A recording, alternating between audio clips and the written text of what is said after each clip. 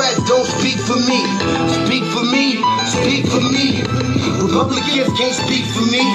Speak for me, speak for me. A bitch ass nigga can't speak for me.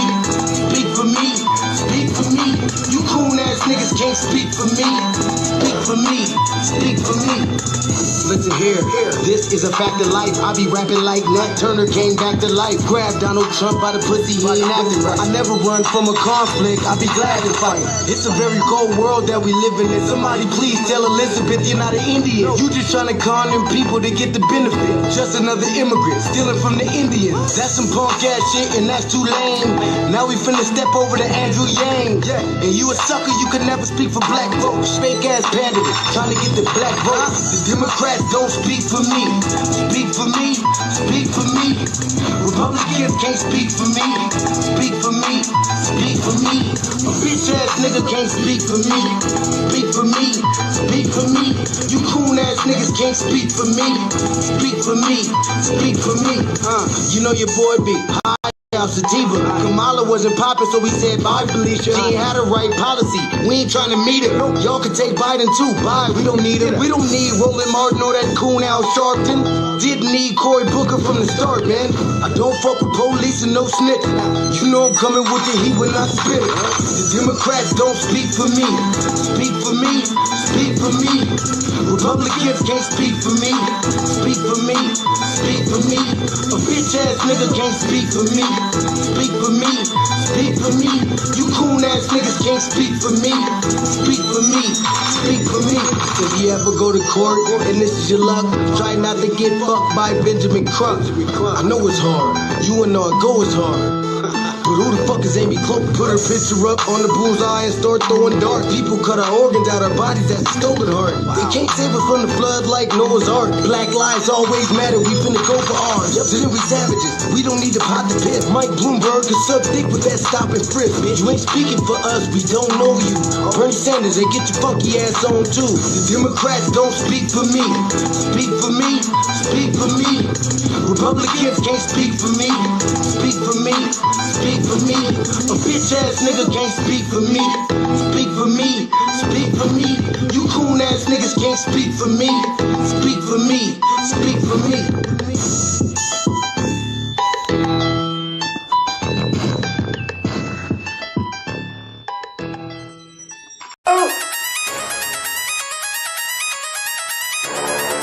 I'm talking about shouting going crazy. People going crazy in them motherfuckers. Run that shit back, man. But it means nothing. Nothing about a woman on a day.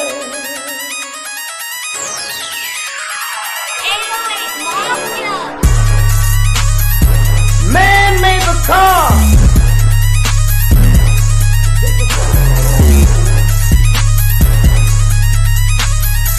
Man made the train to carry the heavy load.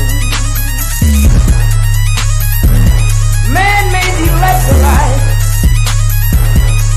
to take us out of the dark. Man made the boat for the water. Like the 7 Omega. Man thinks about a little bit of baby girl and a baby boy. And man makes them happy because man makes them joy. But after man make everything we can, do you know that man makes money?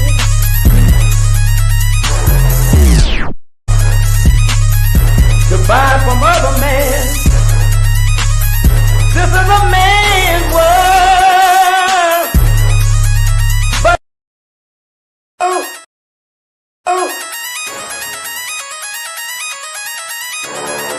I'm talking about shouting going crazy. People going crazy in them motherfuckers. Run that shit back, man. But it means nothing. Nothing about a woman on a day.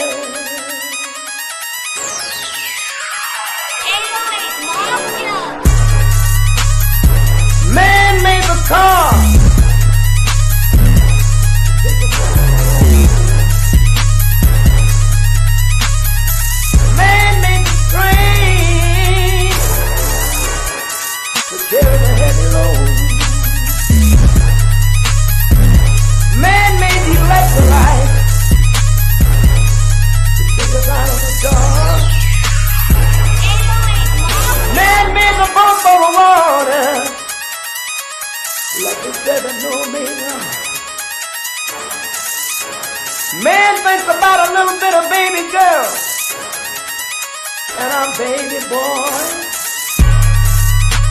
And man makes them happy because man makes them joy.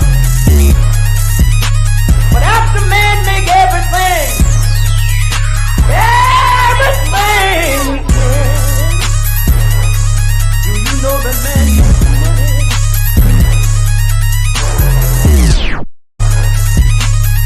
to buy from other men? This is a man's world. But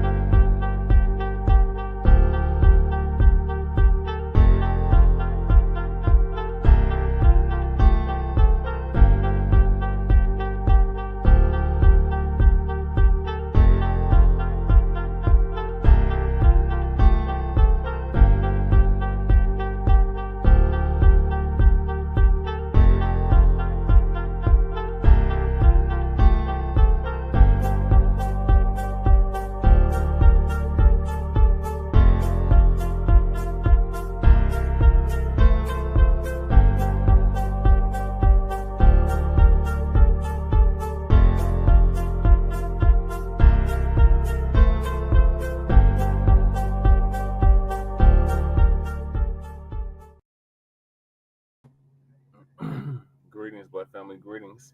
Thank y'all for tuning in to another episode of the Frontline Black News. I'm your host, Shane Krummer.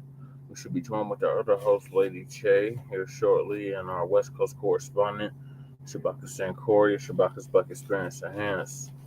And on this season 4, episode 45 of 45, part 1 of the Frontline Black News, we'll be discussing several things.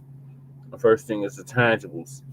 Continue to mass up the tangible for your vote, Black family, all the way up until 2100.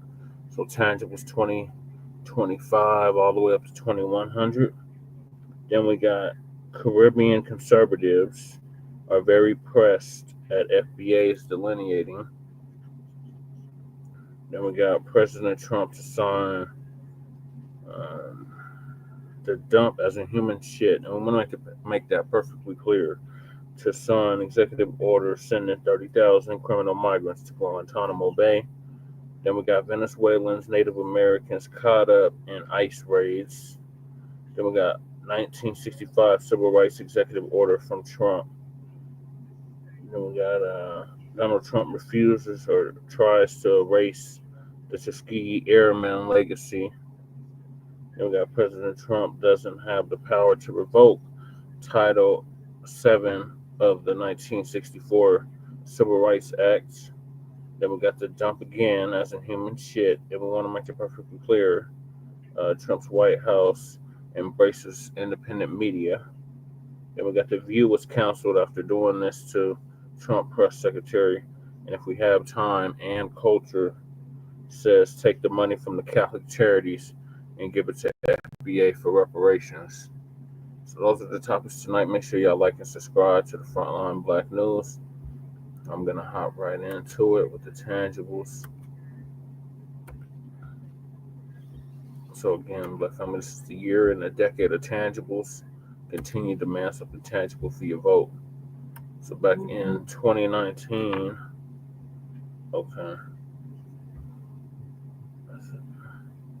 So back in 2019, our good brother Tariq Nasheed came up with the hashtag Tangibles 2020. And in it, he was detailing everything that we, meaning the foundation of Black Americans, descendants of American child slavery freedmen, were going to demand from the two-party system. So since the 2024 presidential elections have already came and went, this would be for 2025 and thereon. So 2025, there's going to be a lot of local elections in several cities across the country. 2026 is when the next midterm elections are, and 2028 is when the next presidential election is. So, So, the 2024 presidential elections have already came and went, and foundational Black Americans rejected the 50-year-old plus malign neglect policy that has been implemented by the political system. This malign neglect policy mandates that Black Americans should be ignored and only mentioned in vague and non-specific terms. But foundational Black Americans and the groups with minorities, immigrants, people of color, BIPOC, downtrodden, underserved, underprivileged, I already said downtrodden, etc., has only marginalized, has only hindered the progress of Black Americans as a group while providing tangible benefits for other groups. In this election cycle, meaning for the local 2025, for the midterms, which is congressional 2026, and for the next presidential election in 2028, Black Americans are going to insist that our needs are specifically met by politicians who are seeking our vote. Foundational Black Americans want tangible benefits specifically for us. We do not want trickle-down secondary benefits that are provided for every group. Every group has not been systematically marginalized and disenfranchised in every area of society as foundational Black Americans. So we refuse to be lumped in with groups who often assist in the exploitation and disenfranchisement of Black Americans. So politicians must offer tangibles, specifically the foundational Black Americans, or we simply will not vote for them. Be sure to spread this message far and wide on social media using the hashtag Tangibles2020. And since it's 2025, it's Tangibles2025, all the way up to 2100. Black family, continue to mass up the tangible for your vote. We were able to send a clear message to the Democratic Party this last election cycle in 2024 that our votes will no longer be taken for granted. And you're going to have to come with something tangible. Otherwise, the Democrats are going to lose every election from now until 2100. We don't give a damn. We told y'all from the very beginning, we don't care if both parties collapse. We are dead serious about our tangibles. So if that means the Democrats have to lose 2026, 2028, 2032, 2036, 2040, so be it. We're not letting up. We told y'all this is going to be a marathon, not a sprint. And we're going to take our victory lap for the 2024. And we're going to continue to gain on that momentum, like MC Hammer gaining momentum, going into 2026 and going into 2028. So tangible to something real, to something with substance, something you can count, measure, feel with your own hand, i.e. a check, i.e. reparations, direct lineage cash payment reparations to the descendants of American child slavery freedmen, American freedmen, the people that built this country. We are owed a debt. This is a debt that's owed. This is not a handout. This is a debt that's owed. In addition, we are demanding an anti-Black hate crime bill, similar to the one that we got. They gave the Asians, Sleepy Jim Crow, Dementia Joe, gave the Asians in 2021, 2022. So, any politician seeking your vote demands something tangible. So, like I said, reparations in the form of direct lineage cash payments, an anti-Black hate crime bill passed into law, and an end of qualified immunity in all 50 states, in addition to tax-free exemption. That's why we're paying taxes, and our tax money is going to help any and everybody but us. So no taxation without equal representation. And we're not getting representation, and we shouldn't be taxed, period. In addition, we would like to see the Congressional Black Caucus dismantled, because they do nothing specifically for us. So why do they even exist? Every other caucus, such as the Hispanic caucus, the Jewish caucus, whatever, they do something specifically for their group. But the Congressional Black Caucus wants to do something for everybody but us. So they need to be dismantled as well. That is the Congressional Black Talkers, which is more like the immigrant caucus, because the majority of them is a bunch of immigrants, a bunch of tethers from foreign lands that have been put in place to represent us and our interests, and it's not working. So continue to something tangible at both the local, state, and federal levels for your vote, Black family. The days are over of us just voting just to be voting. The days are over of them shaming and blaming and explaining how much your ancestors died for you to have the right to vote. No, our ancestors died for us to have liberation and freedom. They thought the way toward that was by voting. We clearly see after 60 years of doing the same old thing, expecting a different result, is complete insanity. Voting blue, no matter who, has not helped us one iota, as Dr. Claude Anderson would say. We have not moved one iota in the last 60 years. So we send a clear message to the Democratic Party. You're not going to continue to take our votes for granted. That's why Kamala lost, and I'm so glad I'm still smoking on the Kamala pack, still to this day. And this is going to set a precedent for every election thereon. So, yeah, Democrats, if you actually want to win a presidential election, you're going to have to do something tangible. Otherwise, you're not getting our vote, and the Republicans will just keep winning every election cycle.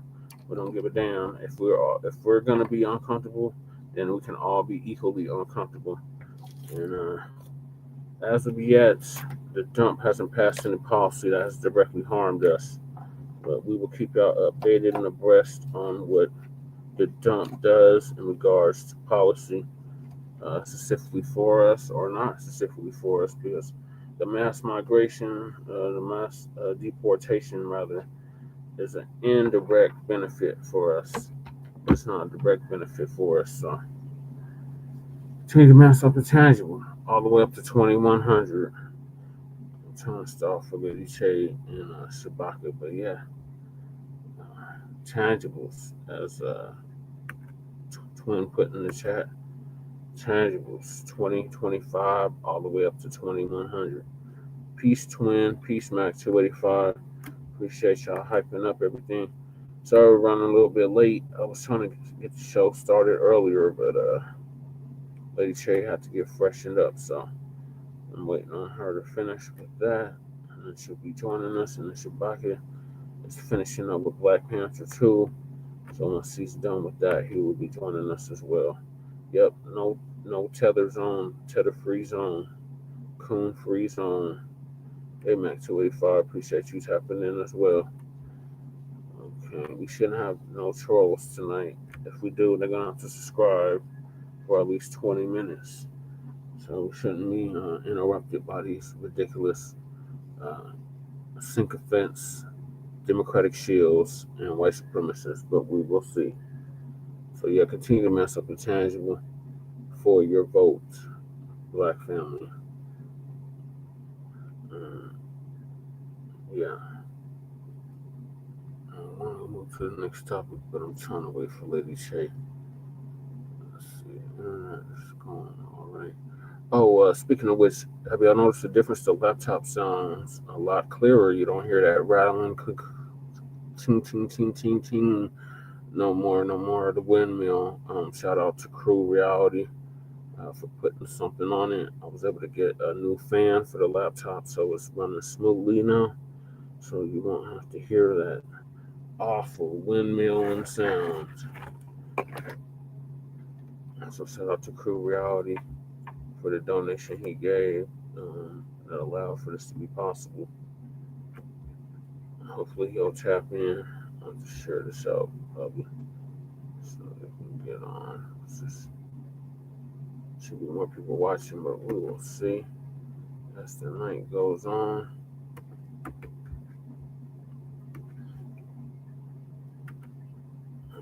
Okay. Here comes Lady Che now. Yep. So substance. Something with substance. No more symbolic gestures. We're not going for it no more. No more symbolism.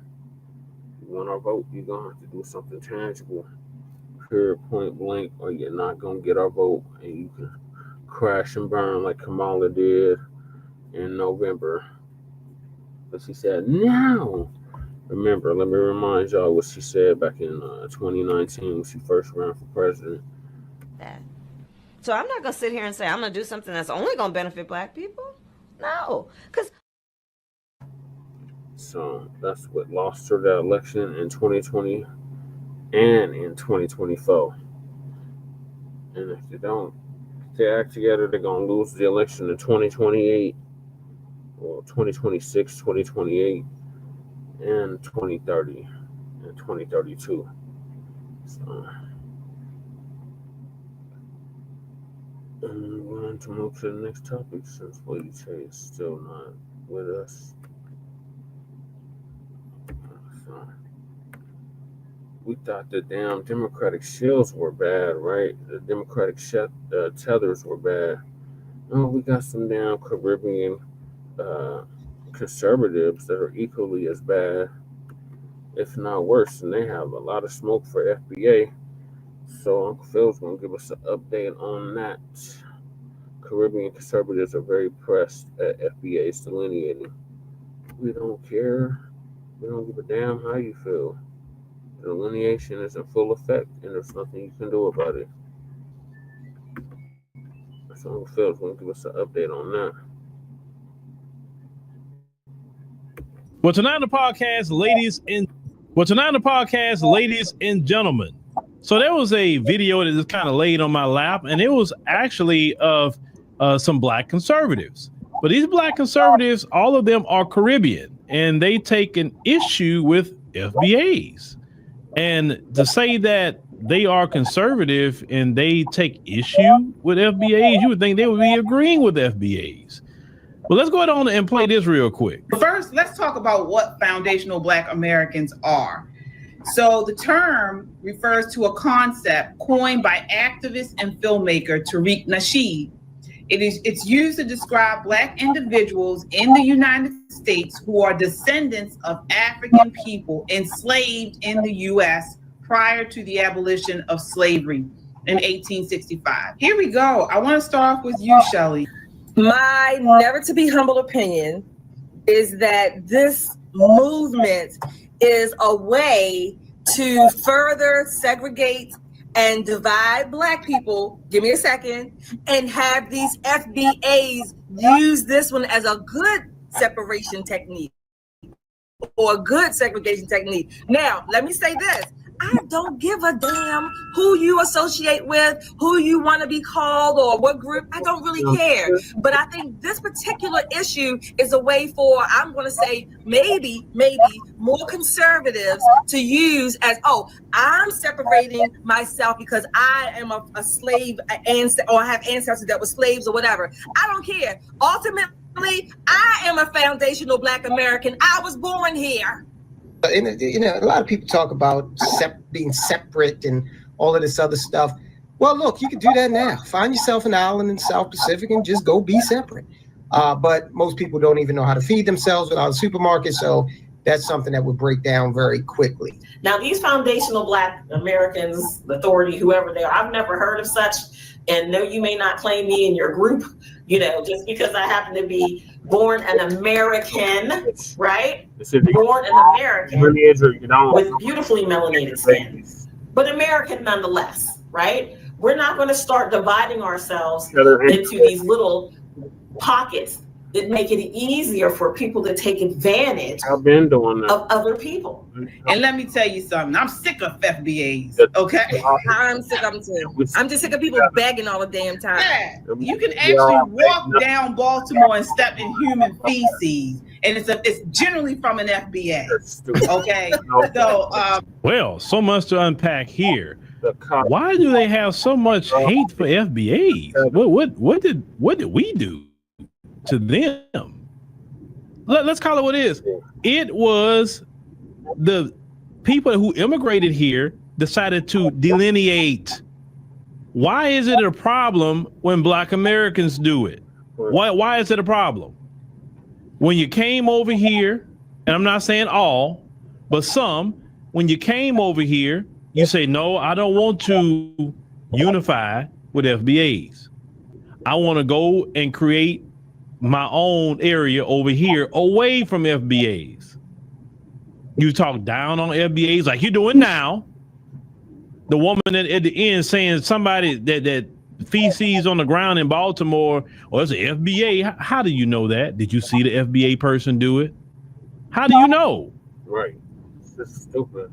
That silly things like that. And then they're so pressed about FBAs saying we're going to just go it on over here do what we got to do, fight for what we need to fight for. We're not saying, hey, do anything to anybody. We're not saying get in their way. We're not saying stop there, whatever they're trying to do politically for their group. We're not saying any of that. Everybody's so pressed that Black Americans that say we're going to mind our FBA business, and that's all we doing. And everybody is upset. These Caribbean people are so-called Black conservatives, and you mad at FBAs? Truth is told, a lot of FBAs have conservative ideals, so you should be embracing FBAs. Right. But the problem is, this is the problem. All these other groups always thought that they would have FBAs on their team. That when we get in trouble, all we got to say, hey, Black people, we all Black. Hey, they treat me racist. Come fight for me. And then here we come rushing in like the Avengers while they sit back behind us and don't take no slings, no arrows, no tanks, no tear gas, no nothing. Everybody wants us to come run in like we are the Avengers. We're not the Avengers. We're not. Them days of us avenging is over. And we're going to avenge is going to be for our community. Because we was trying to be the Avengers for all you groups. All you did was give us your middle finger. That's what you gave us. And your butt to kiss. That's the only thing that you gave us. You didn't treat us right. You didn't do anything right. You didn't. And listen, it took a long time for Black Americans to even get to this point. That's what y'all not understanding. See, what it is it's like an abusive relationship. And see, the person that's doing the abusing, they always think they're gonna have that person there forever. And then that day come, that person gets tired and say, you know what? No, never. You're not gonna abuse me no more.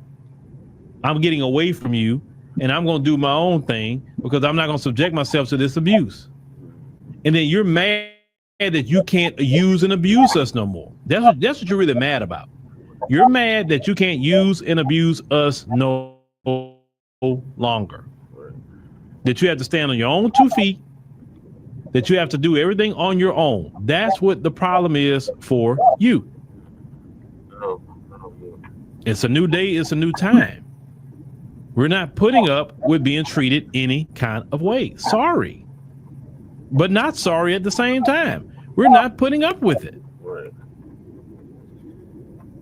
Leave us alone. Right. Once again, we're not getting in anyone's way. We're not getting in anyone's space. We're not even talking about anybody else like that. But every time you look up, somebody making something about the FBAs. Like, y'all ain't got nothing else to talk about? Like, Trump is the one that is deporting people. Talk about him. Right. ICE, Tom Homan. Y'all got a lot of people to be talking about right now. But because you can't just call on FBAs and FBAs gonna just go run to your rescue, that's the problem. When all y'all was delineating, it wasn't division. But when FBAs had delineated, now all of a sudden, oh, it's just division, and all of a sudden y'all got a problem with division now. All of a sudden. Why wasn't it division when we were trying to say, hey, let's join together because we all Black? Right.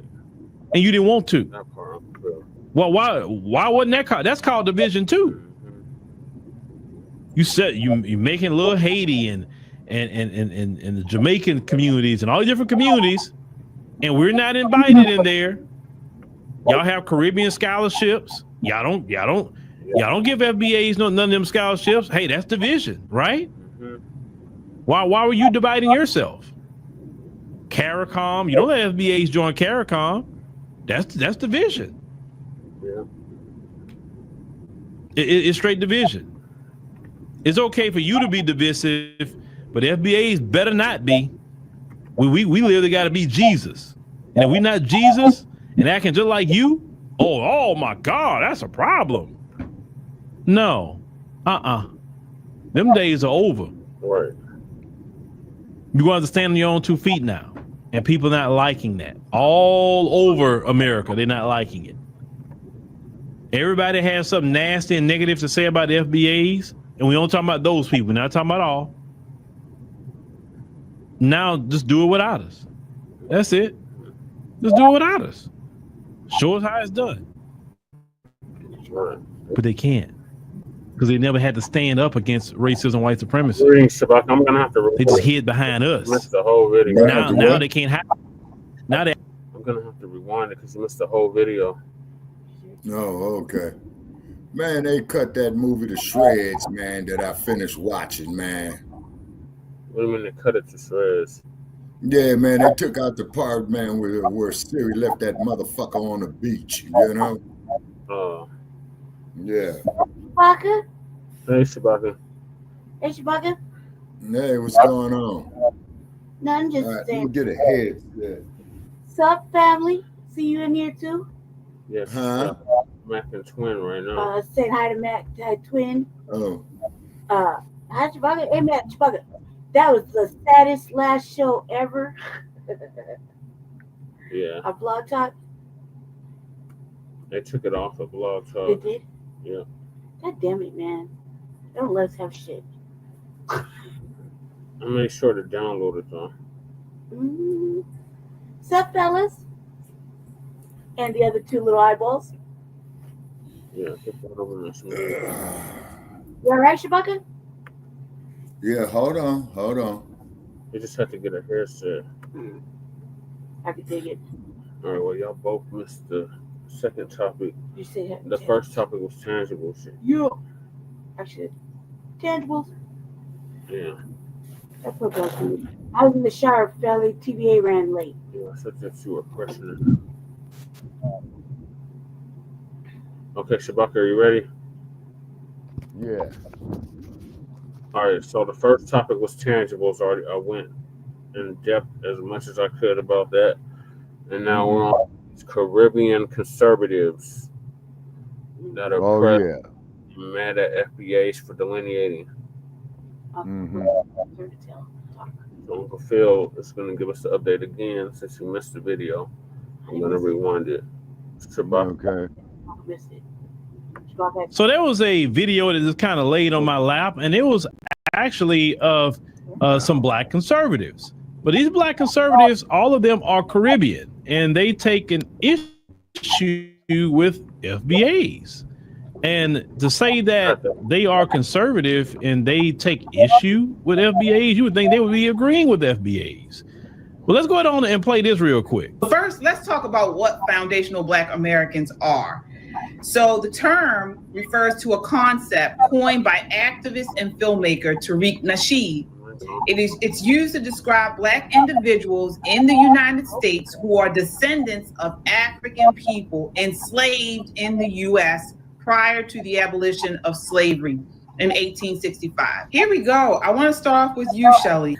My never to be humble opinion is that this movement is a way to further segregate and divide Black people, give me a second, and have these FBAs use this one as a good separation technique or a good segregation technique. Now, let me say this.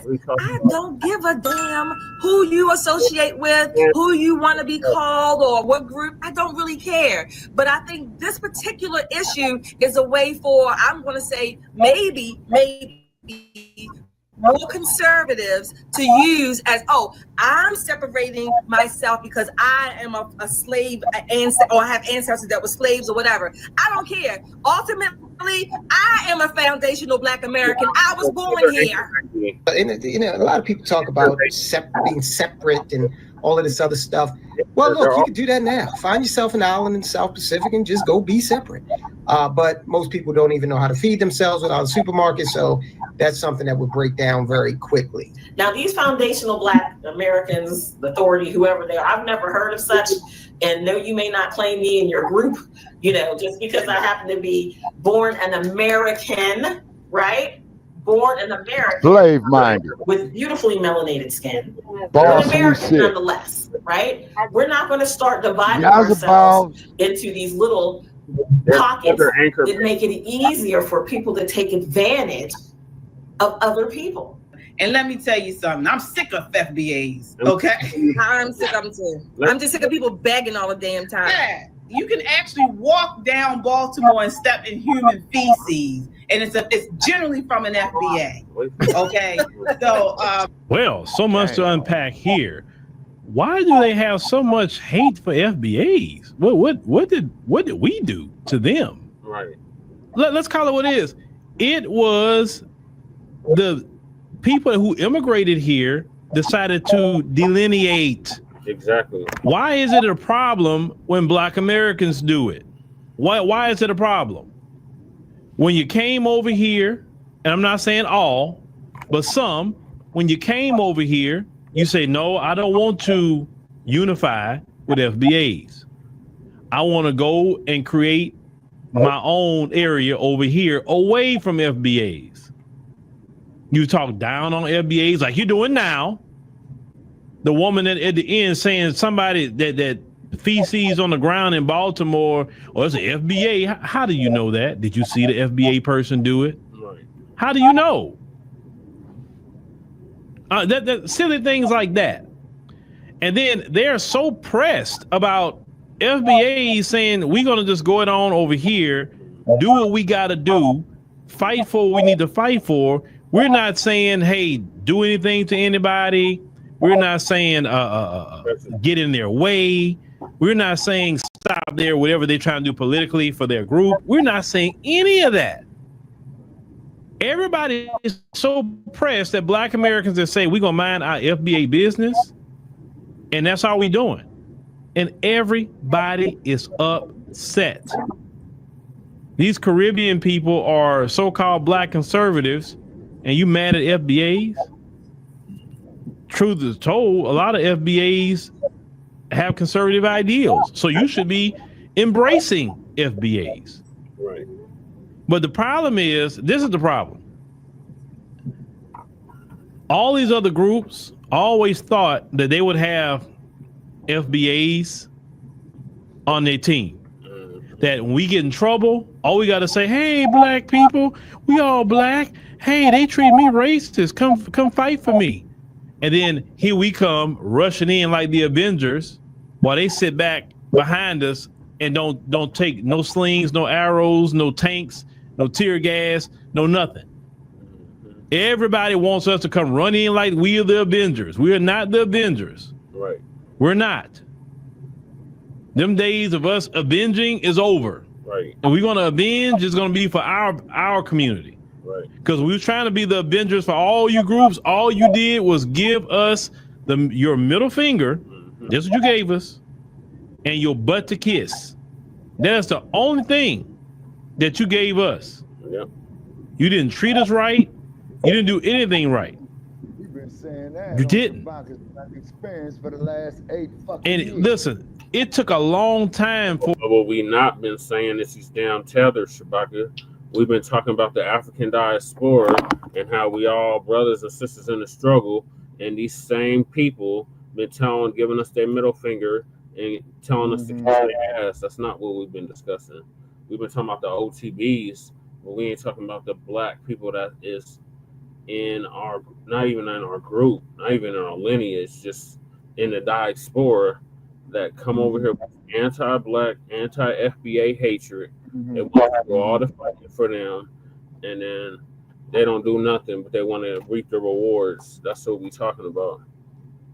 Yeah, but also too, Brother Chad, Black America more is that when they came here, man, what is that there? The State Department, I believe, where they had to sign all these documents and were pressured not to accept it. Even before they came here, though, they already had that. They already had that sentiment before they came here. They already had that in their country. That's why Marcus Garvey couldn't get nothing cracking in the Caribbean. He had to come here, the States, with the freedmen, because he couldn't get nothing cracking in Jamaica. They're not about Black liberation. They're not about Black empowerment in the Caribbean. The only ones that's really about Black empowerment and Black liberation, FBAs. It took 60 years for us to realize that, but that's the reality.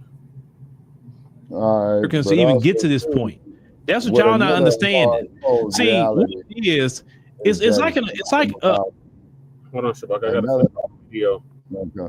I have to replay it because you missed it. An abusive relationship. And see, the person that's doing the abusing, they always think they're gonna have that person there forever. And then that day come, that person gets tired and say, you know what? No, never, you're not gonna abuse me no more. I'm getting away from you and I'm gonna do my own thing because I'm not gonna subject myself to this abuse. And then you're mad that you can't use and abuse us no more. That's what you're really mad about. You're mad that you can't use and abuse us no longer. That you have to stand on your own 2 feet. That you have to do everything on your own. That's what the problem is for you. It's a new day. It's a new time. Yeah. We're not putting up with being treated any kind of way. Sorry. Right. But not sorry at the same time. We're not putting up with it.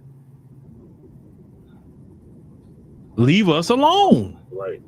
Once again, we're not getting in anyone's way. We're not getting in anyone's space. We're not even talking about anybody else like that. But every time you look up, somebody making something about the FBAs. Like, y'all ain't got nothing else to talk about? Right. Like, Trump is the one that is deporting people. Talk about him. ICE, Tom Homan. Y'all got a lot of people to be talking about right now. Right. But because you can't just call on FBAs and FBAs gonna just go run to your rescue, that's the problem. When all y'all was delineating, it wasn't division. But when FBAs has delineated, now all of a sudden, oh, it's just division, and all of a sudden y'all got a problem with division now.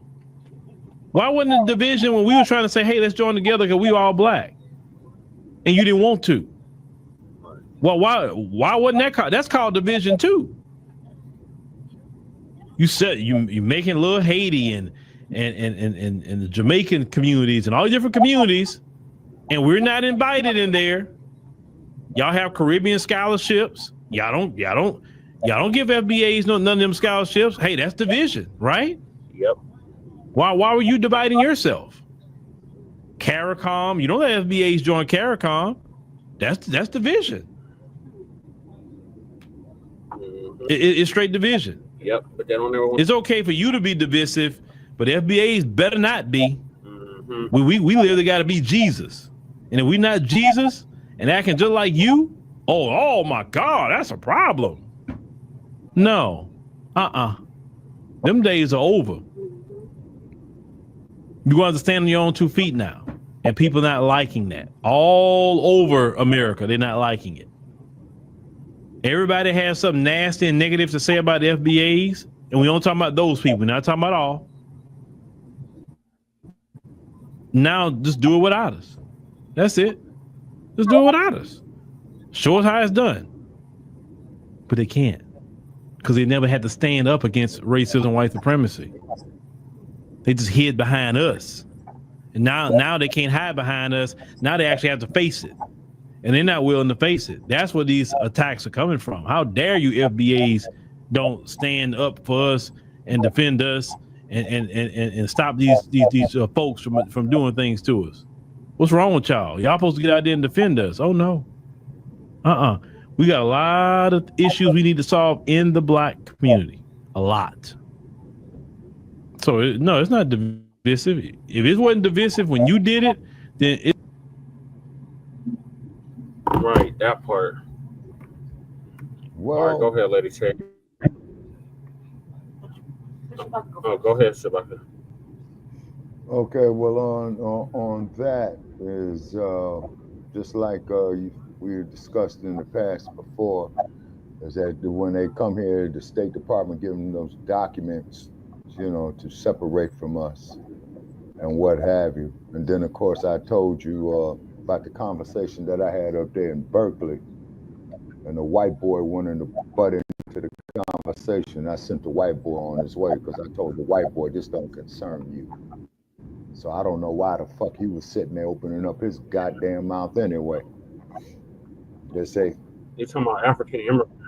We're talking about Caribbeans. This is the Caribbeans. It's people from the Okay, Caribbean. okay, because I think the cat that I was talking to was from Nigeria. He was telling me about the copper. Yeah. Yeah, I'm talking about Caribbeans. I'm talking about people from like Jamaica, people from Cuba, people from Dominican Republic, people from Trinidad, Tobago, U.S. Virgin Islands, Martinique, all of those islands. These people come over here. They already have anti-black hatred in their homeland, and they bring that stuff over here even before they go. Okay, you're talking about mainly those out of the Caribbean, correct? If I understand you correctly. The same people that undermined the Garvey in the Caribbean, yes. So how do you unite? How do you unite with something like that? Okay, well, it's an uphill battle at a 60-degree angle, you know, that I admit. But we damn sure cannot afford to try to reach out here and unite with these white folks, is because you already see what they did. You already see what they're doing in the last couple of weeks. You know what I mean? Who knows? They're probably gonna blame the plane, the medevac plane that crashed in Philadelphia, you know, on us and what have you. But one thing that we cannot do is sit up here and deal with individuals like saying that we Trump supporters, the Uncle Tim Scotts, you know, that shit. Supporters. Those were supporters. The people in that video, they were Trump supporters. They were conservatives. They're basically the conservative version of Roly Poly Martin. That's what they were. And they literally had that sentiment that Roly Poly Martin, Stephen A. Smith, and the rest of these tethers. Yeah, Stephen A. Smith is ridiculous. Yeah. For us. So how can you unite with something like that? How can you come together? How can there become cohesion with something like that? Okay, well, the only thing I could say on that there, Brother Chase, since I'm toward the end of my time, man, that there's for your generation, man, to work out, because I won't be here. You see? Yeah. Right. Lady Che, what were you going to say? Okay, a couple things. Tariq Nasheed, you know, he talked about when we started to Can you hear her, Shabaka? When we started to delineate. Can you hear Lady Che? Yeah. Okay. Okay, hold on. I'm gonna put myself on me. Okay, go ahead, Lady Che. Tariq Nasheed and everybody, when they were talking about our reparations claim, I say our the Jets, okay? Our reparations claim for FBA, freedmen, descendants of chattel slavery, right? He had said that we were going to come across all these people with all this vitriol in their system, you know, for FBA. And this is just another amped up version. The thing is, I had seen this this little the clip that he showed, but the whole thing, I seen it came across my feed for some odd reason. And it kind of sounded a little bit like Roland Martin, you know, and also like when the broad said the Black Authority, something like that. Yeah, she was trying to read Foundational Black Authority or whatever. What Fat Joe said. She was trying to, going off of what Fat Joe said. I caught that too. And then I thought, you know, it's real convenient right now because when after the election, we were like, man, fuck white, you know, women were like, fuck the white women, you know what I mean? After the election. And we're like, we're in a race war, family. I mean, I don't see why anybody doesn't understand that. We are in a race war. We've been in a race war. Us delineating from them, tethers, anybody who has that anger, that vitriol in their system is just par for the course. The thing is that it's jealousy, it's animosity, it's well, they're obviously the topic. Let's be destructive by talking shit about them, trying to clown them, and that's not going to happen. That's not going to happen. They can't clown us. You know, they can't. They can't. All they can do is make themselves look stupid. All them people on that little clip, all them broads, they look stupid as hell. The one talking about something on the sidewalk, like if we were dogs or animals. First of all, if they're all Caribbean, they're all tethers. I don't give a fuck if you're born here or not. The activity is tetherish, right? Tether anchor babies. And you can't claim that. You can't claim you're a foundational Black American. No, you gotta at least be here 5 generations. Yeah, they couldn't claim that. Just because those broads were allegedly born, that doesn't mean anything. The activity, the behavior is tetherish. The activity is cringe. It's ugly, and right now it's coming to a head because, we're like applying pressure everywhere. FBA is applying pressure everywhere on the white supremacy, on people on Black people that are acting out, on anyone with vitriol, anyone that's not on the right side of things. This whole little shit right here, hip hop, the people allegedly claiming, fucking whatever. Anybody that isn't FBA and on codified FBA, let me state that, codified FBA, you know what I mean, is getting it, and they don't like it. Oh well, we said we're not holding your fucking hand. We meant it. When Tariq Nasheed during Tangibles, he said the cape's off. Mm-hmm. Cape been off for 6 years. The cape's years. been off, right? So why is it sudden? It's like all of a sudden it's a new thing. No, it's not new. They're just paying attention, and they're acting like, oh well, fuck you guys. No, that's out of anger. Mm-hmm. You know goddamn well you're gonna need us. That's out of anger and animosity. Right, and the further, I think Jesse has some more stuff to show later, but it goes deeper and deeper because they know goddamn well they fucked up, and they want us to like what he was saying. They want us to act like we're still slaves, and take it, and don't say nothing back, don't get upset, don't act out, don't do that. You stay here and you hold everybody's fucking hand because that's what you're meant to do. That's what we trained you to do, and we're still gonna shit on you. We're gonna take everything you fucking got and shit on you. And those days are over. They've been over before the election. They've been long over if you've been following Frontline Black News. And anytime Saturday, Tangibles, where that lady mentioned Tariq Nasheed and foundational Black Americans, and even Roland Martin doesn't even know what the fuck it means. But they got it so much in their mouth, and yet it's all wrong. So I'm enjoying the shit show because they're only making themselves look stupid. All those broads and whoever else was there, they look stupid as fuck. Like, really, it's comical, the shit they were saying. And they're like, what that broad say? Fuck FBA? Mm-hmm. She said she's tired of FBA. She's tired of FBA. We tired of you telling anchor babies. You. Like, we've been tired of you motherfucking Hasidity, bougie ass, ungrateful tether anchor babies, mammies, and we've been tired of y'all bitches. Y'all are just Democratic shills. No, these are Republican shills. Republican shills, really? My bad, Republican shills. Either way, it's ugly, it's tacky, they look gross, and we're laughing at them secretly. So go ahead, Jesse, I'm done. Yeah, so they wouldn't even be able to come here if it wasn't for foundational Black Americans. Foundational Black Americans fought for the 1965 Immigration Act because we thought we were going to get reinforcements to fight against racism and white supremacy. But after 60 years, we could clearly see we didn't get reinforcements. We got accomplices and co-conspirators with racism and white supremacy from these foreign lands. But we thought because you're Black like me, that you were on the same mental mind state, and that you were for Black liberation and Black empowerment, and we can clearly see after 60 years you're not. So we're not caping for you no more. Just because you Black like us, like Zora Neale Hurston said, all our skin folk is not kinfolk. And you tethers are showing that every day. Well, then not to mention the fact that they killed a lot of support for themselves that I witnessed. And what's going to happen is in your generations, y'all, after I'm gone, they're going to wake up and realize that they have been had, that they have been bamboozled, that they have been hoodwinked.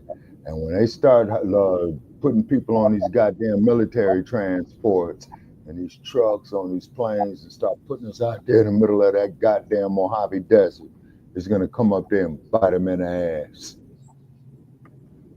They just gonna get deported back to the Caribbean. These is tether anchor babies. This is why I agree with the dump. That's inhuman shit about the birthright citizenship. That shit has to end. You got too many people abusing this shit. Hey, Crew's in the building. Shout out to Crew. Hey, what's up, Crew? How you be? How you be? The laptop is sounding better. It said melanin don't mean nothing exactly, but the previous generation thought it meant something, and we clearly see it don't mean nothing because we got these foreigners that's coming over here with the same anti-black, anti-FBA hatred as the white oppressors from all of these foreign and these countries they're coming from. They're the majority in the countries, and they don't run nothing. They don't control nothing, but yet they looking at do every goddamn thing. We're not the mules no more. We're not gonna be the mules for Pan-Africanism. We're not gonna be the mules for Black empowerment. Y'all in the diaspora, y'all refuse to get on code, and y'all gonna get left behind. Shout out to the riders, because y'all not all tethers, but the ones that's tethers, they need to be checked. Yeah, no, but just leave them the fuck alone, brother Che. Now this is, yeah, check this out too, Crew. Because see, like I said, man, when they start putting these motherfuckers off in these military transports and sending them out there into the desert, they're putting you out there in the desert to die. They're gonna cut the water off. You see what I mean? And as you know, brother Che, that damn desert, man, will get up to 130 degrees and it will kill you. You know what I mean? They're gonna contaminate the water. They're already contaminating the goddamn food, you know, just like Dr. Parks got with us a few weeks back that she related it to. Just also too, as the sister was saying about the soy, you know, what they're putting in the food, just like Irritated Genie was talking about years ago, you know, what the experimentation that they're doing with them frogs. You see what I mean? So it's like, take all our intellectual property, take all of our creativity property. They take all the FBA's creativity and intellectual property. That's the problem. Our intellectual property is not community property. Our stuff is not for the whole diaspora. No. When a diaspora gets a win or a championship, it's a win for Ghana. It's a win for Jamaica. It's a win for wherever. But if FBA get a win, oh, we got to share it with the whole diaspora. No, them days are long over. And then, and I remember who was it in the Olympics? It wasn't Sha'Carri Richardson. There was a sister who was in the Olympics, and I think it was the Tokyo Olympics. And when they played the national anthem, she did the same thing John Carlos did. She turned her back on the flag. It was probably Simone Biles. No, it wasn't Simone. It wasn't Simone, because Simone, you know, did the floor exercises in the gymnastics. This sister was in the track and field events, but I don't think she did the actual sprinting, you know, like the 100-yard dash, 200-yard dash, or whatever. But I think that she had did some of the field events. You know, the discus throw, the hammer throw. Let me see the javelin throw, or what have you. And what it is that you know, they had the incident, you know, where they had just killed a brother. I think. Wait a minute. She wasn't in the Tokyo Olympics. I take that back. She was in the Rio de Janeiro Olympics. Okay, yeah, in Brazil, and I never got a chance to see any of that Olympiad because I was, you know, caught up on some other shit. You know what I mean? And 2016 or 2018. Okay, no, the Rio de Janeiro Olympics were in 2016. See, you got either 2016 or 2018. Yeah, because as you know, here's how you know when the Summer Olympics is happening. See, three things happen in a leap year: the presidential election, the extra day in February, okay, and the Olympiad. And the Olympiad. The Summer Olympiad. Yeah, right. The Summer Games, exactly. Yeah, it's because they split the Winter Games up, man, to 2 years. The 2 year interval between the Summer Olympics. You know what I mean? Mm-hmm. Yeah. And Crew is up here saying melanin don't mean nothing. You know. But one thing for damn sure is that these white folks don't mean it's no good either. So zippity doo dah, they Tim Scott motherfuckers, you know, I'm turning my back on them. So literally Tim Scott motherfuckers, but they're Caribbeans. Tim Scott, unfortunately, is from our lineage. But these mothers that were speaking in this video, they're not of our lineage. Mm-hmm. They're from the lineage that try to undermine Garvey and the Caribbean. It's the same. Yeah, well, Brother K, the only thing they need to do, man, is go to Los Angeles and get stopped by the LAPD. They'll get an awakening. We can only hope, Shabaka. Oh, I know they will. They don't I know they will. Like, they don't see themselves the same way we do. Just because the race soldiers see us as one big nigga, don't mean that's the same thing. Mm-hmm. And that's the problem right there. Like the previous generation thought, well, you know, we're all black people in the struggle. They all see us as one big nigga, and these people was like, I'm not black. Mm-hmm. I'm Jamaican.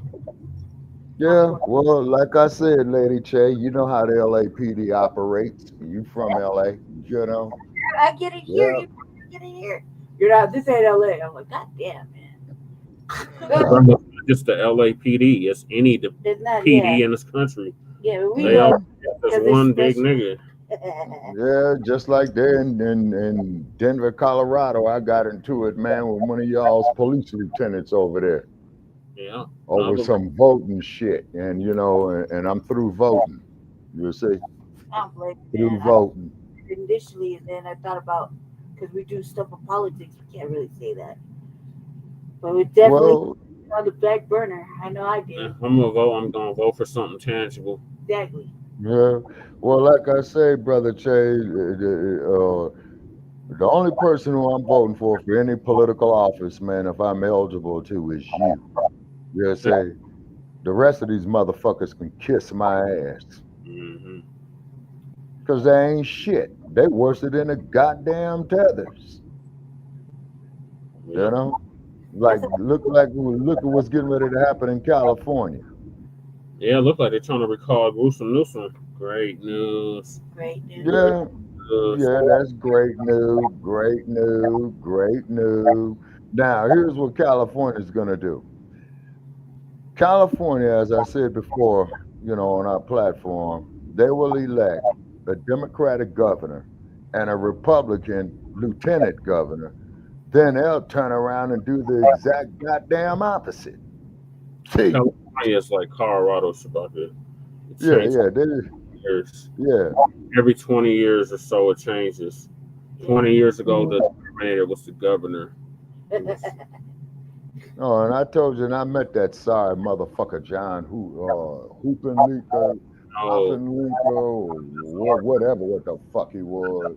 It's our governor, our mayor, and now senator. But I'm talking about California. Y'all had Terminator. Y'all had Arnold Schwarzenegger. Worst governor. One of the worst goddamn governors we had. Oh, God. He I'm sorry. Yeah. He was trying to run, but he ain't feeling that little shit. Bruce Jenner, please. That was one of those happy moments. There's only two genders, Shabaka. Yeah. There's only two. I've been saying that for the last goddamn 65 years. That's what I said. I was like, there's only two genders, Shabaka. And everybody got to come in their man voice now. From performing in women's sports. Which is more I'm all in favor of that. Yeah, take them motherfuckers out of women's sports. Let them form their own goddamn leagues. So the dump was doing good until the stupid ass plane crash. But Oh yeah. So moving on, the Jump is planning on shipping several illegal immigrants to Guantanamo Bay. In fact, 30,000 criminal migrants to Guantanamo Bay. He's on executive. Oh, okay. Then they could stay there indefinitely. Because there's something about Guantanamo Bay, because they still got some of them 911 motherfuckers there. And I think when Bush Jr. was the president, they said in Guantanamo Bay, the motherfuckers there, they're going to be there indefinitely. And then what had happened was they had a situation where they had, you know, one of the military police who were in there guarding them. You remember that? Yep. Where they had these dudes going over here. See, they walk them around ass naked. Then they was having them in these homosexual pictures, like they sucking each other's dicks and all this old type of shit, bending over, showing the crack of their asses. So then what had happened was, you know, they got wind of it over there in the Middle East, and they said, oh, okay, so y'all want to disrespect us like that? Like, we got some videos for you to check out that they took them all down off of YouTube, and they said, yeah, you see this son of a bitch right here in this cage? And the motherfucker, and they says, hey, guess what? We getting ready to light them up, you know? And they lit them up. And they lit them up, and they burned them motherfuckers, you know what I'm saying? You know? And then the military police who was guarding the inmates, one of them got convicted, and I forgot what happened to the other one, you know what I'm saying? And they were showing the pictures all on the internet, stuff like that, you know. And then also too, they thoroughly disrespected them and their culture and stuff like that. You know what I mean?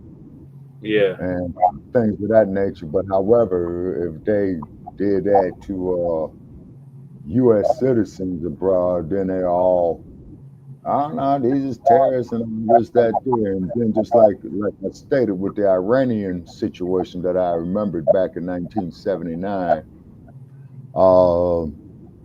they had the hostages, but they let all the black hostages go. Yeah, they did. And then what had happened was these house niggas come up there. We ain't gonna say nothing about it until our friends are released and all that. And then they was just trying to tell them, and I think, wait a minute. Yeah, Gaddafi was in power in Libya at that time.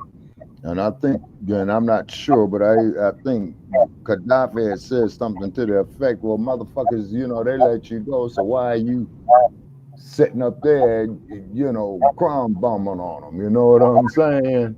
And so then a whole boy who was the Shah of Iran, who they made shake the spot, they found out that motherfucker was up there in Beverly Hills.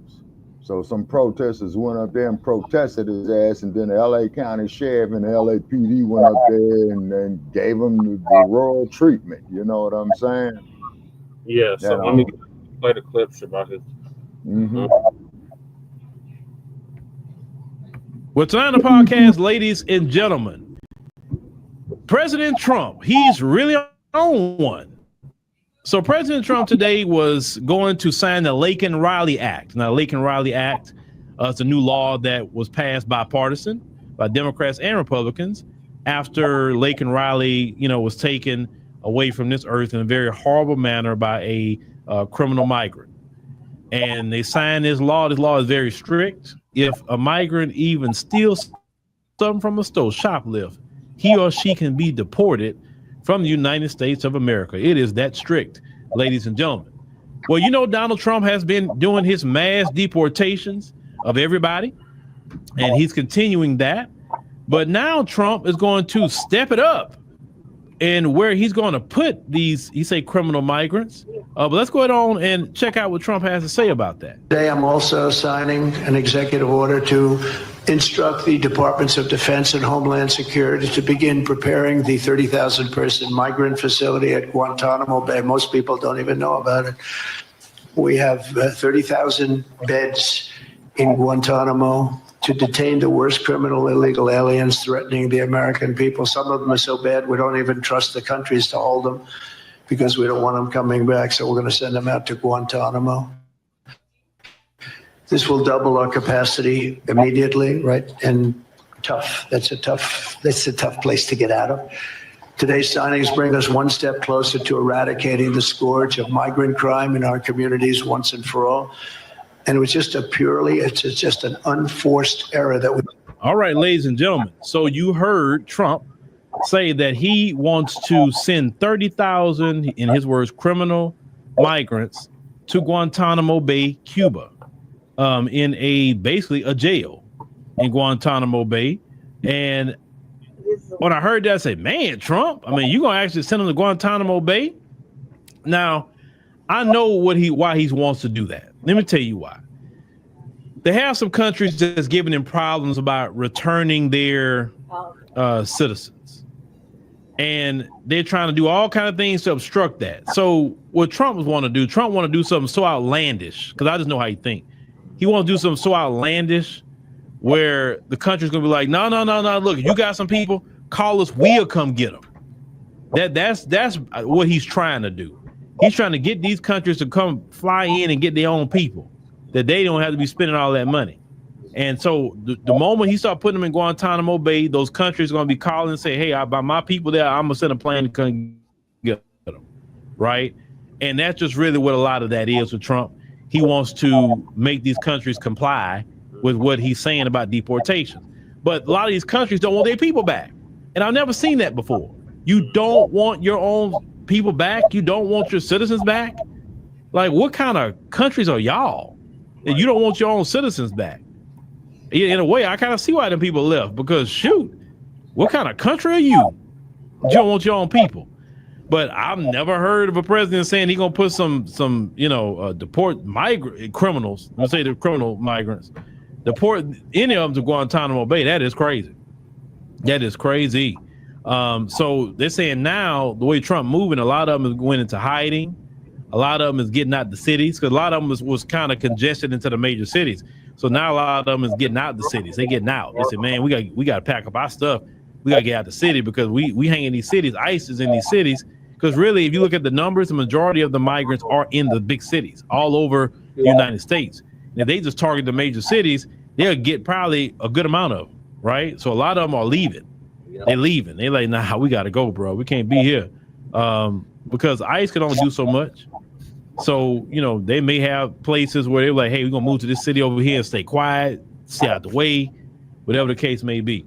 Understand what I'm saying? But, y'all let me know what y'all think about Trump, man, because, I didn't see Trump doing this one. I'm talking about Guantanamo Bay. You're going to sign an executive order, send him over there. I know the news, there's going to be some outcries about that. What is he doing? But Trump don't care. See, Trump's in his last term. So Trump could really mash the gas because he don't have to worry about getting reelected. That's the thing about Trump, is with that. And what Trump going to do, I really believe he's going to do this. On his way out, he's going to pardon himself. Yeah. He's going to probably pardon his family, pardon anybody else that's on the team. Well, because Biden pardoned all his family on the way out. Why right? wouldn't he not? So really, Biden, why wouldn't he not? That he's going to do on the way out. Nobody can prosecute him for nothing.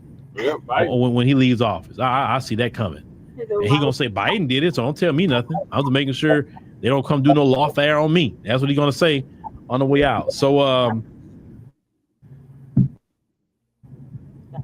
once again, Black Americans told all of you, we told you about siding with them folks. Yep. We told you should have sided with us. Yep. Listen to the FBAs, but you didn't want to do that. And it's not FBAs that's going to send you to Guantanamo. Not a now one that's going to send you there. It is them people that you want to be underneath. You want to repeat them people's racism against us. Now look what they doing. Yeah. So this is a good lesson learned to all you groups. When the FBAs extend the olive branch, you take it. Or anybody extend the olive branch to you, you take it. You don't smack it down. because now you can't come back. That's what that is. That's why a lot of FBAs like, man, Trump, I don't care what he do. Nobody's in it. No FBAs are saying anything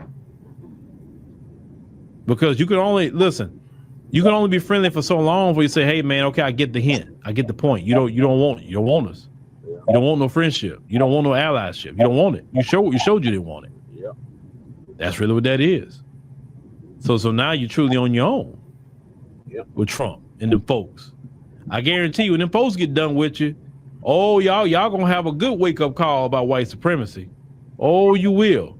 And then you will be lamenting. Even some of you lamenting now. Why didn't we listen to black people? Why didn't we join with black people when for decades they wanted to join with us? And we said no. Yeah. You see that? You had the opportunity and you didn't want to take it. God's children tried to talk to you, but you rather go join with them who not working for the Lord. Understand? Next time, think, use your brain. You know, when people are trying to help you. Right. And we've been trying to help these goddamn tethers, but they don't want to see the light, Shabaka.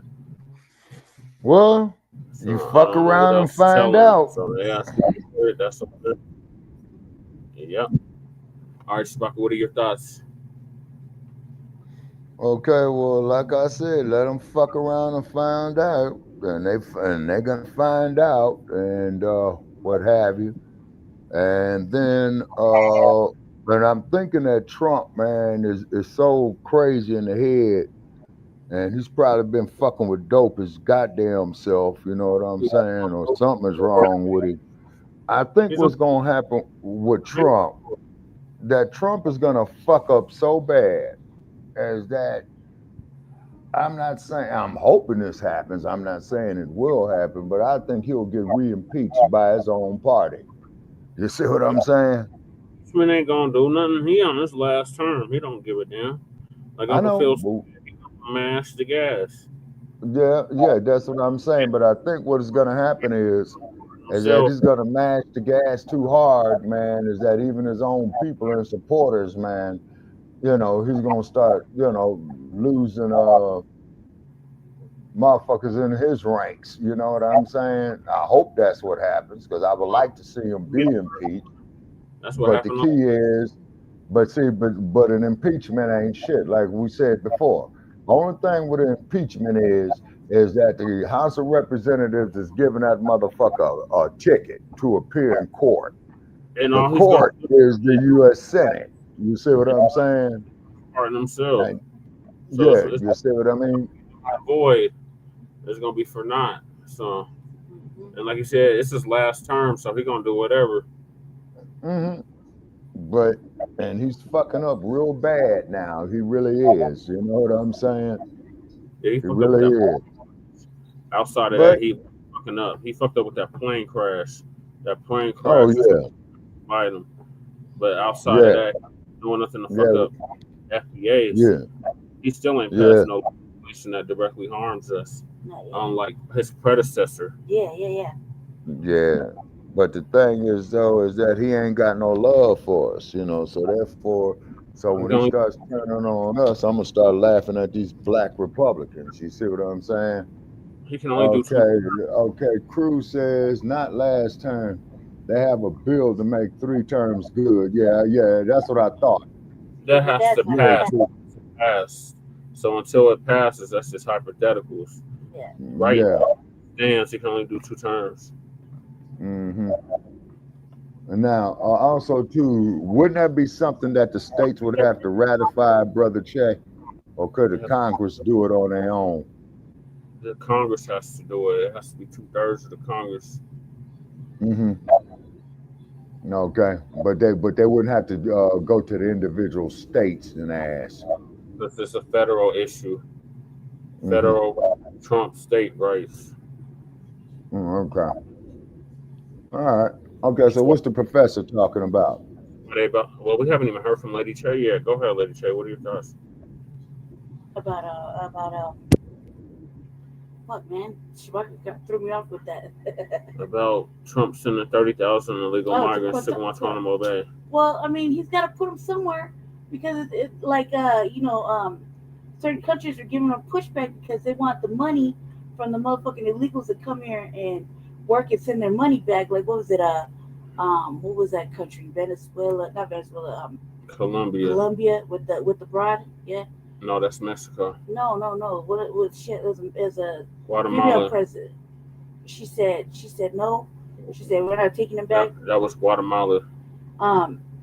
Yeah, I mean, when you got things like that where she's making millions of dollars a day for people being here illegally, that's like theft. 30 million a day or something. Yeah, that's theft automatically. So not only is she robbing the United States with her fucking stolen or their fucking escapees over here, I mean, you know, like they ran away. You know, not only is she robbing us by having them send their money back home to whatever, that country's allegedly still poor. Why? I have no motherfucking idea. It looks like misappropriation of funds to me. Then she said she don't want that. Is, you know, all this shit. So he's got to put them somewhere, but they can't stay here. And I like it because he's not really bothering anybody. The motherfucking prison is actually kind of like empty, kind of. There's only a few people there, not very many people there. It got emptied out under Samba. Yeah, so I mean, fuck it. If it could be utilized, although this is gonna cost, and this is where I don't understand. Like, if you got the power to, he needs to be taxing these motherfucking countries. He wants to do the tariff. Like, tax the fuck out of them. They need to break bread because not only have we fed them, clothed them, they let them get the goodie bag, sleep comfortably, eat comfortably. Like, I have a question. You know, with the immigrants that like we have ICE here, right, in our state. Yeah. Currently in my city right now, right? Yeah, in Aurora. And my thing is, what about the motherfuckers that were illegally housed? You know what I mean? They're under the mayor. Then the mayor illegally housed everybody. Remember? They got to go. All the ones got to go. Right, but is anybody gonna bring that up? You know, because no one's talking about the motherfuckers that were here getting housed and all the freebies and shit, living their best motherfucking life while we live in squalor. No, remember, Kaufman brought it up. But he didn't say they got housed in the apartments. That Broderinsky brought it up. But not in the apartments. Yes, he did. He did say that. All right, okay, either way. All right. Remember, they was going back and forth about it. Okay, so the mayor, okay, pause right there. I think it's a good thing that he has to put them somewhere. They just can't stay here, and they can't keep reaping the motherfucking reward, pillaging and doing the most. The Lincoln Riley thing, I think, is bullshit because that's like a shit in your face, considering we didn't get the George Floyd thing, a couple other fucking serious acts that were supposed to be done for us, right? Under the Biden administration, right. Yes. So this right here is just like what? Trump never said he was going to do nothing for us anyway. Well, I didn't say he was. He's not. Trump never said anything about us. No, he said that we built this country. Right, but he didn't say he was going to do anything for us. No, he said during his speech he heard us loud and clear. When, Jesse? He said that during the inauguration speech. Before that, he said that we built the country. And that we hadn't got the recognition. Right. Yeah, that was the first time he ran for the president. Promises to. He barely mentioned fucking black people in any of that shit, any of his little websites or anything when he looked it up. He said it twice, and it was in regards to other shit. He didn't have no policy specifically for us. So I don't really give a fuck what he does with these motherfucking migrants. I know that he's taking other ones too. He's taking Europeans. He's taking some Asians, some East Asians. Or Indians, whatever the fuck you want to call them, he's taking them all. So, I think it's a good thing. You got to put them somewhere if they don't want them. But the more they don't want them, I think you should tax the fuck out of that country daily, continuously until they take them back, because it's not right that you continues to foot the bill and they're getting away scot-free, and they still got motherfuckers in here embedded that nobody knows where, nobody knows about, or they're laying low or whatever, but you know what I mean? So that's what I think. There was one other thing I wanted to say about the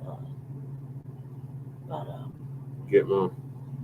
yeah, I think it's cool. I think it's all right because if they're not utilizing it, you got to put them somewhere. Maybe he'll do it like El Salvador. Their prison is fucking like serious. You know what I mean? I mean, they're like here, even in our own city, dude. They're still rounding them up, but there's still motherfuckers out here committing serious motherfucking felonies. You know, we see it on the news like just today. You know what I mean? So yeah, I think that's they're rounding these mugs up. They're going to the churches. They're going to the schools. They're going to it. Bulwark said they weren't going to do that, but you know, that's what she they says said. she's not going to do it, but they're going to clearly do it. That's what they're doing. And it's kind of especially in Aurora. Aurora's not a sanctuary city. We're not a sanctuary city, is what I said. And then, you know, they already hit my complex. Sadly, I was sad to see the African family upstairs go. My brother would tell me about that. Other than that, the neighbors could have went. We could have went with the neighbors being gone. Them motherfuckers are stupid. Next door. Yeah. I didn't even know they had hit the complex. Yeah, it's been real quiet over there. I had no idea because I was over here last weekend. I guess they did it last weekend. So yeah, Operation Aurora is in full effect. I'm Tom glad. Homan is not playing. And the mayor seems to be the mayor of Denver. He's been ordered to testify in front of Congress. Him and several other sanctuary city mayors. Yeah, that's good. Wait a minute, hold it. You said they got mayors that's getting yanked to go before the Congress. Yep. Ours is one of them. Yep. Mike Johnson is one. Brandon Johnson is another. Karen Bass is another. Definitely tune in. Oh, that's great news. That is great news. Great news. Great news. Great news. It's lied. They lied. We just know firsthand about the fucking line when the migrants came, about the housing and everything, and all these data that doesn't exist. But we know remember firsthand. They kept trying to downplay the 10-day Agua shit. Yeah. Yep, they did too. And they keep making all these mass arrests of them in same apartment complexes. 48 motherfuckers they arrested one day. It was 48 people. At least, yeah. Yeah, they arrested like last weekend or something like that. I was like, woo. That's a big number if you think about it. 48 in one swoop. You know what I mean? I was shut. Well, they got the ones at the party, and then they got the ones over there by your house. Yeah. And the street, I'll know for sure tomorrow when I go do my little rounds. The streets were kind of quiet, and we went before we got here the other day.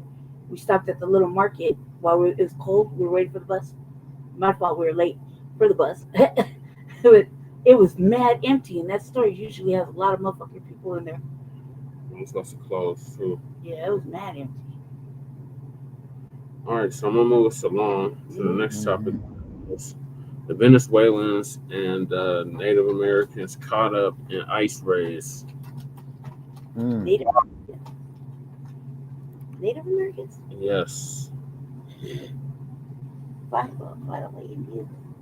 Family and fellow soldiers, I'm the professor, and this is the moment of truth. New at 6, the Trump administration has revoked a decision that would have protected roughly 600,000 Venezuelans from deportation. The move means some Venezuelans with TPS could be facing deportations as early as 2 months from now. Daniela Basinisi is one of the thousands of Venezuelans with temporary protection status in South Florida. She labeled the extension of TPS as tying the hands of the new administration. We are going to follow the process, evaluate all of these individuals that are in our country, including the Venezuelans that are here and members of TDA. TDA is an abbreviation for Tren de Aragua, a Venezuelan gang. The threat of the Venezuelan gang to national security was an issue addressed at this press conference. Who do you think is more at risk out of all those people? The ones that committed crimes. They're going to be kicked out. The news that we woke up for today must have been as frustrated as they have been for me, even for Trump supporters, because it hits home. It's different. It hits straight home Yeah, I know it hits differently, doesn't it? That wake-up call always hits differently. I come from a very hardworking family. I've done everything by the law. She works so hard. Last time I heard people talking like that, it was the Tethers, but they fell silent when Border Patrol was whipping them with those horse bridles. Yeah, migrants tend to glom onto whatever white media talking points they think will help them, and they love to say that thing about the immigrants are hardworking, etc., but white supremacy doesn't care about how hard you work. Slogans and talking points are not what white supremacy cares about. Yes, the ICE raids in New York and Chicago are PR stunts, obviously. Trump wants to be able to throw some red meat to the Fox News degenerates and say, we're taking action in those blue cities. So this is meant to appease the MAGA bottom feeders, because they've been talking about Chicago for the longest time, but haven't had anybody who was willing to actually go there and do, well, anything that would make them feel like, see, we're in charge. And now Trump is doing this, and this is supposed to go ahead and give them a sugar rush. DHS Secretary Kristi Noem decided to go on a ride-along for an ICE detainment action in New York City. And here I thought Officer Eric Adams of the NYPD looked stupid when he was walking behind Luigi, what's-his-name, who killed that healthcare CEO, acting as if he was the one who arrested him or something. But man, Adams looked almost believable compared to the utterly ridiculous-looking Kristi Noem. I mean, this woman looks like a clown. Then again, the orange man made no bones about the fact that he's running a circus. You have a cabinet-level official here running around with a bulletproof vest with a government-issue ball cap, and she's so tiny wearing these things. That vest looked like a portable tent. It was bigger than she was. And I wasn't the only one to notice that she decided to put on a ton of makeup and lipstick for this asinine photo op. I guess this is her idea of trying to glam up or something. She looked like a half-dead mannequin with all that pancake mix on her face. She needs to either hire a makeup person to handle her looks, or she needs to stay in her office. But going out in front of the world and making a spectacle of herself like this, not a good look. This is bad for a number of reasons, not the least of which being the more they do stuff like this, the less serious the administration appears. And we won't even discuss the newly confirmed Defense Secretary Hegseth and his claims that he's going to put 30,000 people in Guantánamo. It just goes to show all the members of the Trump White House are going out of their way to try to get headlines for themselves. But then again, team reflects leadership, as the old saying goes. But when it comes to Kristi Noem trying to make it look like she's personally leading all of these immigration raids, well, apparently she didn't realize the folks at home noticed that the story said she went into New York City with 90 ICE officers and cops, most of whom were there for her personal protection. And what did this 90-plus squad do? They arrested 20 individuals in 4 hours. 20. That's it. Now, according to Officer Eric Adams of the NYPD, there's an estimated 470,000 illegal aliens who are living in his city. But of course, as crooked as Officer Eric Adams of the NYPD is, that number is surely far, far higher than that. But for the sake of this morning's briefing, we'll just go ahead and use that number. So, 20 illegals arrested in 4 hours. Well, at that rate, if they work at least 8 hours a day, every single day, including holidays and weekends, they might be able to arrest 14,600 illegals a year. 14,000 out of over 500,000. I think that's a tad bit shy of their goal. Also, there's reports that Native Americans are getting caught up in Trump's dragnet and that this is raising fears of racial profiling.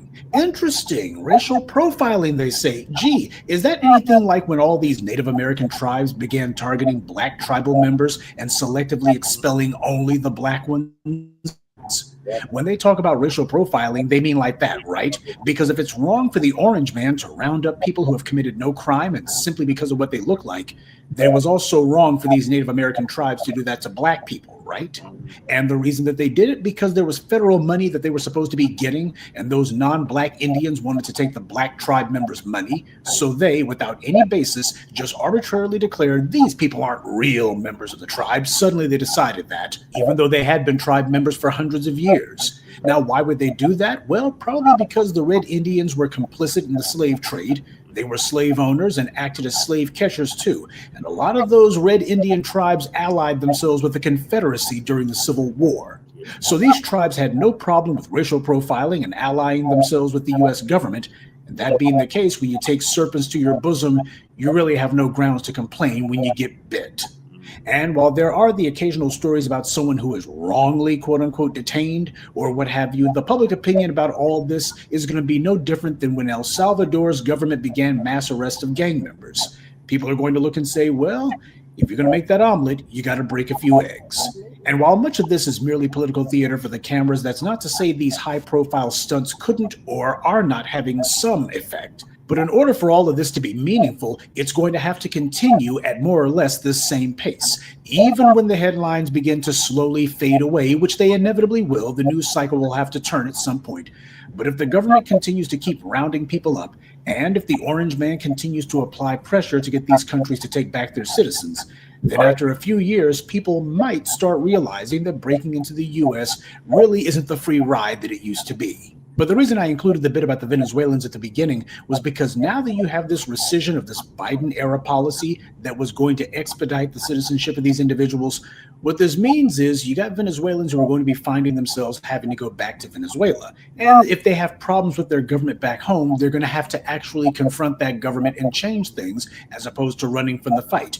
But understand something. A lot of the people who have been coming to the U.S. from Venezuela, what they thought they were going to do was that they were going to basically make themselves the new Cubans. In other words, the new Hispanic exiles from this or that regime who were going to come to the United States, and basically they were going to snuggle up to the Republican Party and say, hey, we're dealing with some sort of pseudo-socialist in our home country, and because of that, we want to be honorary members of the oppressor class. That's what you got going on in Florida. Some of the most mouth-frothing anti-black racists that you've ever seen have been those Cuban exiles and their relatives who have come to the United States. You got a bunch of folk from Venezuela, racist as the day is long against black people. And for a lot of them, the main thing that they've got against the current regime in Venezuela is because of the fact that the Maduro administration is continuing the policies of his predecessor, Hugo Chavez. And one of the things that Hugo Chavez did was he basically withdrew the clean bill of health that the Blancos had in the government down there.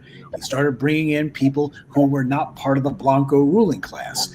This displeased not only the individuals who were in charge there, but also the U.S. who have been getting a free ride from Venezuela's oil. And as far as they're concerned, hey, they're sitting on top of the largest oil reserve on the planet, potentially. And that being the case, it's in the U.S.'s backyard. And if Chavez won't play ball, then they need to remove him and get somebody in there who will. But my point is, even though you and I can all see that the majority of the people coming in from Venezuela are not white, obviously these are brown people and some from darker than that, nonetheless, they identify as white. That's how they see themselves. And as Black Americans have observed, at least for the last 150 plus years, certainly since the Civil War, when the first massive waves of European immigrants began to come to the United States, all of these folk around the world, they already know what the racial situation is in the United States. They already know the rules of racism. And that if they're trying to apply to get themselves a place on the ladder higher than black folks, they know what they got to do. The audition process is you go ahead and make it clear that you are hostile toward foundational Black Americans,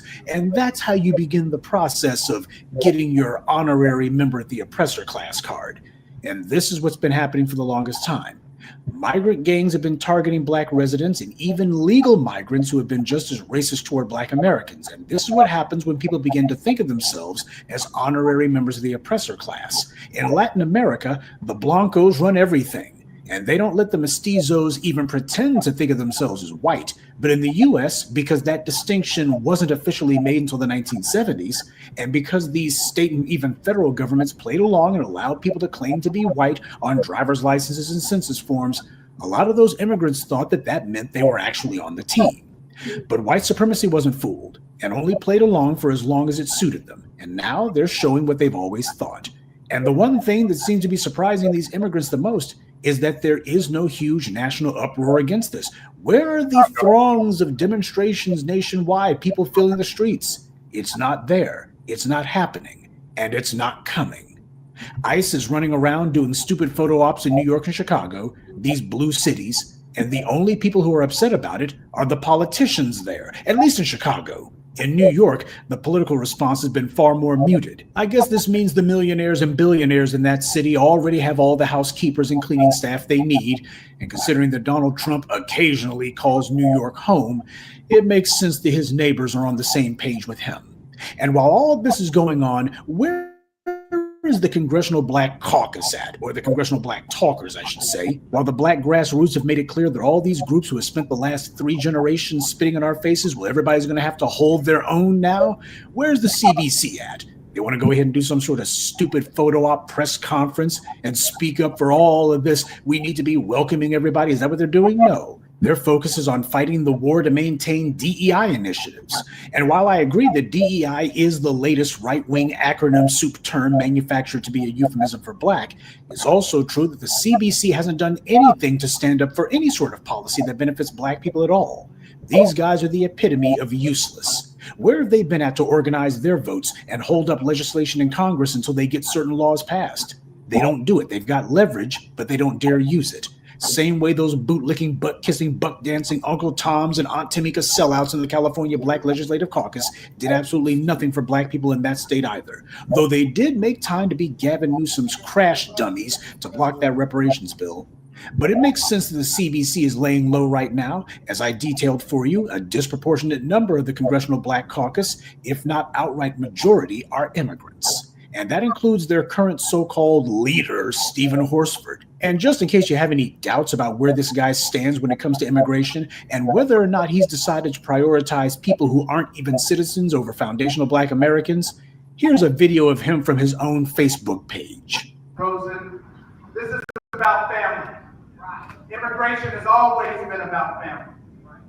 My mother came to the United States at 12 years old from Trinidad with my grandmother.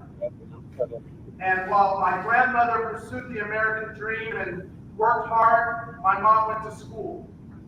But because of a broken immigration system, after my grandmother got sick, my mom ended up overstaying her visa and became undocumented. She's now a legal permanent resident. So when I hear the stories of moms and dreamers and families who are worried about keeping their families together, the 6,300 people in Nevada who are worried about TPS protection, and so many more who are worried because we have a broken system, know that you are not forgotten. Yeah. Know that we are fighting for you and your family. And one of the reasons I'm running for Congress is because I will never forget where I come from or what I'm fighting for. So there you have it. The head of the Congressional Black Caucus is himself the child of illegal immigrants, and that being the case, he identifies with that. He doesn't even talk about being black. It's all about being an immigrant.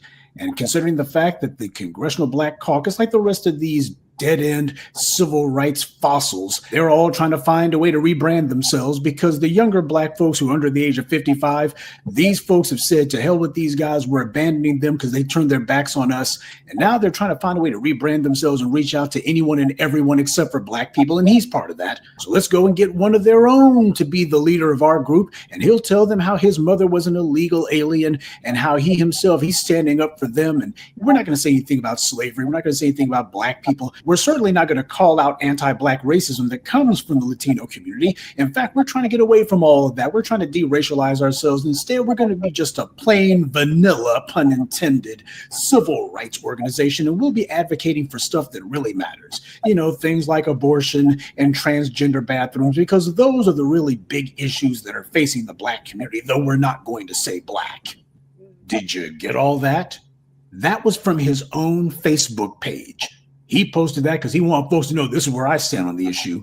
He talks about how his mother came to the U.S. from Trinidad, and apparently his grandmother was already here. She overstayed her visa. He claims it because his grandmother got sick. Now, is anyone buying that story? And he then immediately connects his story to the so-called dreamers, who are from Latin America, by the way. And they come from cultures that practice rampant, violent, anti-black racism. And he says he's fighting for them. Now, the Dreamers already have congressional representation. It's called the Hispanic Caucus. And here you got the leader of the so-called Congressional Black Caucus. And this guy makes absolutely no pretense at all that he's representing us. He doesn't even pretend that he is. And he makes no connection between himself and us at all. He's not black. He's an immigrant. He said it with his chest, full stop. And that's because as a tether, he's able to access all kinds of government programs because he is an immigrant. And the same thing went for his mother and his grandmother. And the dominant society looks at him differently precisely because they know that he didn't come from the killing fields of the American South. The white supremacists are observant, if nothing else. They have long understood the necessity of being able to accurately put people into certain categories, at least certain categories as it serves the interest and the preservation of the power of white supremacy. Simply put, those of us who had to break the chains of slavery in this country, we're built differently. And we see this not just in the Americas, but around the world. And that's no shade, that's no disrespect. We got plenty of B-1 soldiers from the diaspora whose folks also put in work and earned their stripes. But my point is, the dominant society across the board, they understand that when they got black folks who are coming from abroad, well, they don't seem to have the quote-unquote chip on their shoulder that foundational black Americans do. And that chip on the shoulder happens to be the absolute dogged determination that we are going to institute a system of justice here and overthrow white supremacy, which will put an end to the system of goodies, giveaways, and guarantees that they've relied on for 500 years. Only the right stuff survived the living hell of American slavery, and that being the case, yes, as a result, we are built differently. You would be hard-pressed to find a foundational black American going to any other country, certainly not one with a sizable black population, and start talking that gibberish that racism isn't that much of a problem, and they've never really been bothered by that, but it's no big deal. You would be hard-pressed to find anyone who would be stupid enough to talk like that from our ranks. And here this Tether Horsford is, and he's going to call himself trying to co-opt our history, our struggle, our story, and our moral accomplishments, and then falsely claim that because he has a certain amount of melanin, that somehow he can go ahead and claim that his folks were somehow connected to or otherwise involved with slavery and Jim Crow. So it had something to do with him somehow, as if his folks were there all alongside us. By his own admission, his folks hadn't even gotten to the U.S. yet. We are not immigrants. We are survivors of the worst Holocaust in human history. And not only has this Holocaust not been atoned for, it's still ongoing. See, in other countries, it's the culture to go ahead and be dishonest, which is why they can never build together. They can't trust each other. Their loyalty system isn't merely broken, it's completely disintegrated. And nobody wants to have to do the hard work of reconstituting a new one. And that's the reason why Pan-Africanism was always damned to fail from the very beginning. As Dr. John Henrik Clarke said himself, you cannot have an alliance unless you have the ability to punish anyone in the alliance who breaks the alliance. But it also needs to be said, you can't have an alliance of one. Both parties have to be equally committed to be allied to one another. So far, what we had was not a two-way street. It was a one-way road, and that doesn't work. And speaking of people who don't work, I have noticed, like everybody else, that the Republicans are saying that the 14th Amendment had to do with slavery.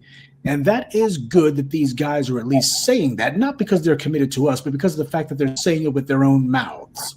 And I hope that they keep that same energy when it comes to these corporations who claim that in the eyes of the law, corporations are to be looked at as persons, because these corporations also abuse the 14th Amendment to create that legal lie. In fact, the 14th Amendment has been used, abused, and raped to benefit everyone from mothers who want to terminate their babies, to illegal aliens who aren't even citizens, to corporations who aren't even human beings.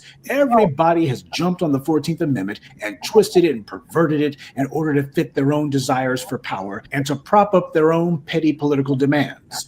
That's what's been going on for at least the last 100 some odd years. And yet, foundational Black Americans, who are the people who fought to get those laws on the books and are the only ones who those laws were actually written for, have been categorically ignored and denied the benefit of the very laws that we brought into being. What we see happening right now is exactly what the Black community in general and the Black media in specific have been saying was going to occur for a very long time. And you have these folks here who apparently thought to themselves that they were somehow immune from all of this, that America hadn't done anything like this in such a long time. So these white supremacists, they were civilized, and hey, they're all on the same team against Black people, so it's all good, right? They're seeing the reality now. As the raids and the detentions continue to mount, a lot of people who thought they had found a comfortable place under white supremacy and thought that harming Black people was a victimless crime, they're now seeing that their would-be friends are showing them the door. And I can't really be upset about it. Black people have warned all these groups from the very beginning that they were crawling into bed with the devil, but as they saw it, they were getting some crumbs from Mass's table, and they thought being helped to leapfrog over Black people. And will they be able to mount some sort of substantive counter push against this? Well, having never practiced standing up to white aggression in their home countries, they're going to bend like taffy on a summer day to the orange man. For our part, however, we're not taking sides because we don't get involved in third-party disputes. The tethers who have spent the last few years pretending to speak for us and who were always the first ones to jump in front of a camera to stick up for non-citizens, you notice how they're nowhere to be seen now? It's because they themselves don't want to become targets, true, but it's also because we, as the Black media, successfully pushed for delineation. So people are starting to understand that whenever they see some Black person on TV or on the internet who seems too eager and irrationally hell-bound to be an advocate for everybody else except for us, this person isn't speaking for anyone but themselves. The message has begun to get through. And most importantly, it's gotten through with the people who needed to hear it the most. And that happens to be young Black people. It's permeated down to the Black folks who really need to hear this message so that they can internalize it. That's how you change the culture. And while, of course, we still have a hell of a lot of work ahead of us, and none of us are pleased to see the congressional Black talkers slamming their gums, the reality is when it comes to cultural changes, shifting who's going to be in those positions of leadership, that's actually a lagging indicator. Things start with people who actually have resolved that changes need to happen and what those changes are. We later on start to see the individuals who are ensconced in these positions by white power wind up inevitably finding themselves forced out. That comes later, which is why it is crucial that we continue to push, that we continue to delegitimize these tethers and bootlicks and empty mouthpieces. We make clear that everybody understands these people are nothing more than a bunch of frauds and charlatans. They do not speak for us, and that we will not rest until we have people in those positions who do speak for us. These self-appointed tether spokespeople, they're getting their wake-up call too, only it's not coming from the orange man. Their wake-up call is coming from us. As for the Republicans' sudden reacquaintance with the Constitution, we're going to take note of the GOP's words because they will be useful for us later on as we press our own demands. But don't kid yourselves. No matter how the GOP is giving minor lip service to what's right today, they'll be denying it tomorrow, which is why it's important for us that we handcuff them to their own words. As I've said a million times, white supremacy has no principles. And this also goes double for those who chose to ally themselves with white supremacy. All they have is situational ethics and moral relativism. All of these beneficiaries of anti-Black racism, they'll say whatever they think is in their interest at any given moment. And depending on how much pressure they're under, they're likely to say anything. But whatever it is, it won't be the truth. Good day, and be one. I'd like to take a moment to mention some of our contributors. Michael Clark, Atu Hammond, Rebellious Zoe, Reasonable Dude, and Richard Griffith. Salute to them and thank you to everyone for listening, liking, and sharing this message. Black empowerment only exists because of you. All right, Shabaka, what are your thoughts on the Venezuelans, the Native Americans being caught up in these ICE raids? Oh, yeah, it's wrong. It's an act within itself because they're not the targeted ones. And then on top of it is Trump, fanning his right-wing, goddamn ultra-conservative, prepackaged bullshit. I thought George W. Bush Jr. was bad, but this trick, look, man, the dump as a human shit, he's worse than Bush Jr., worse than Tricky Dick, worse than George Wallace, all combined. Them motherfuckers cannot combine. They can't wreak all the havoc that Trump has done in the last year, ever since the motherfucker decided he wanted to be president. So what's it, 8 years of this bullshit we're going on now? Yeah, but havoc for who exactly, though? Sabaki, I guess he keeps saying he ain't passed nothing that's directly harmed us as a people. Well, with us, we're going to be put on the back burner. And also, too, but it's the fervor that he is generating with these law enforcement agencies and these district attorney offices and shit like that. Actually, I like to see the bubblehead motherfucker deflate. Now, that'd be great news. I would like that worse than the ponies losing. I would like that worse than the Gators losing. Oh, y'all always lose. So that's not Yeah, motherfucker gonna sit up there, man, send me some Raider shit, man, and I sent that shit back to that motherfucker in the inbox. I says, man, when you all start winning some goddamn games, man, get with me, man. My loyalty to the Raiders is suspended. All right, ladies. I mean, that's what the Raider fans are saying too, man. They have somebody up there always talking about the Raiders, man. 12 people up there said, like, man, get up off my wall with that bullshit. You know what I mean? And keep in mind, I've been following these motherfuckers from Oakland to Los Angeles, back to Oakland, to Las Vegas. That's 1, 2, that's 3 cities I've been following these motherfuckers for. That's over 40 years too. I can dig it. Yeah. I think it was known right there as that's Yeah. right. I think that I think that it. God, I hate when he man. I would hate to think that in our cities, particularly, that the ICE raids were like propaganda for show. Because man, they were rounding up motherfuckers in my really for real. I would hate to be propaganda. Well, Lady J, it's all public record. You can call up ICE and ask them about whatever city you're in. How many of these motherfuckers did you hook up today? They legally got to tell you because it's supposed to all be public record. The other thing is, she's like represents South Dakota or one of the Dakotas, right? Yeah. I believe. Don't quote me on it. I'm not sure. Yeah, that was her previous you know, she had some problems with the $5 Indians there, and that had been going on. So them trying to, you know, incite themselves into this, it only kind of makes sense because they felt slighted by the disrespect that, you know, they felt that she was giving them, I guess. I'm not really sure on that because, you know, that is my area, and the $5 Indians never really said, you know, they never really I just had problems with it. So I'm just gonna say that it only makes sense that they would try to incite themselves, and she has something to do with it, you know, or something to do, and you know, Native Americans are getting rounded up. I mean, okay, whatever. I mean, nobody shed any tears like he was saying when they were enslaving black people, kicking out black people out of the appropriate tribal spaces, you know, and taking their money and all that.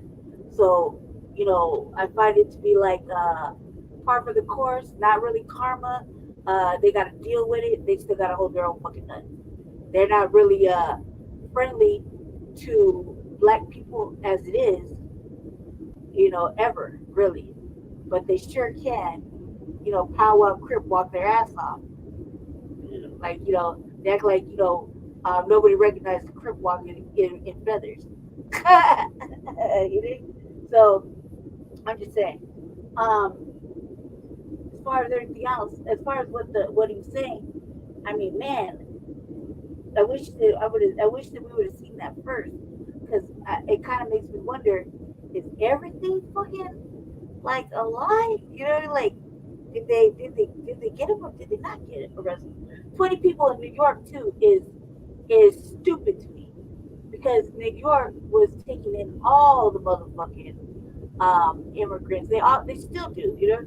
So that's dumb only to arrest 20 of them, considering that just in that very city, what, 2 people got lit on fire by immigrants? Or 1 by an immigrant? Just recently? Yeah, I think I heard something to that effect. So, I mean, I just find it like just baffling, but I don't even know, I don't mean to say, but it's all ugly.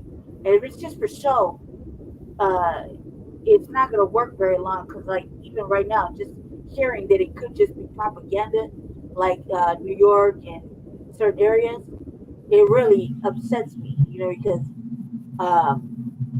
yeah, go ahead and round these motherfuckers up. They don't give a fuck about us anyway, you know, and they're taking advantage of all the they took advantage of all the resources. They bankrupt like our hospital here. You know what I mean? Damn. Like, yeah, they bankrupted. Like, there's no data on them. You know what I mean? They're running around doing all kinds of shit.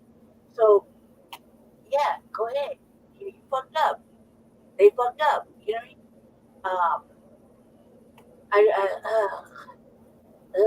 I would hate for it to be like, you know, propaganda.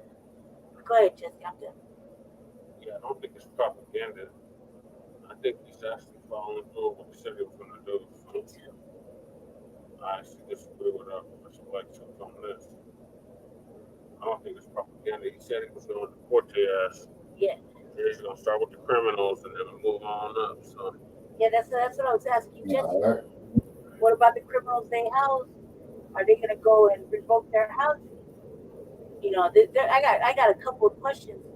You know, just because of the state we live in, and me and Jesse avidly are the motherfucking villains of that shit. You know, like calling them illegal immigrants and all this extra shit. You know. That's what they are. Oh, they are. Yeah, exactly.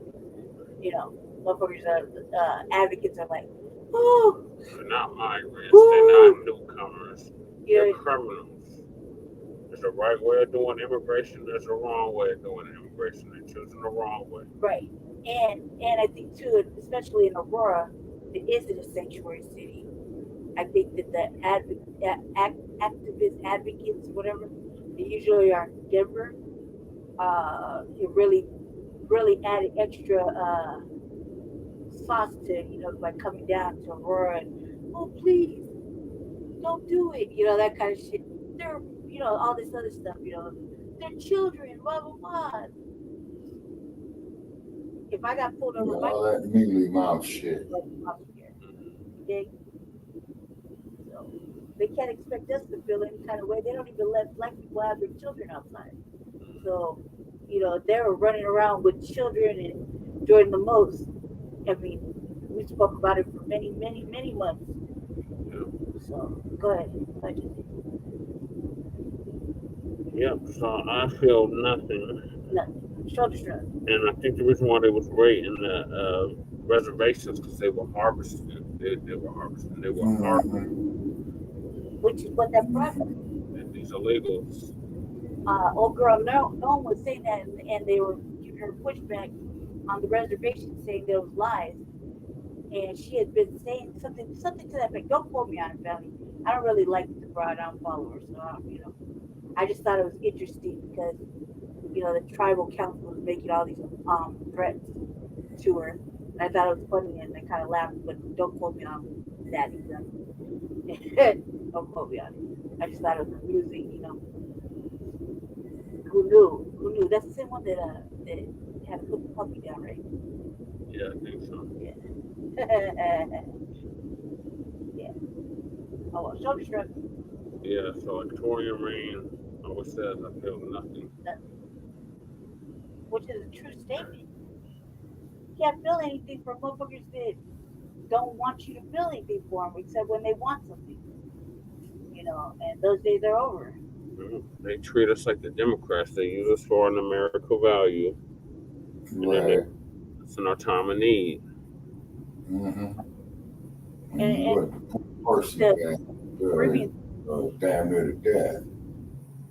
Tether class here, the actual Tether class here. Mm-hmm. You know, they act like FBA is the motherfucking the devil. You know, like we're in the wrong Russian bots for this and that. I saw Jesse earlier said we gotta step our shit up a couple of times more. So now that because some are looking like they're codifying. Maybe. They're not. It's a ploy. It's a ploy, you know what I mean? But just so that we, you know, we're aware that we're paying attention. Because they don't think we're paying attention, you know? We're always paying attention. Always watching.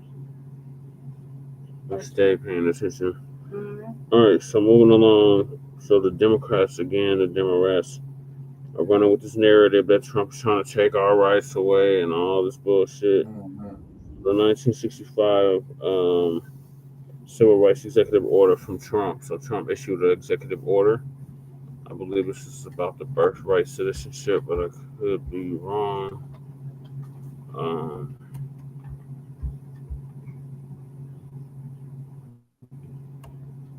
And this is from Professor Griff from the Serious Mind. Right there. Yeah, but I'm trying to think of the group. The Public Enemy. Yeah. So saying, talking about the DEI. When he evokes 1965 civil rights, Trump dismantled DEI. Again, we've covered this already. DEI does not benefit us. at all. It benefits white women more so than anybody else, followed by white LGBTQ, Asians, of whatever gender, and Latinos or Hispanics. Okay, question 2. What is your question? The question, real quick, is, you know, Trump was issuing out on the first day. He was issuing out executive orders, and he was talking about some federal workers had to were going to be fired, and some were, you know, some had to get their jobs back or whatever. Mm-hmm. Forgot how he worded it. And then, you know, to the DEI thing, you said it didn't count with the elected officials, right? It doesn't, because they're not elected. They're not hired. They're elected. But if DEI only applies to employment. But okay, so what I'm saying is, okay. Let me figure out how to word that question better. All right, go ahead. I'm sorry. Man, I'm just confused as hell. Branch government kind of thing you should already know in high school. But anyway, executive orders are not necessarily laws. Executive orders is just telling people what to do. All right. Second part of the show, we're gonna have up this beautiful sister that's gonna come on and talk about her event this Friday in Atlanta. So make sure you write this thing down. Great filibuster. What's good with you, man? All right. So make sure y'all write this information down when the sister comes on. All right. And it's this information right here. Soleil will be coming on a little bit later on at the 12:30 hour, which is about 25 minutes from now. And she's going to be talking about her event that she has coming up. All right. In Atlanta. All right. So we're going to dive back into, all right, get the show started, kind of talk about some things, kind of bring some people on. Keep in mind it's a 2-part show, so we're going to break this kind of show up. But in any event, we're definitely going to do a part 2 with this, because I want to be able to include the DEI conversations that I would like to have. All right, because y'all already know that, you know, Trump revokes this whole 1965 Civil Rights Act, and he's dismantling DEI. So this is a 2-part show today, and of course, this is going to be a 2-part show, period. All right, in any event, all right, let me see.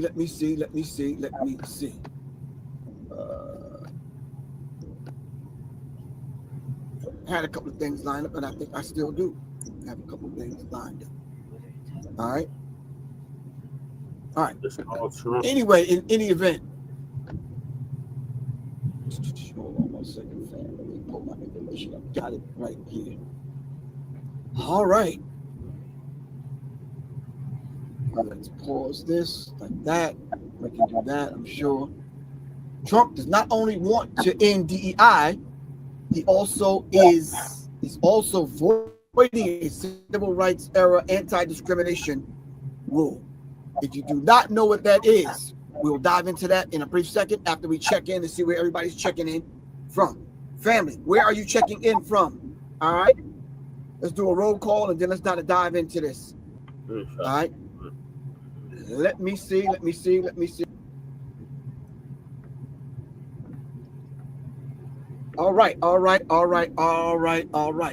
see. Does Trump only want to end DEI? DEI, family, is diversity, equity, and inclusion. All right. Okay, we're gonna need you, everyone on here, to look up what DEI is. Diversity, equity, and inclusion. All right.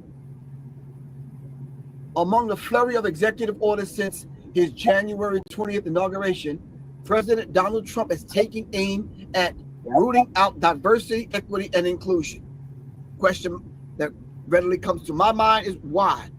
Why would you want to root it out? Now, let's get a few things straight, fam. All right.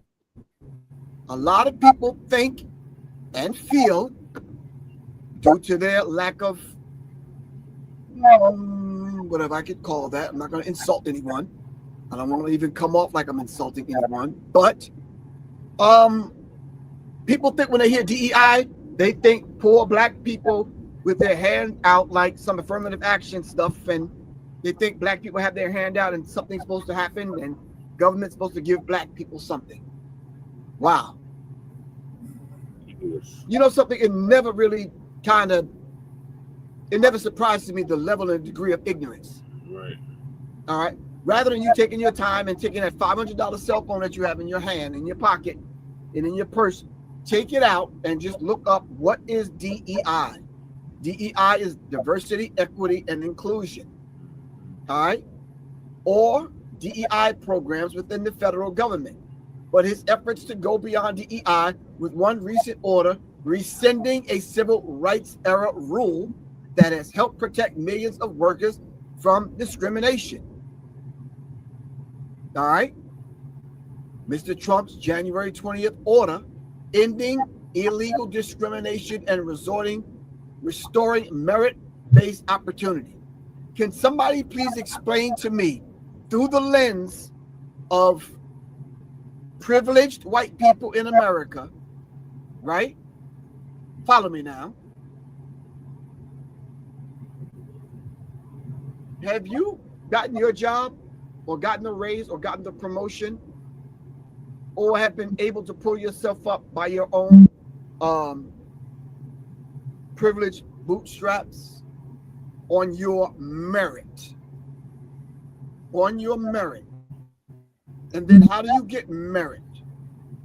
All right. If it's a merit, restoring merit-based opportunities, if you never have an opportunity from the beginning, right? How are you going to build this merit? And how does the merit system work? MERIT, merit. How does it work?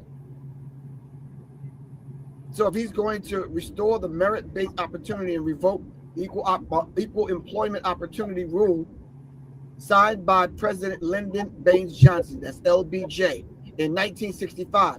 The Civil Rights Act of 1964, which is still law today, it's a law, not an executive order, had a loophole that excluded federal employees. Johnson signed the Equal Employment Opportunity Rule to close the loophole. So now the Civil Rights Act includes federal employees. All right.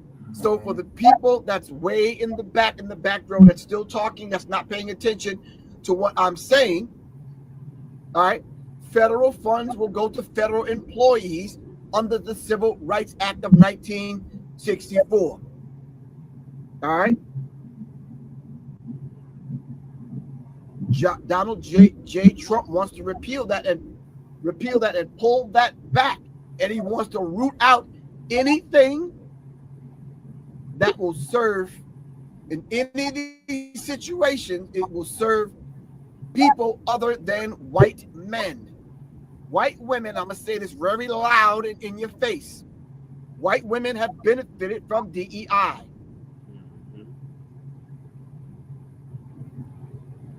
Transgender people have benefited from DEI. LGBTQ plus. I hope I got the letters right. I didn't get the in-office memo. Have benefited from DEI because they want the workplace, even on a federal level, to be diverse. All right.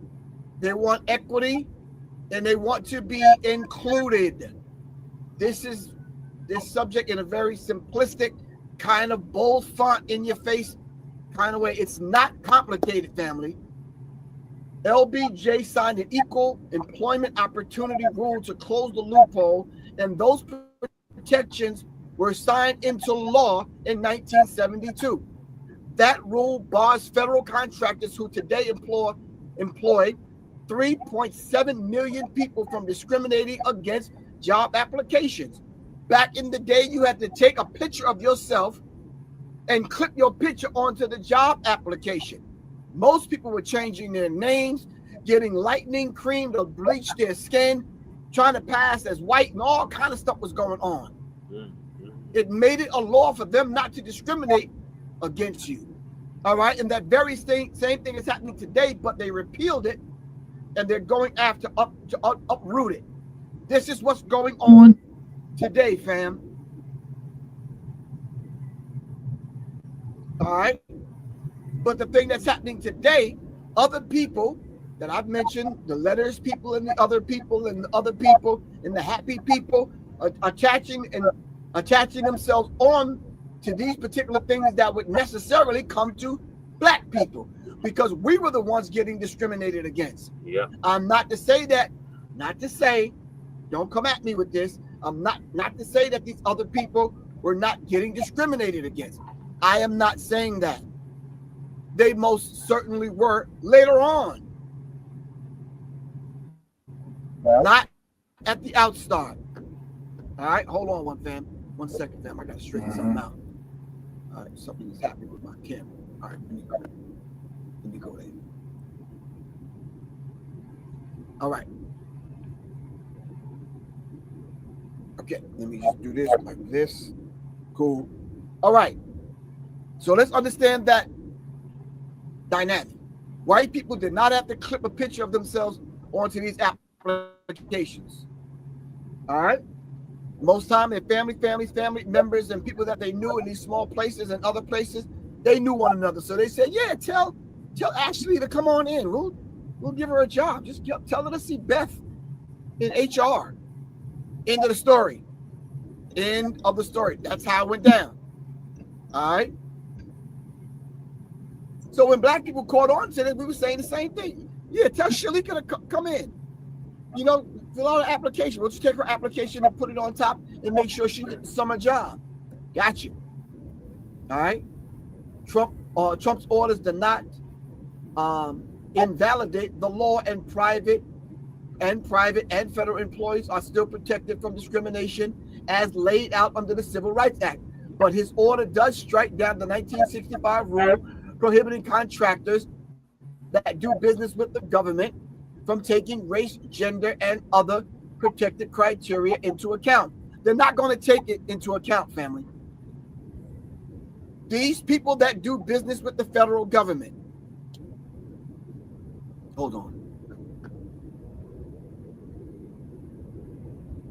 These people that do business with the federal government, get money from the federal government, were made to take into account the X amount of Black people have to get hired, X amount of, I guess, immigrants have to get hired, legal ones, yes, X amount of this person, X amount of women, X amount of, so the law required that, and they had to report in order to get federal monies. Yeah.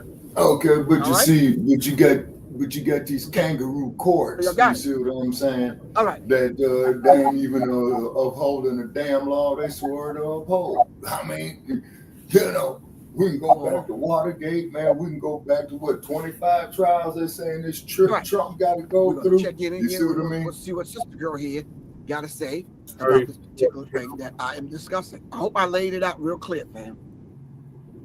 All right. Yeah. Let's go here. And let's see what Sister Girl got to say. Employees are waiting to see if they will have a job or not after President Trump's latest executive order. Right now, federal employees are waiting to see if they will have a job or not after President Trump's latest executive order. The president also facing backlash for his decision to pardon January 6th convicts and his attempt to end birthright citizenship. NBC's Chris Pallone breaks down those details.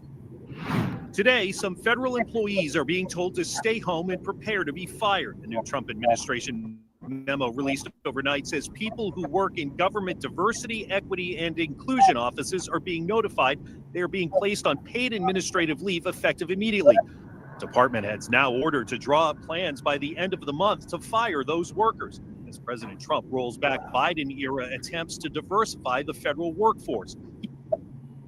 They're diversifying the federal workforce. That's it. Diversifying the federal workforce. That's it. Okay. He calls it discrimination. A country is going to be based on merit. It comes as the president faces increasing backlash for pardoning all of the January 6th Capitol riot convicts, including. This is mind-numbing because I need y'all to do me a favor. Make a mental note of what I'm about to say. Can we do that? Can y'all work with me? All right, everyone make a mental note of what I'm about to say. All right, so listen. So let's look at all the things that are going down right now. Everything from the fires, everything from drones flying over Jersey, Philly, blah, blah, blah, blah, blah. Let's take all this weather, everything into account. The pardons, him getting it back into the president's seat. All right, all of the pardons of 1,500 criminals back out on the street, and a couple of them have been shot and rearrested, and some other stuff going down. Okay, at the same time, executive orders are going out. People are losing their jobs. The promise that he made, prices going down, people will be able to eat and afford food. None of that's happening. Prices are going up. Things are still happening. The polar vortex is happening. It's colder in the south, warmer in the north, and warmer in the northwest part of the world, where I was just at. All right? Washington, Portland, Seattle, some of these places. Okay. Yeah, there's I'm a lot of things all happening, those cities. Not only in America, but on the planet. Right now, the DR Congo, there's still a civil war going on, and we have to talk about it. I'm not going to run the corny line that nobody's talking about this. Yes, they are.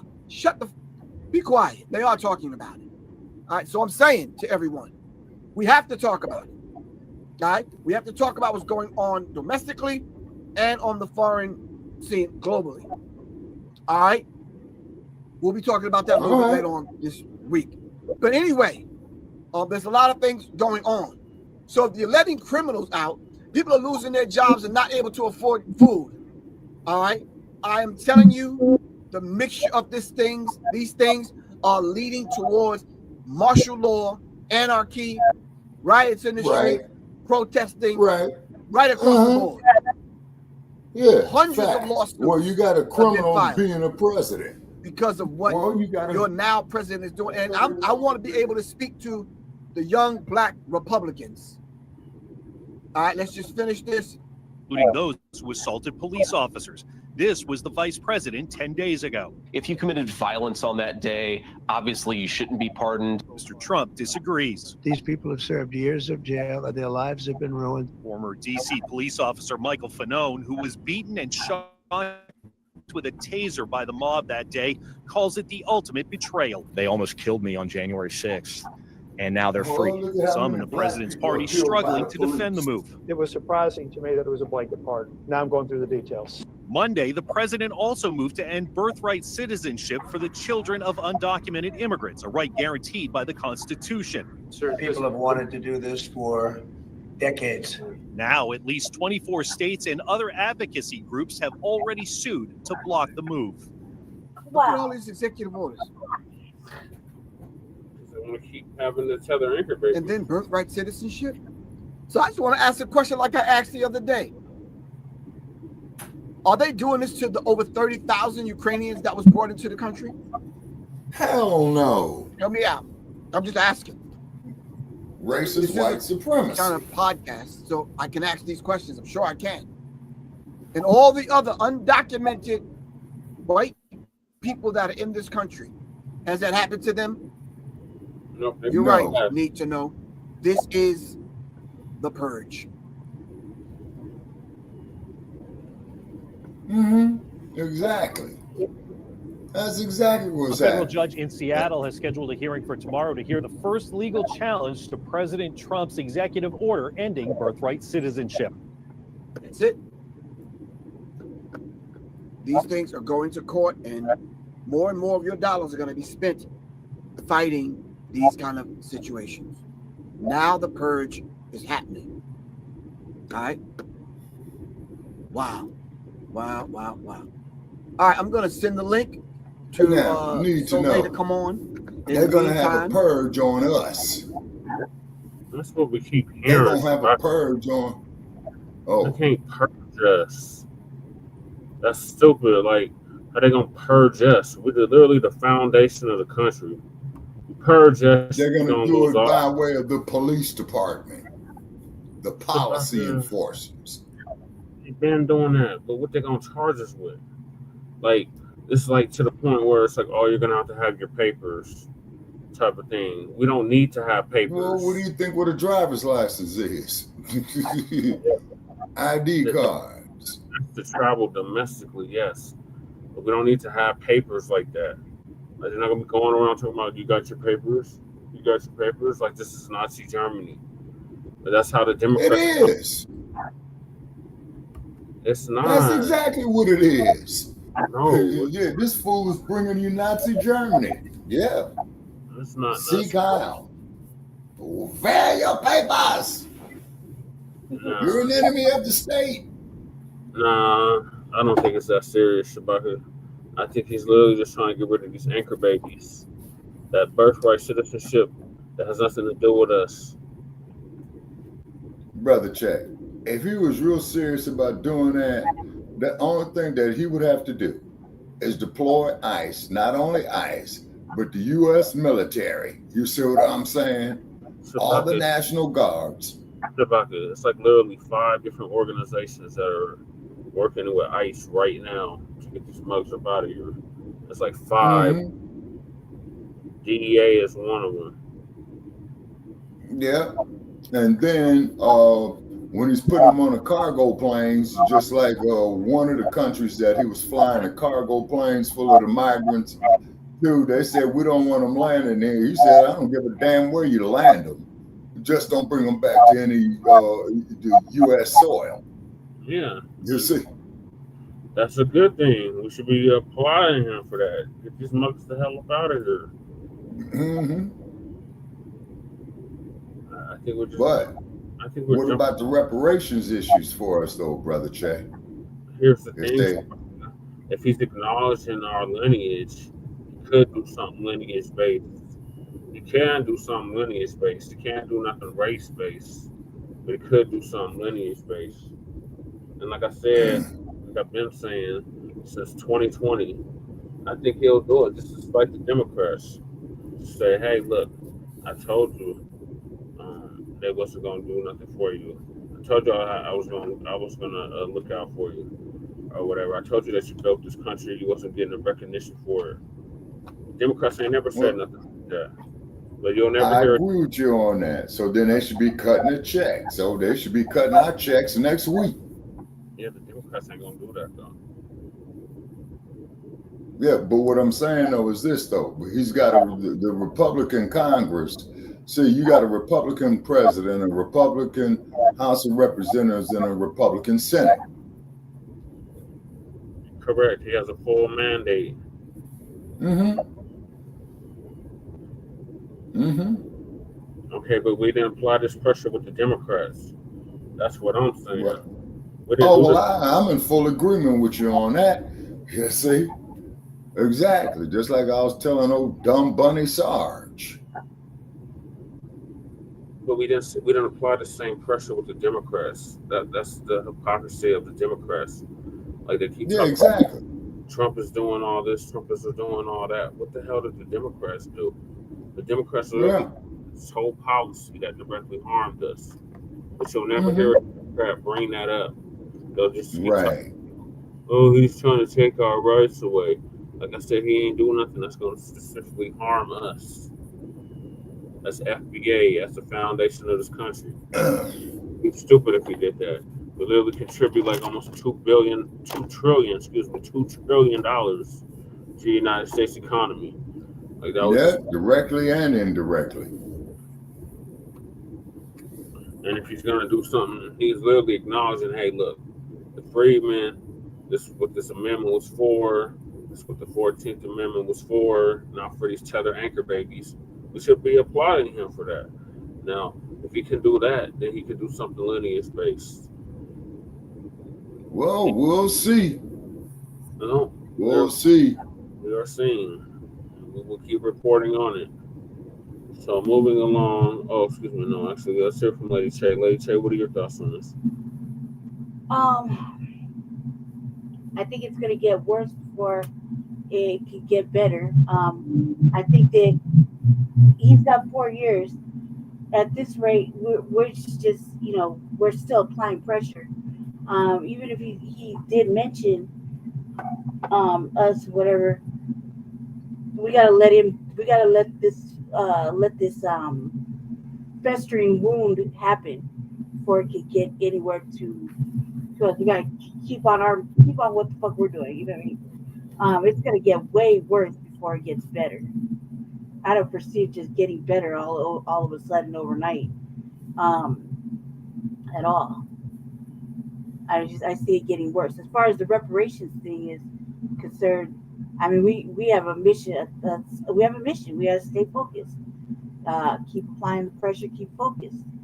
Nothing that they're doing is really gonna affect. I mean, maybe like a speed bump here and there, but it's not really affecting what the fuck we're doing. So let them fuss and fight and eat themselves, and we got to carry on with the mission, and that's for them to cut the motherfucking check. Or pass some lineage-based policy. Right. Or yeah, even that. And then, like I said, with this right now happening, this is all like he's only been in office like what, a couple, like 2 weeks. 2 weeks. Yeah. Yeah, so, 2 weeks. 2 weeks, and up until the crashes and whatnot, we're watching a lot of shit happen. So I'm not really too upset about it.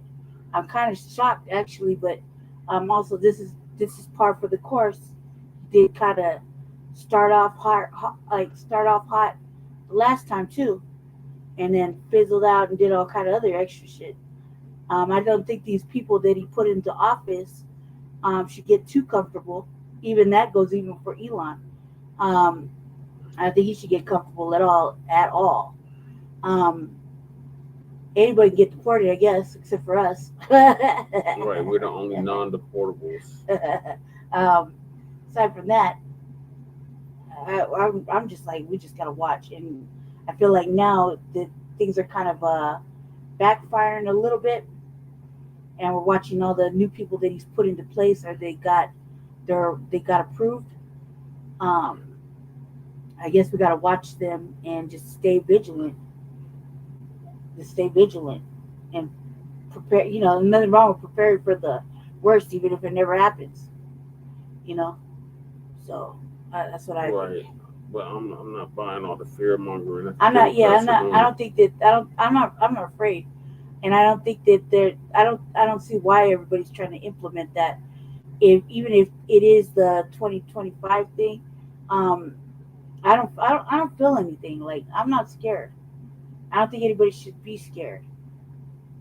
We you know, if anybody's been paying attention just this last little bit, there really isn't anything to be scared about or worried about. I mean, there are little worries, and we've been in worse places, family. So we've been in worse places, and we've had nothing. We've had everything. We've had nothing. So I don't think we should be worried or scared. We should just be more vigilant and protect each other, look out for each other, FBA wise, meaning, you know what I mean, or family, stuff like that. Regardless, no matter who's in office. Regardless, yeah. I'm not arguing. That's it. That's all. That's really what I got. That's really what I'm thinking. All this shit is just it's for them. And for me, I feel like I need to do more reading before I really take a affirmative decision. You know what I mean? Because I'm watching this with y'all right now, only because it's so heavy during the week, and I'm like, God damn. Well, goddamn. You know what I mean?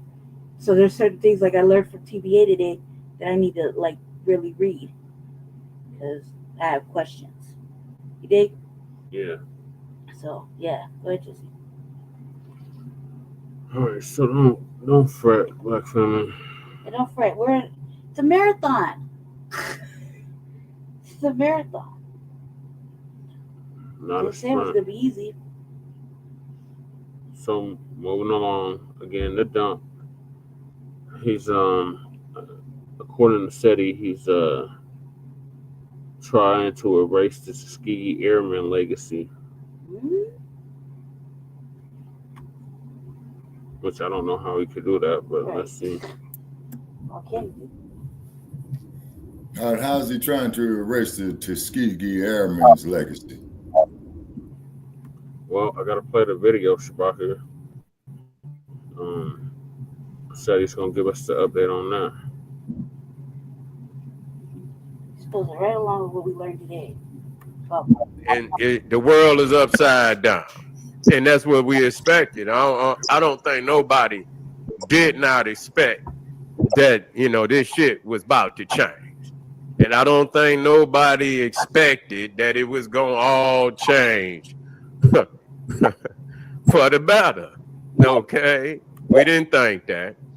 We had no understanding of that. So, you know, I just happened to look up, and you know, they were saying that, you know, Donald Trump had removed you know, memorabilia of the Tuskegee airmen from, you know, particular air bases, I guess, you know.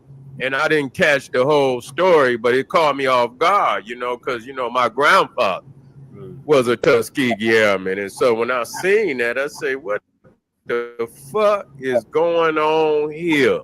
You see, you know, what's going on? The Neanderthal and shit, you know, come right on in, knuckles dragging the ground and shit, and go straight to, you know, with his club and shit, and you know, go to brutality. You know, and it is what it is. It was not like I did not expect it. You know, you see some things and you say, okay, I agree with this right here, but you know it's gonna be a whole lot more that you don't agree with. And so, like I say, you ain't got no goddamn choice. And so ain't no sense of you thinking you gonna get somebody that's gonna love you, nigga, and do for you, and you ain't gonna get that. So I don't know what the fuck you talking about nowhere. You know, some come, you know, with the face on, some come with the mask on, you know, and Donald Trump don't put on no mask. That motherfucker come just like he come. And that's just what it is, you know, straight up out the cave, and you know, ooga booga, and he comes straight on out, Captain Caveman, and he gonna do his thing. He gonna do his Neanderthal thing. Caveman. That's just what it is. And so, yeah, when I seen that, and I say, oh, this motherfucker trying to erase, you know, the history of black people here, and we just got to be aware of that. You know, they don't give a goddamn what achievements you have accomplished here in this country. They don't give a goddamn about that. You know, and so that's for all you niggas out there that signed up for the military. You go out there, nigga, and you got damn near 400 medals on your goddamn chest. That shit don't mean nothing.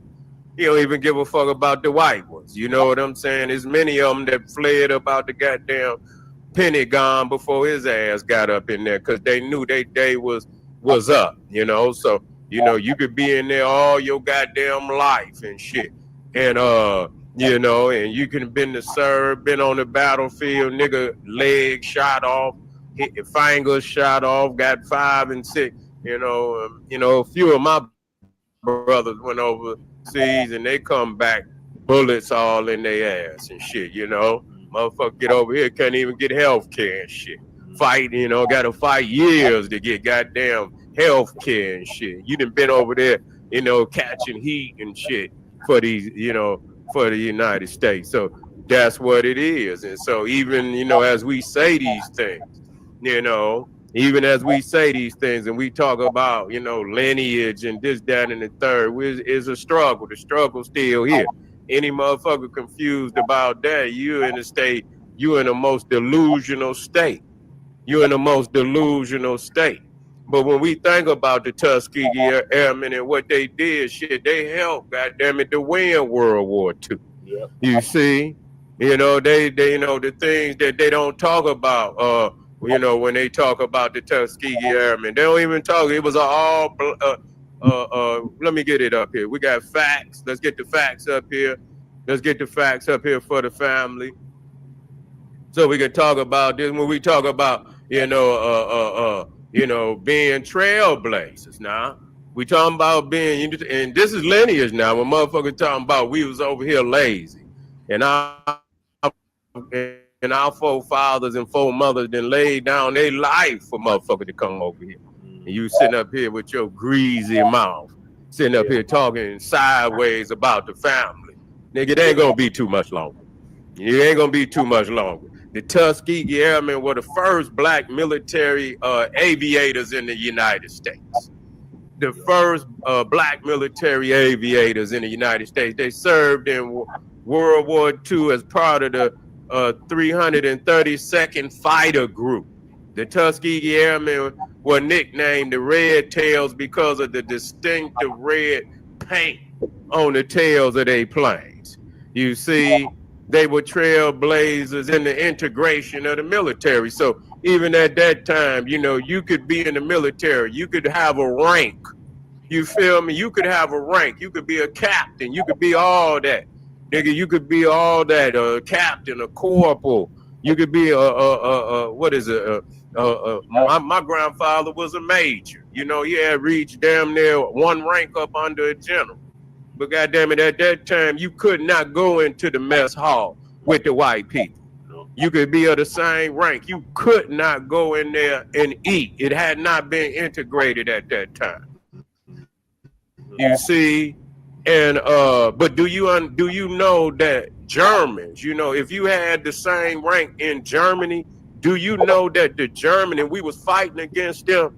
And I ain't gonna say, and we were fighting against them. And goddamn it, the German officers could come in the mess hall and eat. You feel me? With the Americans, while blacks who were a part of the United States military could not go into that same mess hall and sit down and eat. So this is what the fuck they think about you. You see all the shit. And so, I mean, that's why you have to do it for your goddamn self. You know, anything that you do, you have to see the outcome of it being the embetterment of your people. If you can't see the embetterment of your goddamn people, why the fuck is you doing it? You know, just so you what? So you could be belittled by these motherfuckers and this, that. And I listen here, I don't believe in nothing. I don't believe in going and fighting for these people. I don't. But I honor those that went out there because they seen something different than me. Okay, they felt that they was doing something that would, embedded them in the people at that time. And so I don't fault them for doing that. You know, even though that's not my way, goddamn it, they put their life on the line. And most of you niggas out here, I don't give a fuck what you believe. You're not gonna put your life on the line for shit. So when a man or a woman put their life on the line for what they believe, goddamn it, I respect them. Because that's the ultimate damn sacrifice to do something like that. You feel me?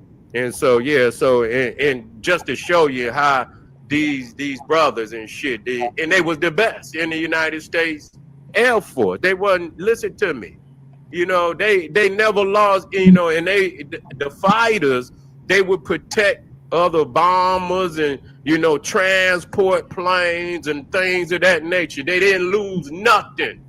They say the white boys wouldn't even go out there if they didn't have the Tuskegee Airmen with them. They wouldn't even go out there.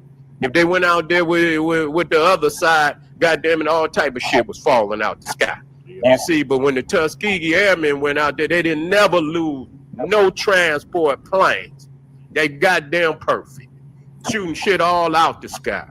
That's right. So this is a legacy there, and they want to see, they don't like that. You see, that's an ultimate, and go anywhere in the world and see somebody with a legacy like that. Motherfuckers talk shit about black Americans and shit. And we got legacies nobody on the goddamn planet got. We got knowledge in all aspects of warfare. We don't use it. Not for the embetterment of our own people. Motherfucker run out there and go over and for a crumb and shit, go over there, lose your leg, lose your motherfucking limb, lose your mind and shit. And for what? For what? You come back home, motherfucker, police pull you over, won't even respect the fact that you was a soldier. You done been over there and put your life. These motherfuckers pulled the soldiers over. I seen that shit. Motherfucking stinking ass police pulled that brother over, and he got paid for that shit too. They maced him and shit and all that. Pulled him out. He had his uniform on. They don't respect that. These motherfuckers are so racist and shit. But you got to stand on the front line. you know, no matter what it is and shit, you know, and whatever's happening right now, you know what I'm saying? It's a wake up call. Our people have been asleep too long. You've been laying in, you know, you've been in the belly of the beast too goddamn long. You're comfortable, you know, you're comfortable. You ain't. Maybe this will wake your ass up. Right. Motherfuckers get to knocking on doors and motherfuckers get to doing shit. Wake your ass up. Right. You see, wake your black ass up and get ready, because the time is now. Revolution ain't coming. It's already here and it's been here. Right. You niggas just been asleep. And so, yeah, when we talk about you know, the Tuskegee Airmen, you know, was awarded many decorations, including Distinguished Flying Crosses, Purple Hearts, and Bronze Star. They received the highest achievement. You feel me? This is a legacy, and the reality is, you know, our family fought in every goddamn war that this country ever had, and we was a significant part in victory in every goddamn war, from the Revolutionary War, from the Civil War, goddamn it, Vietnam, Korea, wherever we was at, goddamn it, we played a significant role, goddamn it, in every goddamn one, you know. And a lot of people say, well, I wouldn't go, but we can't, we have to understand, we can't determine the mind of all our family do what the hell they think they could do in order to push forward. Everybody ain't got no goddamn book on this, that, and the third, but in the time in which they live, you know, the consciousness that they had, this was, you know, what they determined would push the family forward. You feel what I'm saying? And you have to respect that. You may not walk the same path, but you got to honor, you know, the toils of your ancestors. When you know, even in some, you know, in some ways, if you don't agree with it today, you still have to respect the toils, because you wouldn't be here, nigga. You still a part of that energy.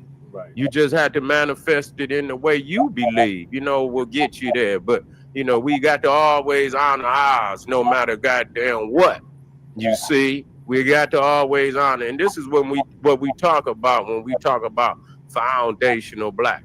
Shit, we was over here, we determined goddamn aspects of world wars.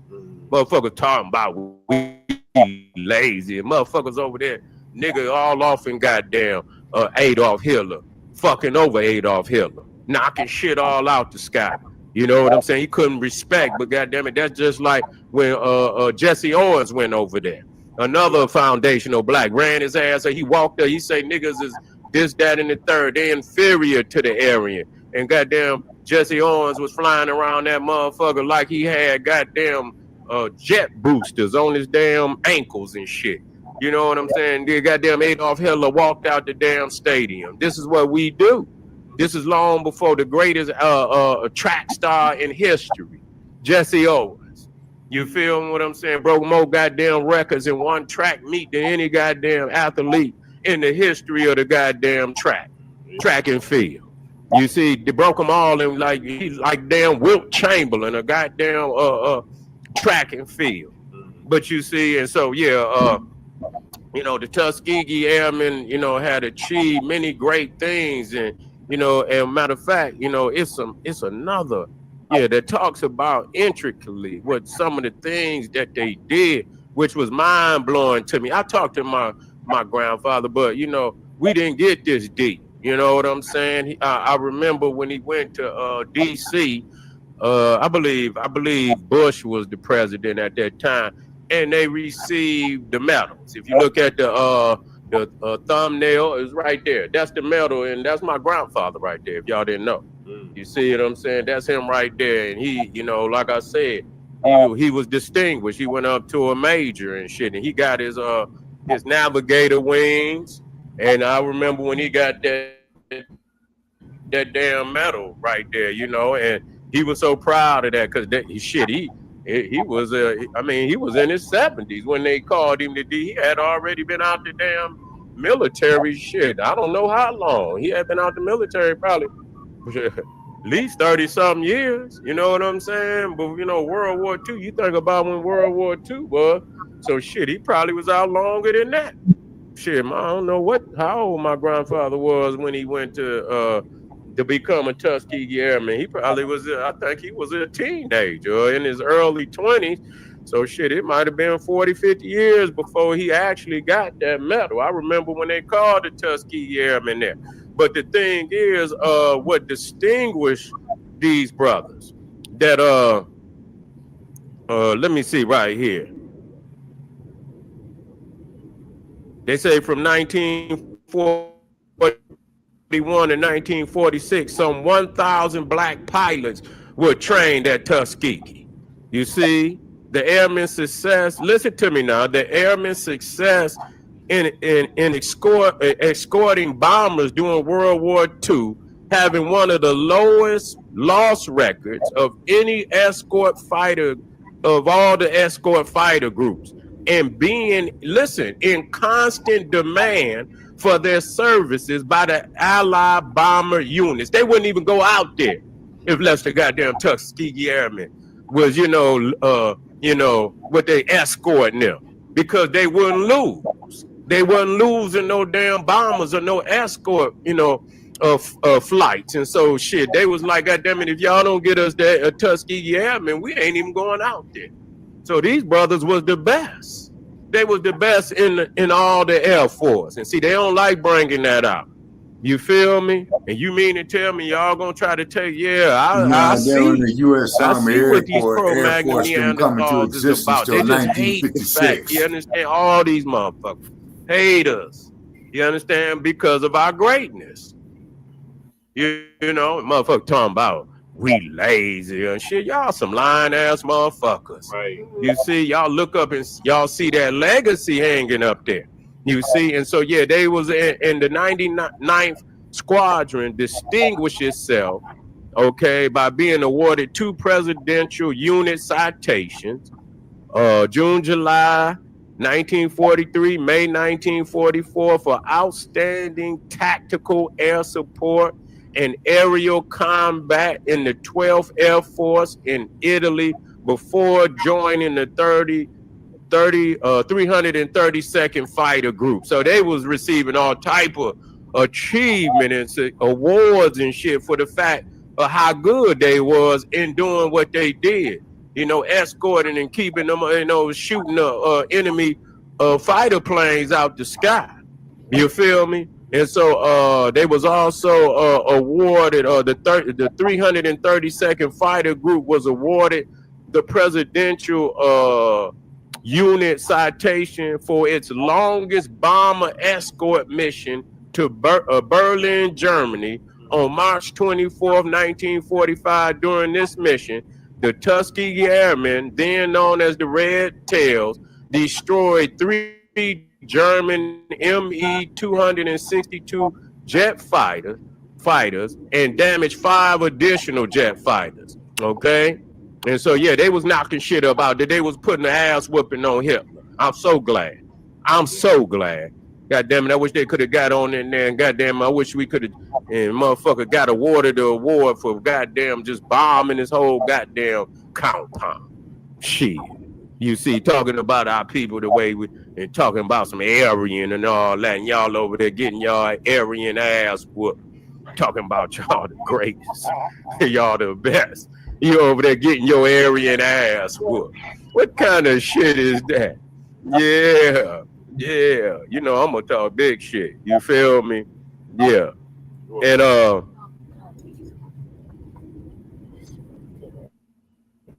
yeah, they even they said they even discovered a German destroyer. Yeah, they was it had also the 332nd Fighter Group had also distinguished itself in June 1944 when 2 of its pilots flying a P-47 Thunderbolts discovered a German destroyer in a harbor of Trieste, Italy. I hope they bombed that motherfucker. Did they bomb it? Knock that motherfucker up underwater. So yeah, it just so much, man, that we don't even know this, man. We need to know this. Our babies need to know this, man. This is goddamn, we starting off early, goddamn it, and Black History Month is every goddamn month. We know that. Ain't no goddamn month, no month. Every day is Black History Month. Every damn day is Black History. We teach that all year round, and we go and we just go ham in February. God damn it, we go, but we teach it all the way through, and but God damn it, we go ham. God damn it, goddamn, bring out all the scrolls. You know how on some occasion where you just go in there and get to pulling out all the goddamn scrolls. Goddamn, the book's so high and shit, motherfucker can't even eat. Can't even gotta find somewhere else to eat. The whole goddamn man, books everywhere on the stove, in the microwave. Motherfucker got books everywhere.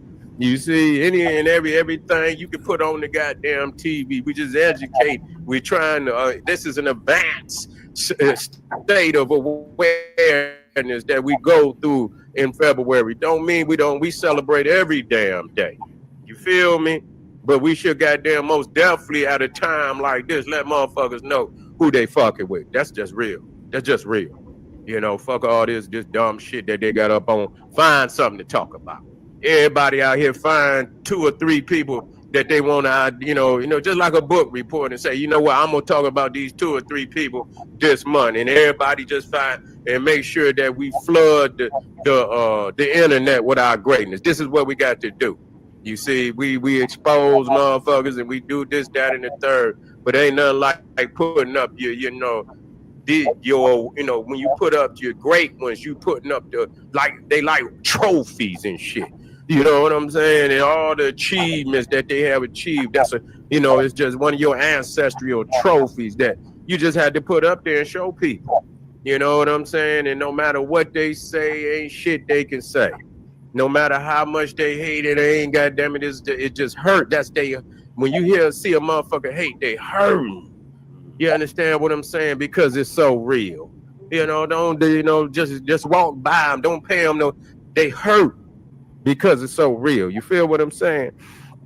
And so yeah, that was very just to know that they had achieved all that, and it's much more. So you know what I'm saying? I'm gonna make sure I get that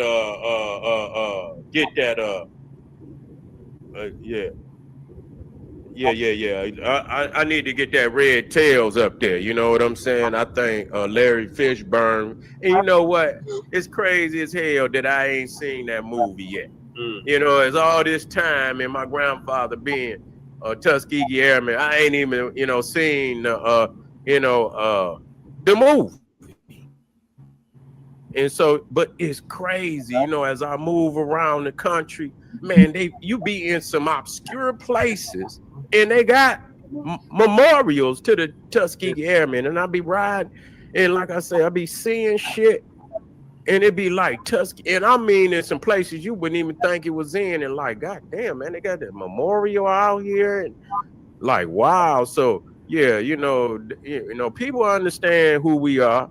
They understand who we are, but just to let you know, they trying to, and from my understanding that, wherever this, they removed the Tuskegee Airmen history. And matter of fact, do I got that? I had the video. I had the video. And the brother came out. Matter of fact, is this it? Let me get it. Let me get it so y'all can see it. Hey man, I'm out. I'm about to fall asleep, so I'll give you a call tomorrow. Yeah, they put it back. Okay, Shabbat. They put it back. But just to think that they removed the shit in the first place is crazy to me. You know what I'm saying? You done all this for the goddamn country, but they just show you. They just show you. They is what they is. You know what I'm saying? So you have to celebrate your own. You can't expect your enemy to celebrate you. Right. You feel what I'm saying? Just let that be known. You can't expect. Okay, here, go right here. Let me get it in here first, fam. Okay, hold on. Let me get it in here for y'all.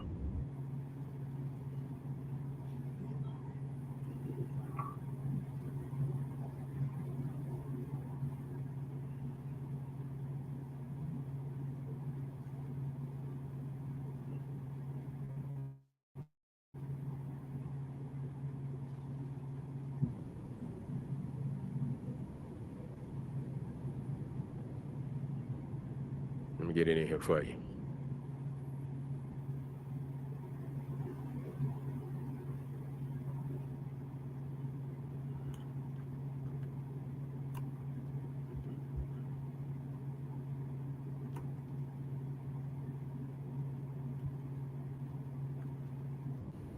Okay, family, I'm gonna get it in here right now. Here we go.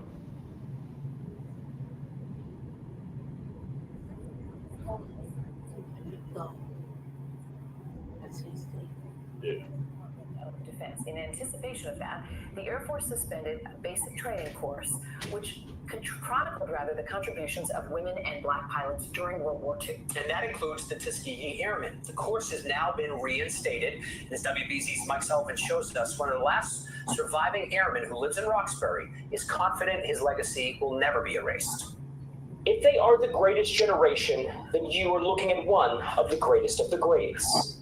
We really were the top guns of the Air Force. This is Brigadier General Enoch Woodhouse II, one of the last remaining members of the famed Tuskegee Airmen, an all-Black Air Force unit that became vital in World War II. And people say, well, how could you be dissatisfied being in an all-Black unit? Simple. They were the best. They escorted and protected bombers during World War II. Woodhouse saying they had the best safety record in the Air Force. We all did more than we were entitled to do. During the war, Woodhouse was in a segregated basic training unit. I was commissioned in 1946 at 19. No, not 46, the war was over. He says every African American, regardless of education or ability, was designated to Squadron F. And F, sole mission was housekeeping. Woodhouse saying a study came out during that time characterizing Black youth in combat as docile. The main thing was we lacked physical prowess. Yet it was their physical prowess that made them heroes in World War II. Over the weekend, steps were taken to remove teaching materials about the airmen to comply with President Trump's DEI ban in the military. I was a little shocked at first, but it didn't bother me when things simmered down. You know, I'm just looking at the whole perspective. The Air Force has since done an about-face, returning the footage. Woodhouse has no concerns, calling it just a blip in history. You can't change history. People can make a statement, but you know, being spiritual, the truth will out. In Boston, I'm Mike Sullivan, WBZ News. And I'm telling Yeah, family does that. Yeah, I wanted to put that piece in there to all the family out there. Thanks, you know what I'm saying, for your support. Yeah, we had to continue to bring forth our own legacy. You feel me? We got to continue to bring forth our own legacy, because if we don't do it, ain't nobody gonna do it. Ain't nobody gonna goddamn do it. You feel me? So, and to honor to all the family, whatever war, all the military men, goddamn it, but to the new ones, stop. Stay out that man goddamn army. You feel what I'm saying? He don't respect you. Yeah, man, if he ain't gonna goddamn respect you, stay out the man goddamn army. You feel me? Fuck that. You ain't gonna respect your toil, and you out there putting your life on the line. Fuck him when he go over there messing with them China man. Make him remember. Say, you gonna disrespect our legacy? Okay, when you go over there fucking with Xi Jinping, goddammit, don't call me. Don't call me. You feel me? When you go over there messing with Vladimir, and you go over there messing with Xi Jinping, and you go over there fucking with that million-man army over there in North Korea under Kim Jong-un, make sure you miss my call. Right. You feel me? Or I'm gonna miss your call, brother. I'm gonna, remember that. Don't come calling my phone. Yeah, I ain't taking no calls. This is General Sabra Soon Seti. If you're on here right now, I want you to goddamn subscribe. Subscribe immediately. Don't get up off here without subscribing. Hit that like button. Our family need to see this. Okay? We need to get something else on the internet besides Snoop Dogg and Nelly and goddamn Lord Jamar and DJ Academics. We in the gutter right now. Yeah, it's all right to talk about what's going on, but then you got to show them the pinnacle, you see, of what it is to be. You say, and then when you show the pinnacle and you say, look at what we done, and then you look at the scraps and the garbage that's up there today, then they'll say, "Oh, I didn't know we had, pinnacle like that." You know what I'm saying? Let me clean myself up. Let me achieve. Let me be the best of myself. I'll see you real soon, family. I'll be right back. There's a General Cyrus who said he hit some of them links over there. Support the General. Arm yourself with knowledge. Bang on that wicked ass beast daily. Liberation through African education and confrontation. Black power. Black Power. All right. So yeah, shout out to the Tuskegee Airmen. I actually know at least one Tuskegee Airman. That's actually Dale's grandfather, Dale Wilson. Yeah. His grandfather was a Tuskegee Airman. Like the remaining Tuskegee Airmen are like in their 90s. Yeah. They're tight though. So went through a lot. We'll have to do further research on this because he said he had briefly seen something about Trump trying to erase the Tuskegee Airman legacy. It was like it was quick. They ran through the news thing really fast. It was like it was like there were no more Black History was. I mean, it was a whole bunch of shit really fast, and then there was nothing else after that. Yeah, but when you go on the White House website, he does acknowledge Black History. Yeah. I was just like, God damn, man! Like this is the quickest news.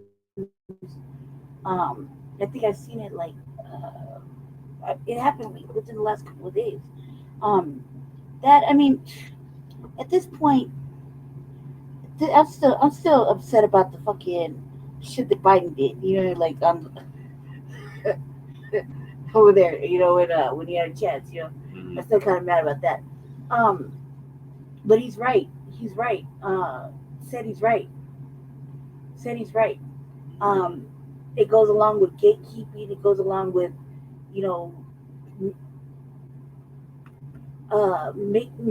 making ourselves have heroes or ourselves have, role models, people, we can actually look up to aside from all the other ones that we already have. He's right. He's absolutely right. And I think that would affect anybody who had a family member or anything like that, or they knew someone, with the Tuskegee Airmen, Yeah. I think that would bother someone. There's a lot of shit that's gonna bother a lot of us, here and there, in its own little ways. But excuse me, I didn't mean to say but. I think that I'm glad he did that. What I meant to say. Glad he made a little broadcast about it. Yeah. What's this?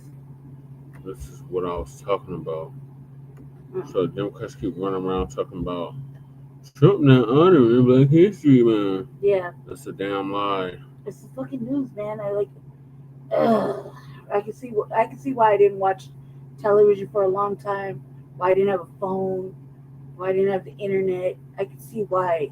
Because it's just one fucking confusion, one lie after another. Just miss the days when I didn't have a phone or the internet or TV or anything like that. Look, now therefore I, Donald J. Trump, President of the United States, by virtue of the authority vested in me by the Constitution and the laws of the United States, do hereby proclaim February 2025 as National Black History Month. I call upon public officials, educators, librarians, and all the people of the United States to observe this month with appropriate programs, ceremonies, and activities. Cool. Well, so that, again, the news, man, or the media, they fucking tell so many motherfucking twisted tales. I'm glad that's there. It's just symbolism, but glad it's still there, symbolism or not. Because it is a bit treacherous if that was the truth. Could have took that shit away. I mean, wait, goddamn, man, we don't have a lot, but Jesus. You know what I mean? I'm glad. The shortest month of the year. Like he said, Black History is 365 days a year. Mm-hmm. All right. What are your thoughts on Tuskegee, or did you already get one? I did already. I feel like this, like you said, do a little bit more research on that particular topic. Yeah. So moving along, the Democrats are still running scared, talking about Trump is trying to revoke Title VII of the 1964 Civil Rights Act. So Uncle Phil's going to give us an update on that, because the dump don't have the power to revoke Title IX of the 1964 Civil Rights Act. A lot of fear-mongering. That's all they've been reduced to. I mean, that's all they did during election season was fear-mongering.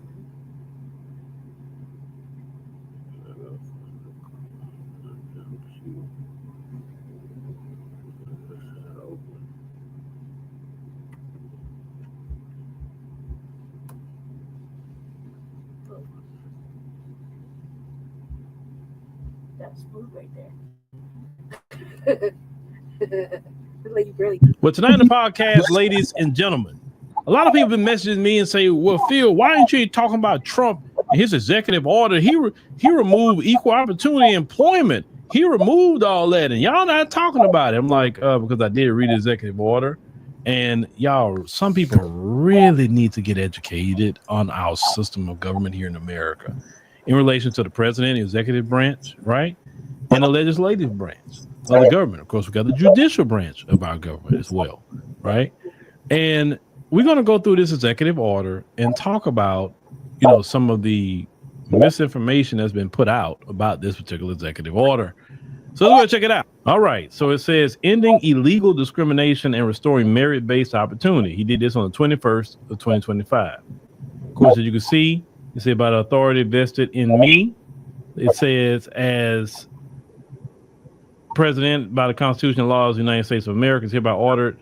It said the purpose, longstanding federal civil rights laws protect individual Americans from discrimination based on race, color, religion, sex, or national orientation. These civil rights protections serve as a bedrock supporting equality and of opportunity for all Americans. As president, I have a solemn duty to ensure that these laws are enforced for the benefit of all Americans. Yet today, roughly 60 years after the passage of the Civil Rights Act of 1964, critical and influential institutions of American society, including the federal government, major corporations, financial institutions, the medical industry, large commercial airlines, law enforcement agencies, and institutions of higher education, have adopted and actually used dangerous, demeaning, and immoral race and sex-based preferences under the guise of so-called diversity, equity, and inclusion, DEI, or diversity, equity, inclusion, and accessibility that can violate the civil rights laws of this nation. So once again, he's talking about the Civil Rights Act of 1964, and so far, he's not talking about anything to get rid of the Civil Rights Act or especially Title VII. Okay, a president cannot write an executive order and get rid of a law. He can't do that. Y'all have to really know you're the government. Let's continue. Illegal DEI and DEIA policies not only violate the text and spirit of our longstanding federal civil rights laws, they also undermine our national unity as they deny, discredit, and undermine the traditional American values of hard work, excellence, and individual merit achievement in the favor of unlawful, corrosive, pernicious, identity-based spoil system.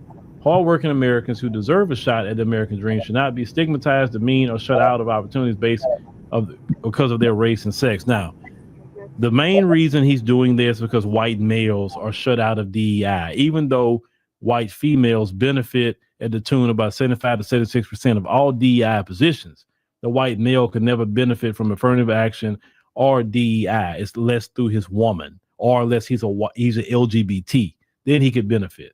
So this is about basically white straight males being discriminated against in their view.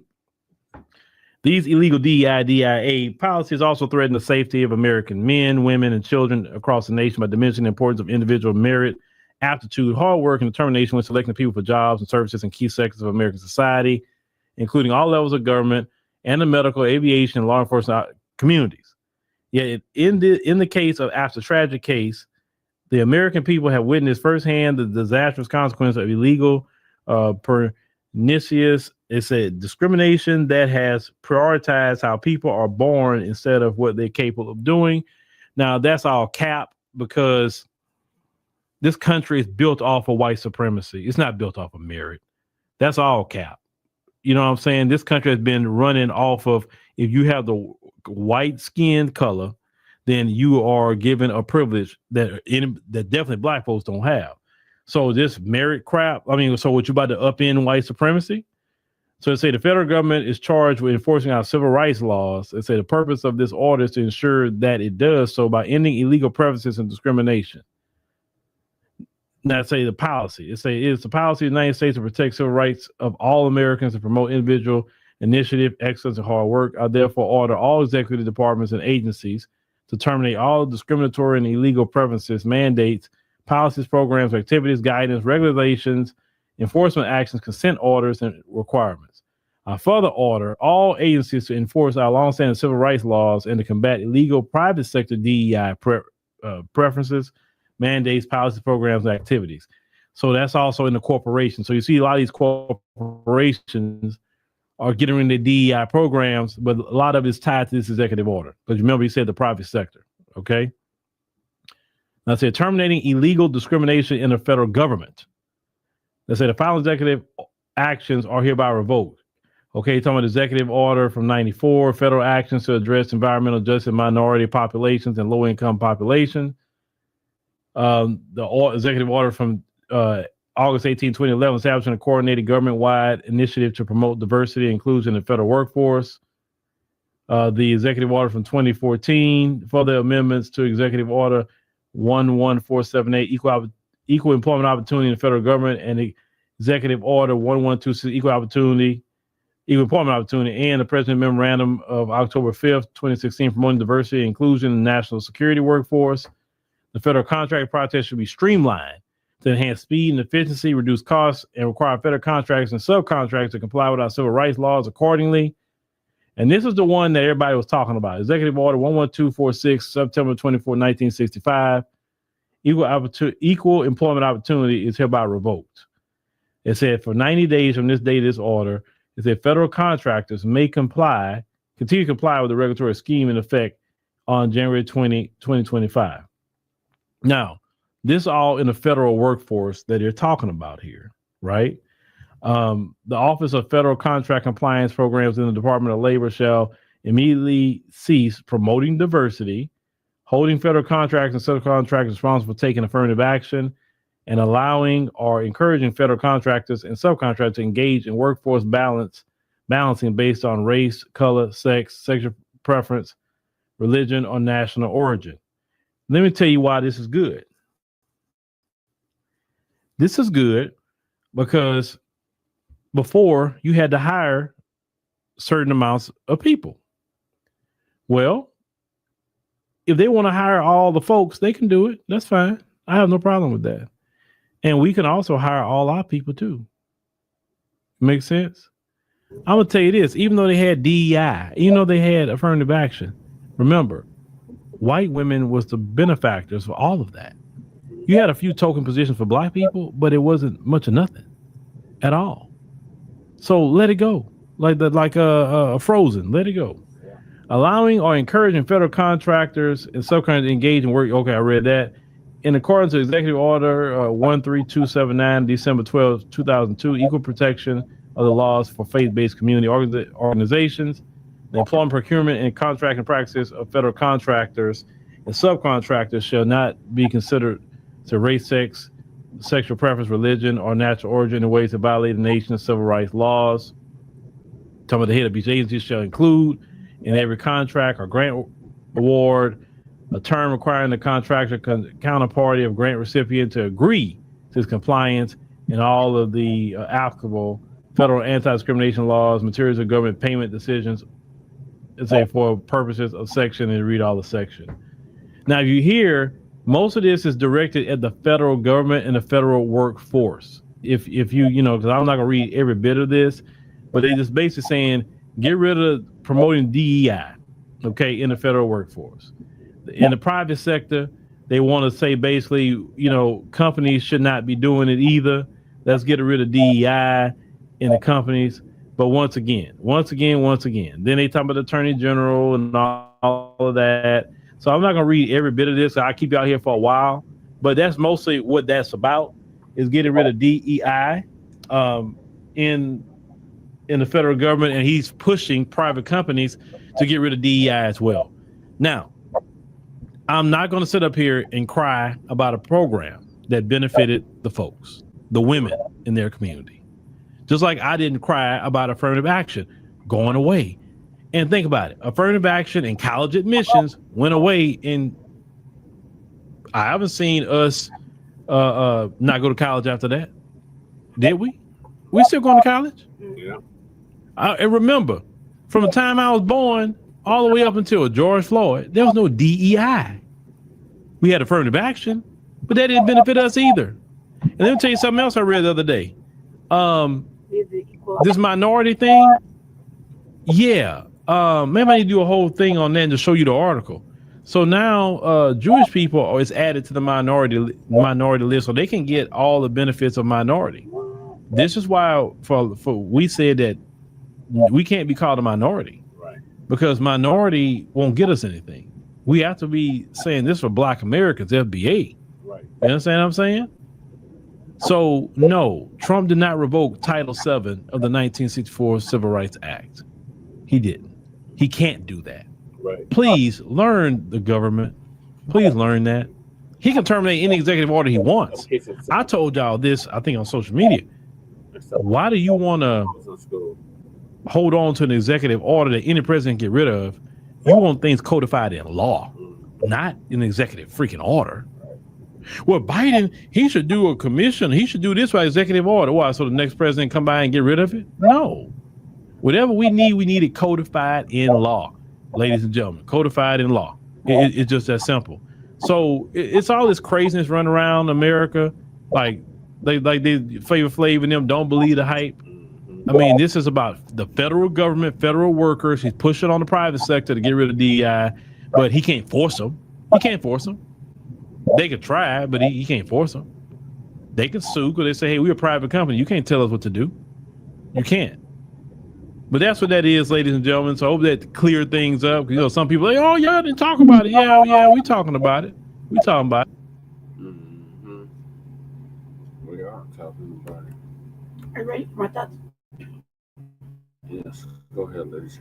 My thoughts are this. I think it's a good thing. Excuse me, I'm sorry. I think it's a good thing because it's exposing all the motherfuckers that got away with it. Your cousin in the building. What's up, cousin? It's exposing everybody that got away with it. It's exposing a lot of shit. All these things with him taking away that, first of all, meritocracy sounds nice. That's not gonna work either. You know, because if that was the case, we'd have already been over excelled in everything, you know, and been getting the credit. So that's not gonna work. Yeah, that's what I'm saying. Like, if it's based off of meritocracy, then we should have those jobs automatically. The thing is that I think it's a good thing because it's gonna expose everybody getting upset. It's gonna expose all the real DEI hires, because they were trying to push that down our throats for God knows how long. Equity and inclusion, blah, blah, but there's no such thing. There's no such thing. Also, too, they kept trying to make it seem like we were benefiting from it. Right. Clearly we're not. Yeah, but yeah, that too. I feel like it's going to expose a lot of ugly shames that they really can't hide, and there's going to be a lot of motherfuckers that really, you know, sitting in places like, oh my God, I thought I was safe. No, you're not. No, you're not. So I think it's a good thing that it's going to expose. It should expose all the motherfuckers that had the audacity to say that Black people were the actual DEI hires, when in fact they weren't. Right. You know? It was white women. No. Go ahead. What's up, Jay? Jay, right? Yes, Jay Miller. So yeah, thank you, Uncle Phil, for setting the record straight on that, because the Democrats keep running around talking about he taking this away, he taking that away. Well, they're not. He cannot take Title VII away of the Civil Rights Act. You can't revoke that. It's impossible. President can't do that. Either way, it's not going to do anything for us, really. Right? What do you mean? It's not going to really benefit us, except for amusement, right? It is going to benefit us, like you said, because we can hire our own people. Oh, well, yeah, I mean, but aside from that. No, but we can hire our own people. Like, Should we don't hiring our own have, people. well, you can't do that under diversity, equity, inclusion. You have to include these other groups in it. In your hiring practices. Does that mean that the equal opportunity bullshit will change too? We went over that too. Like, that's just for federal. Okay. Carry on. All right, so moving along, Trump his White House embraces independent media, which is actually great news. Yeah. So Tariq is going to give us an update on that through his Twitter space. Did you tell me, did we watch the movie today? No, we finally seen Microphone Check. Awesome documentary. I recommend anybody, especially FBA, to watch it. Mm-hmm. It's on FBA stream right now. You can get a free trial for 3 days. I felt like that was a heavy ass documentary, and well worth it. I felt like it, only really enhanced everything that we kind of already knew and added a little bit more that we didn't know. And really put Yeah, an you end can find to it on. I'm gonna put the website in the chat because put all the end of the whatever the fuck Fat Joe was talking about. fuck Fat Joe, And fuck everybody Buster that kinda- Lies, fuck feel Matt like- Hoffa, Yeah, anybody that kind of Crumbs. went back on their shit too afterwards. Melly Mel too. Yeah. I felt like it was a very heavy. You gotta don't have no interruptions. You actually gotta really sit down and focus. And so I'm gonna really watch it again because I was interrupting Yeah, the you can whole watch thing. it. I believe it charged about $1. Yeah, it was worth it. It was really worth it. It was heavy as Definitely worth motherfucker. Heavy ass documentary. Oh, did I say it was heavier than the other ones? Yeah, it was heavier. I don't think it was heavier than the other ones. A lot of this stuff I already knew. Like it was just reaffirming what we had already knew about the origins of hip hop. I meant that it went really in depth. Yeah. Like super in depth. That's why I say it was heavier. Because it really went in depth. Yeah. But all of his documentaries go in depth. Yeah, but just yes. Carry on. But I guess for hip hop, yeah, he definitely went in depth with it. Yeah. So yeah, we definitely recommend y'all watch it. You can watch it on FBA stream right now.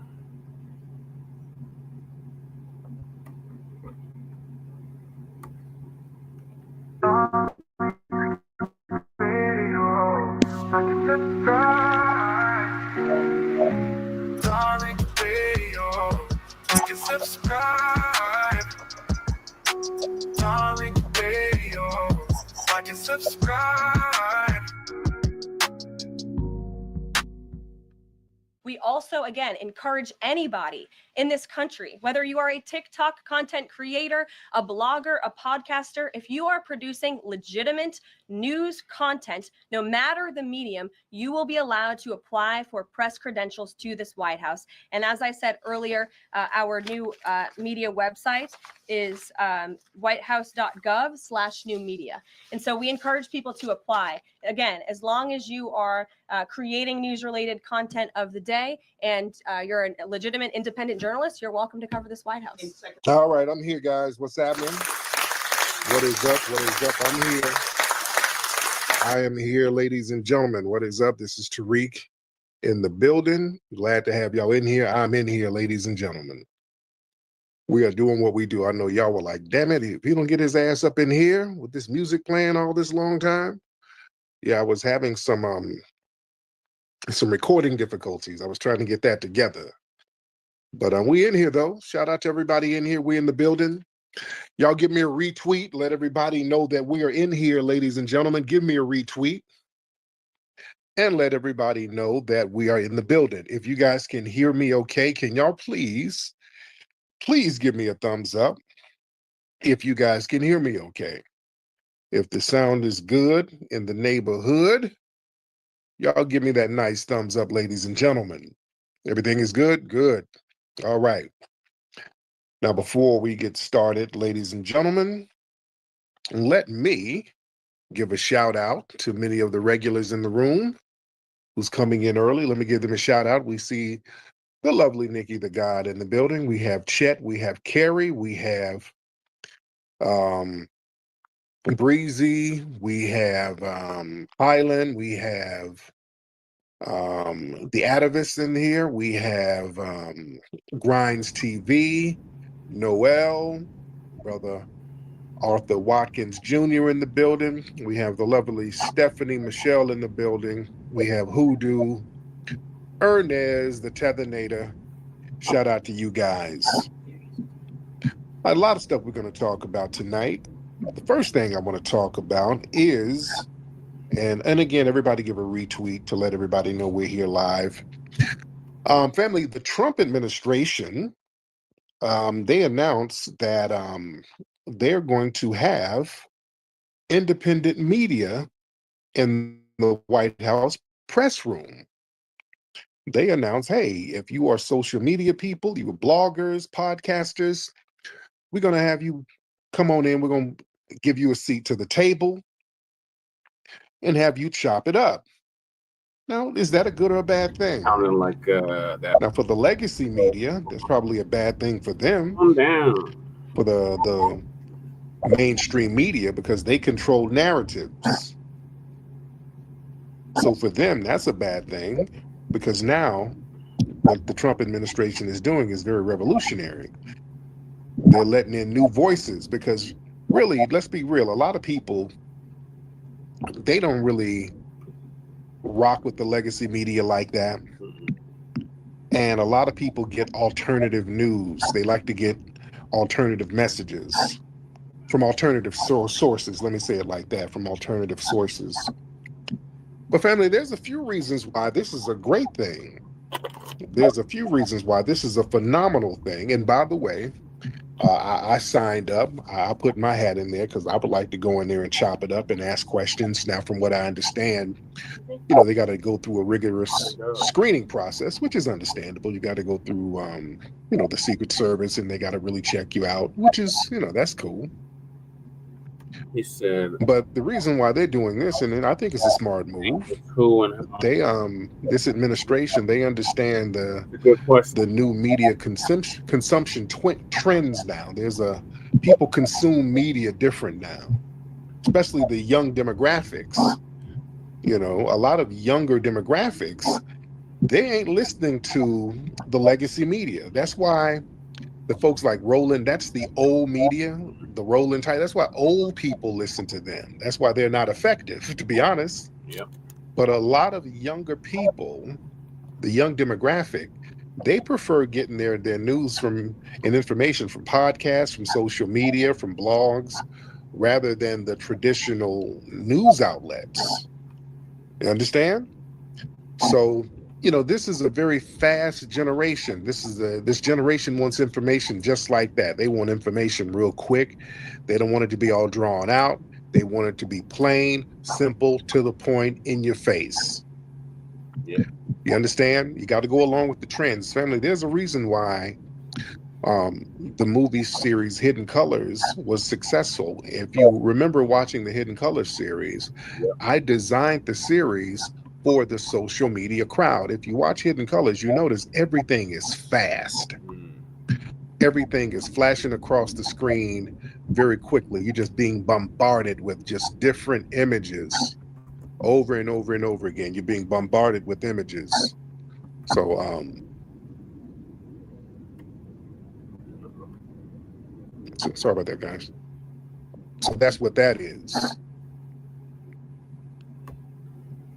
What a lot of folks don't understand is that these young folks, man, they just don't have time. They got so many things coming at them. You know, you got different apps, you got your damn iPad, you got they got cell phones, so yeah, there's a gazillion video games. So they want their information very, very quickly. So this administration, they're like, we're going to pander to that crowd. We're going to invite that crowd in. Also, another reason for the independent media to come through and for the White House to campaign for them to come through, that will show transparency. See, if you broaden media access, this new administration, that will demonstrate a commitment to openness, and that will show that they allow a vast array of different journalists to come in and report on what's going on. They're being transparent. They're not going to just pick and choose the type of reporters to go in and just be an echo chamber. See, that's why a lot of people put respect on Trump. Just like when Trump went down there to talk to the National Black Journalists Association, you know, that was an honorable move, even though they were up there acting stupid as hell, acting like a bunch of goofy ass Democrat shills. That was a real bad look on their behalf. Just the fact that he showed up in good faith, that was a win. They sat up there and made a goddamn fool of themselves, and I'm a member of that damn shit. You know what I'm saying? I didn't like that at all. I'm like, if he's there, put some real questions on the table. Talk about some tangibles. Talk about some real shit instead of some goofy gotchas. Right. Damn that. Let's talk real. Yeah, that was a perfect opportunity to have him sit down and talk about what he can provide for the Black community. They in there on some most sassy ass gotchas. Well, hey, you had said you didn't like Mexicans, and you should. I mean, y'all shut the hell up. Right. Oh God, man. Sometimes it's time when you get in the room, it's time to put your big boy and big girl draws on. Right. There's a time and place for everything, man. Mm-hmm. But I digress. But a lot of this is all about countering media distrust. They're bringing in some new media because the mainstream legacy media, there's a distrust in them. There's people just don't trust the mainstream media, as they shouldn't. It's a propaganda mill. You understand what you see in the mainstream media? And I'm telling you, I've been on all of these stations. I've been on these networks, all of them. Y'all seen interviews with me on there. The stuff that they put on, they'll tell you what you can talk about, what you cannot talk about. There's certain topics that's hot topics on social media, but they don't want to touch it because there's some higher ups that didn't give the green light. It's very political with the legacy media. It's a very political thing. You know, you got to get the green light from the higher ups. It's people up there in suits who kind of let you know what's going to be discussed. That's something else. That's not media. That's propaganda. So the new media, the independent media, where we interact and chop up game on social media, that's more reliable. It's more trustworthy, and it can be fact checked immediately. And also, if somebody's giving out misinformation, that kills their credibility. That's why it's very important to be right and exact. You see, that's what I like about social media. If you are a person who stands on business, that will solidify the level of respect you get. Now, if you're somebody who's known for just saying some bullshit, that immediately destroys your credibility, and people don't take you seriously, and eventually you'll fall off. So the results are immediate. That's what I like. The results are immediate. Also, what they want to do, man, they want to expand the audience reach. You understand? So when the White House now, when they collaborate with a lot of the non-traditional media outlets, that allows the administration to connect with audiences that may not engage with legacy media. There's a lot of people who just don't watch the mainstream news. I don't watch it myself, to be honest. And if I do see some stuff from mainstream news, I'm catching it online. You dig? And also, this encourages media diversity too, because it's a more inclusive press corps. It will enrich the range of questions and topics, whereas the legacy media, it's either one or the other. It's very far right or it's far left. You know what I'm saying? So whoever is asking the questions, they're going to either be from the Fox News, Newsmax crowd, which is like an echo chamber, or they're going to be from the MSNBC, CNN crowd, which is extremely liberal, which is its own echo chamber. So they come in with these little weird partisan agendas, whereas independent media, I don't know. For me, for example, I don't give a damn about either party. I'm all about a policy. How's this policy going to benefit Black folks? That's my thing. I don't give a damn what party put something on the table, who's going to put something on the table for us. I believe that's the whole point of it. And I think it's a good thing that they are expanding the invite for new media. I think that's a great thing. And that encourages innovation and new reporting and storytelling and how to keep the public informed in more new ways. I like that. And also it challenges that traditional gatekeeping, because a lot of the information, again, is controlled by a few major outlets. So you only get one-sided information from a handful of people sitting up in a room doing the Birdman hand rub, and these people have nefarious intentions. So this will circumvent that. Also, what they're doing, which is important, they're leveraging the influencer impact, the social media influencers, man. A lot of us and a lot of people on social media, we got large followings. You understand? So that can amplify the administration's message to a broader audience. Remember, man, listen, some cities out here, some of the swing states, some of these cities lost, by 10, 50,000, 60,000, 70,000. You know what I'm saying? That's very significant. That's very significant, because some of us have, I got 300, damn near 400,000 followers on Twitter alone. Got another 250,000 on YouTube, another 300,000 on Instagram. You understand? So certain messages, you can swing votes. Certain influencers can swing votes. That's why so many people were attacking me. That's the Democrats. Why y'all think the Democrats always have shills up in here attacking me nonstop? You understand? And anybody on social media who's speaking against certain policies or speaking for certain policies, why do you think certain political parties have their think tanks attack certain influencers all the time? There's a reason for that. They understand that we can swing votes out here. Yeah. They're very well aware of that. They didn't understand. Yeah. No. Excuse me. And also, this is them recognizing the role of technology in information dissemination and how it's given to the public. So that's very important. You're just not relying on somebody sitting at home watching TV. People can be driving, people can be walking down the street, getting information in real time on their phones, wherever. You're riding to work on the train, you're getting your information right there. You're getting messages from these administrations right there. So I think it's a very smart thing for them to do. But let me get some people to chime in. Let me hear some of your positions on this. Let's get shout out to everybody in here. I see Juicy Genius in here. What's up, Juice? Let me get some folks in here. Let me get Miss Patty Cake in the building. Then we'll get Q. Then we'll get Capone. Then we'll get Miss D. All right.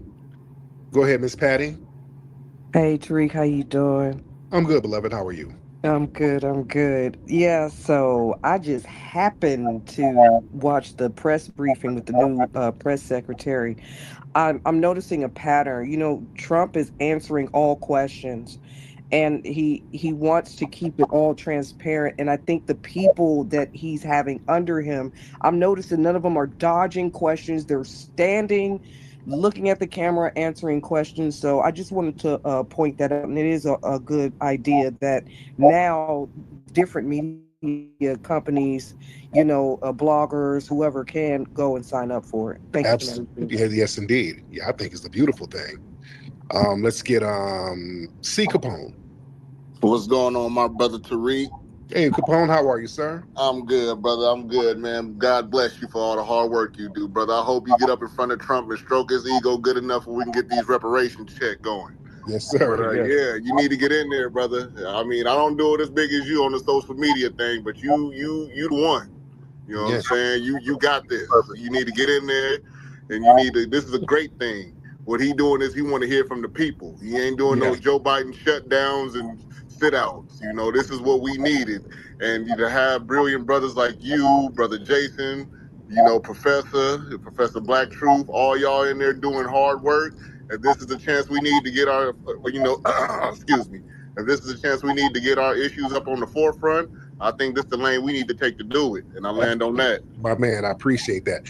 Yeah, man, because we saw what the Democrats were doing with them fake ass interviews up here paying Al Sharpton to give you softball questions. You paying old fat sweaty meatball ass Roland Martin to throw softball questions at you. Yeah, it's pathetic.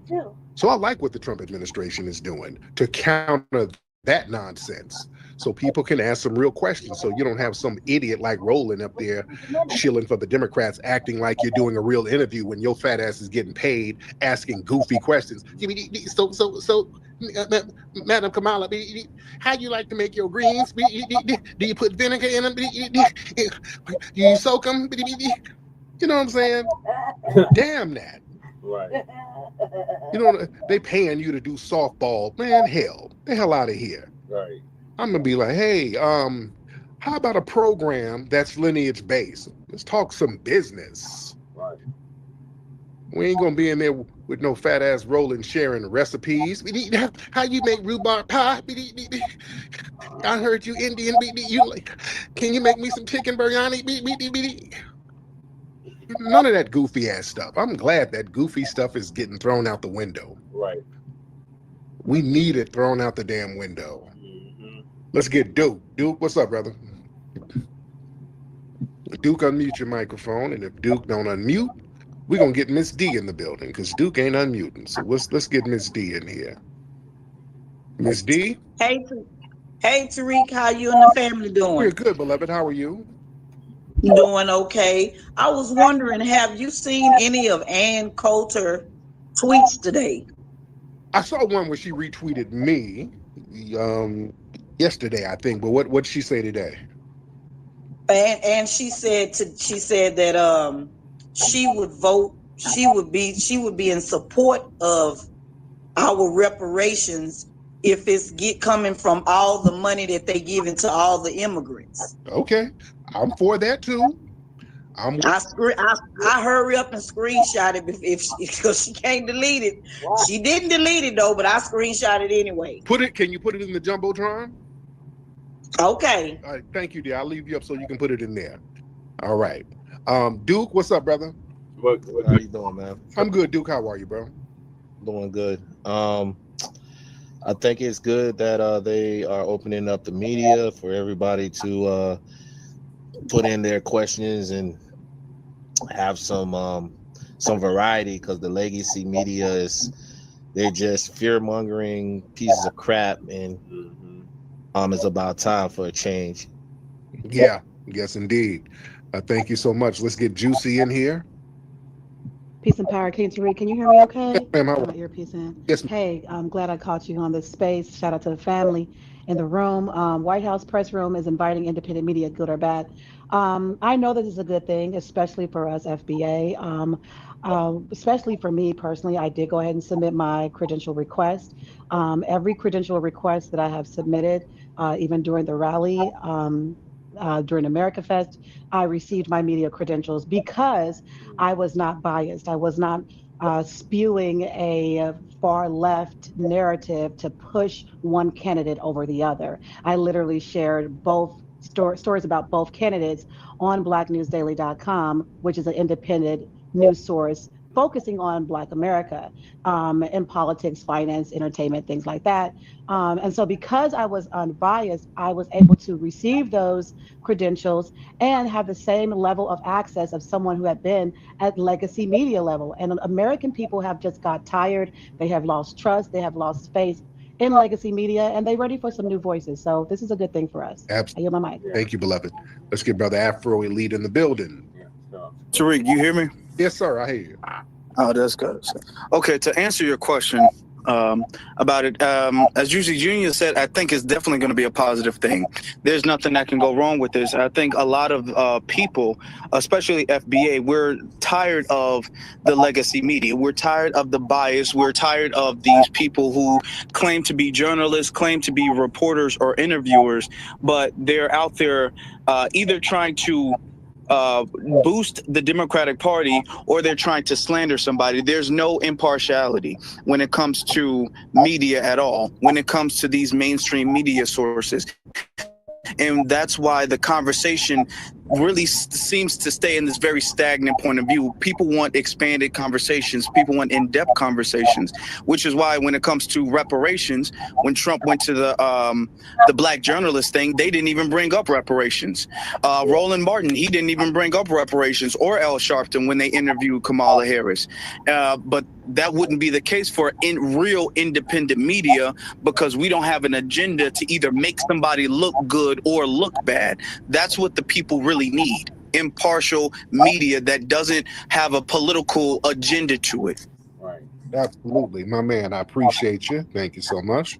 Let's get Nick in the building with the black face. What's up, Nick? What up, Flex? What's happening, man? I'm good with you. What's happening with you? No, I'm just saying, like, it's going to be good because it's going to be real grassroots media from all aspects. I'm just hoping one of us gets up in there and can really talk that good stuff, you know, in real time directly to the president. Yes, indeed. Absolutely, man. So that's what we're hoping to do. Let's get Nikki the God in the building. Nikki? Peace, Brother Flex. I was putting this in a jumbotron for my friend D.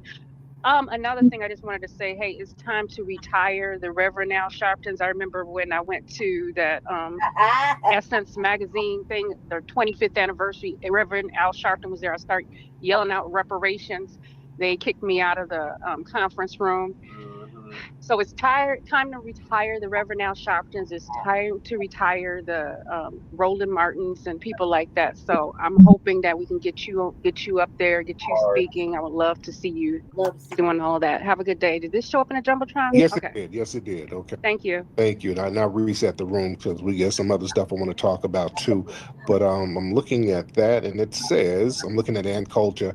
I would support slavery reparations 100% if the funds were taken from these BS charities that drag third worlders into our country, paid for by, what is that? Paid for by us. Okay. Yes, indeed. So yeah, we got the conversation on the table. Discover the heart of our history at the Hidden History Museum in Los Angeles. Now open with new weekend hours, Thursday through Saturday from 11 a.m. to 4 p.m. Located at 2131 West Jefferson Boulevard in Los Angeles. Our museum showcases the brilliance and ingenuity of foundational Black American culture, along with the richness of global Black culture. Come in, explore our displays, and shop for books, films, and other unique items that celebrate our legacy. Also, be sure to look out for our popular special events. For more information, visit hiddenhistorymuseum.com. Yep, like I said, next time we go to LA, he's gonna go check it out. All right, so what are your thoughts on Trump's White House embracing the independent media? That's good. I mean, that's good. We just, that's good. That's good. Fuck this news, the news and all that other shit. It's just lies. Shit makes me mad. Like, fucking lies, Especially even, locally, they only give you like maybe 10% of the news. We barely have a newspaper. If it is, it's online, and that's another 5% of actual news, more opinion than anything, So, I think it'd be good. Like, I know, like for me personally, I I wanted to do, little things like on the African Diaspora channel or, whatever. Um, this I feel like certain policies, certain things, really taint the water for me to want to go pursue it nowadays. And then I think like this YouTube thing or whatever. I mean, what's the difference? Like versus the actual journalist, basically giving a motherfucking opinion and thought of what we're seeing. You know what I mean? I also thought about writing for the newspaper, the Newsbreak, which is the app. And I had written a couple of articles way back in the day. So I know it's possible. I just feel like the cause is different now. You know what I mean? The motivation is different. Now I want to do more work like this, and I don't really have too many opinions about anything else. Yeah, because said, my concern is Trump has a problem switching up.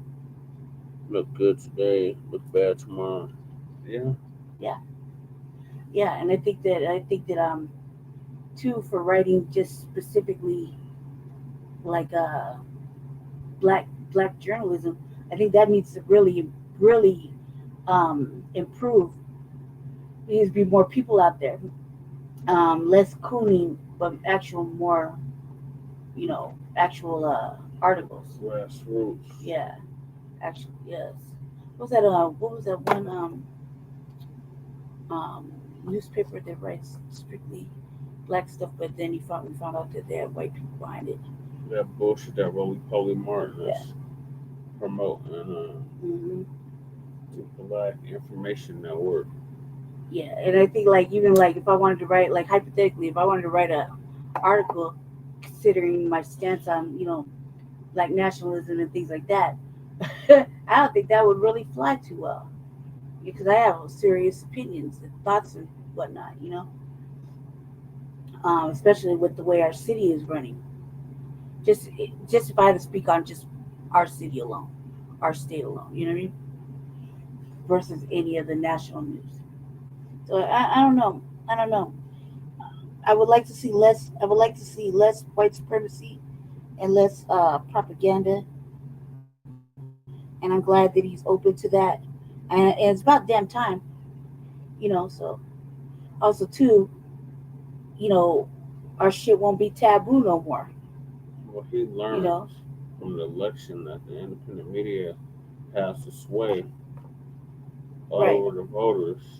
Correct, but what I'm saying is that now, if instead of it just being like the way it is now with the new black media, now anybody and everybody can try to jump in on that, that wavelength versus the people that have actually put blood, sweat, toil into it. You know what I mean? I mean, the criteria is you got to be an actual journalist or podcaster.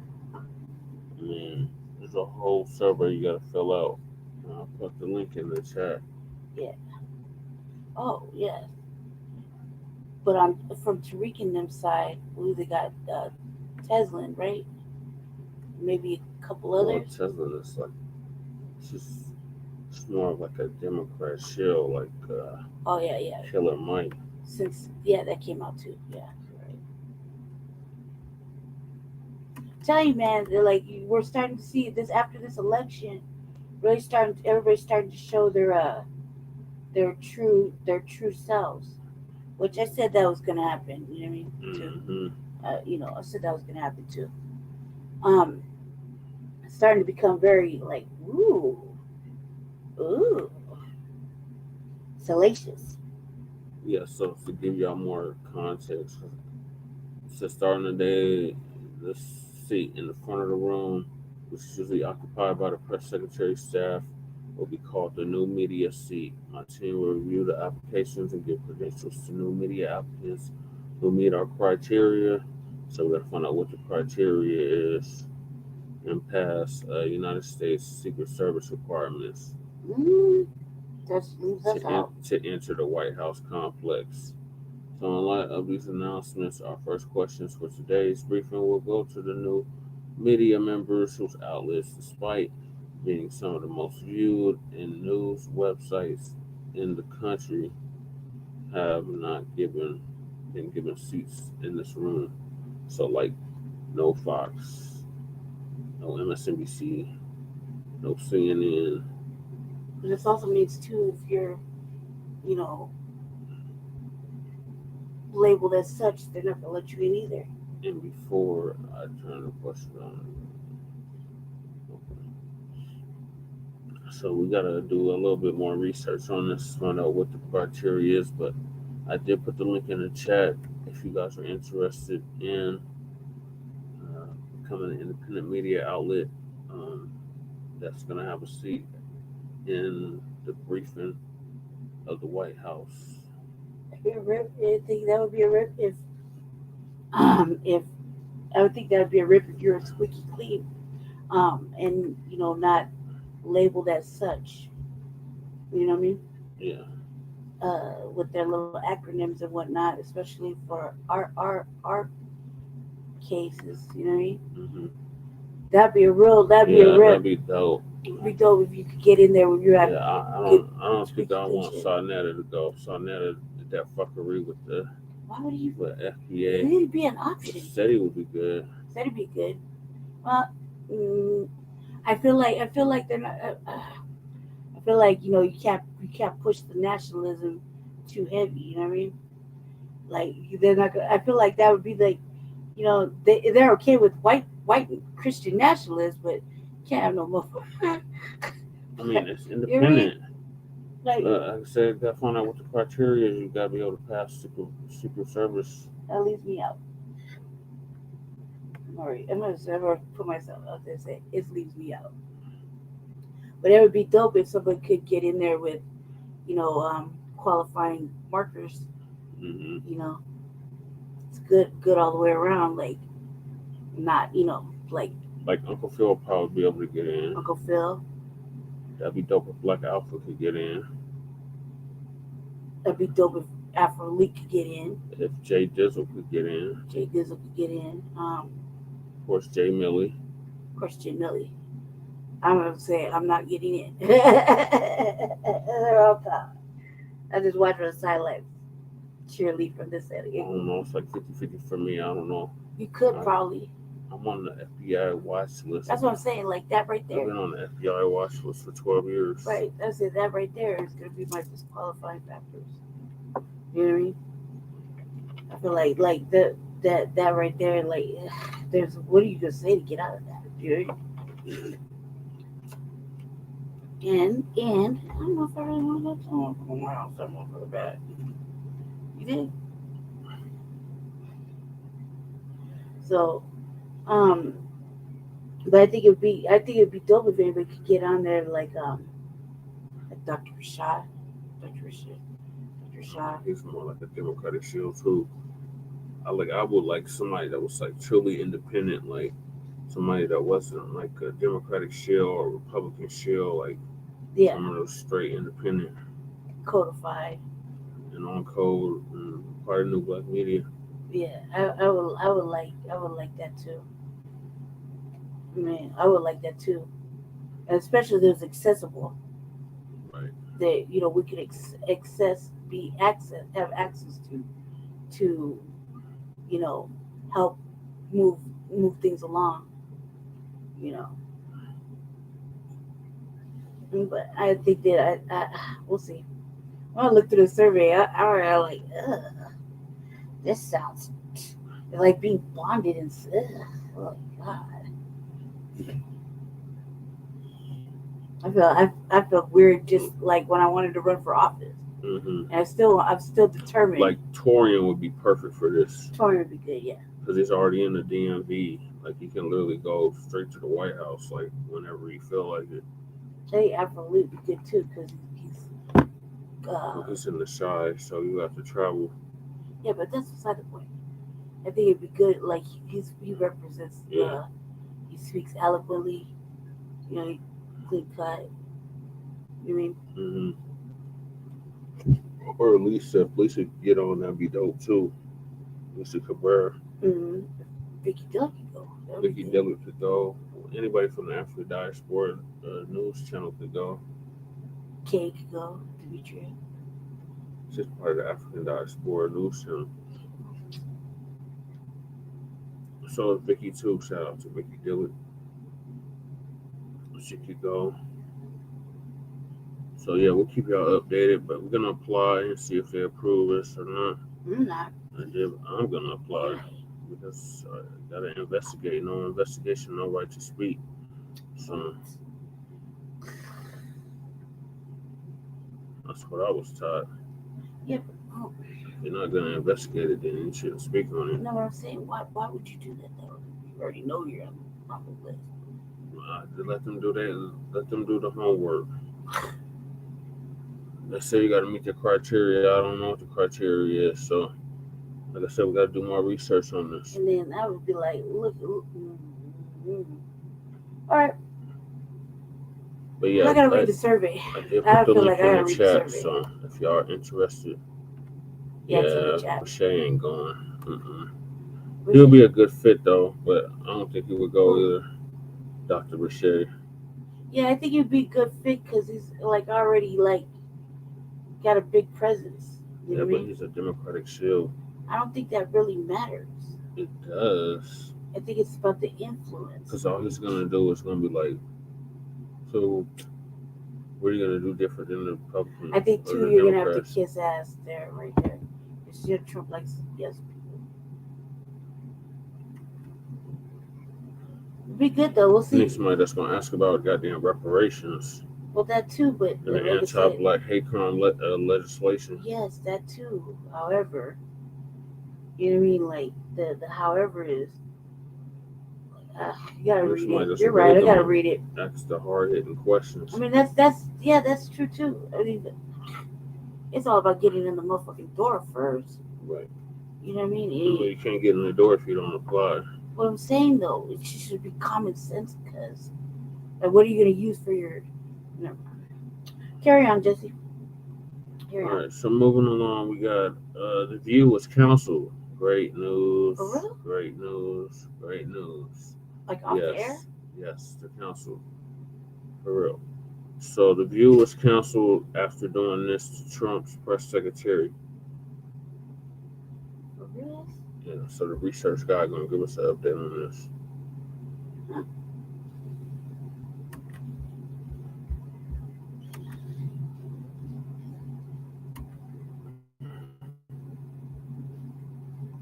Yesterday, the new White House press secretary, Carolyn Levitt, gave her very first press conference where she announced that they're adding extra seats to the briefing room. Take a look. It's essential to our team that we share President Trump's message everywhere and adapt this White House to the new media landscape in 2025.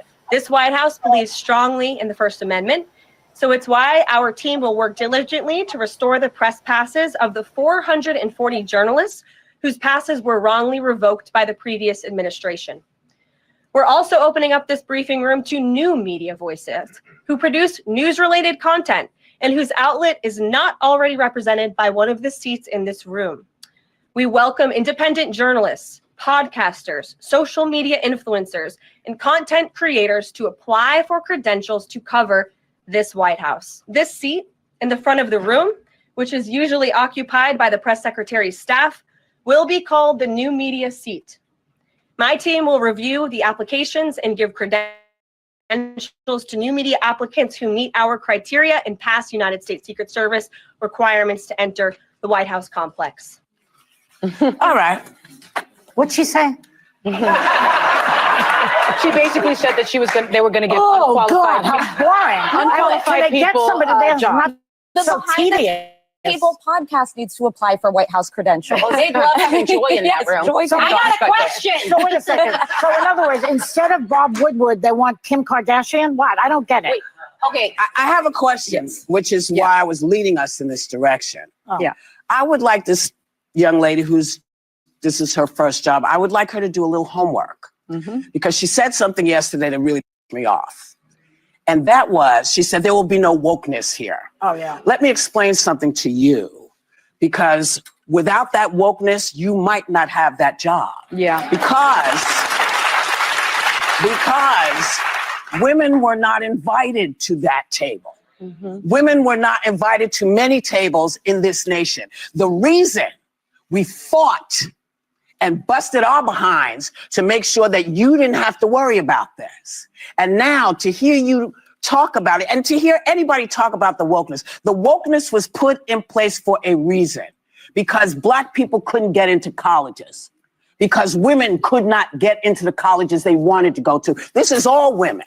Yeah. See, this is not Black, Asian women. This is all women. Women were not in. Listen, I want you guys to keep in mind what she is saying. Keep this in mind. Do not allow this to slip through. Keep in mind everything she's saying. She's saying that the wokeness allowed Caroline Leavitt to become a press secretary. That's basically what she's saying in a nutshell. She also said that women couldn't get into colleges and that Black people couldn't get into colleges. Keep this in mind as the video goes on. Watch this. Invited to this party. It was a man's world, and we busted our to make sure that this was a person's world. So please stop using that phrase and talking about, because you don't understand what you're saying.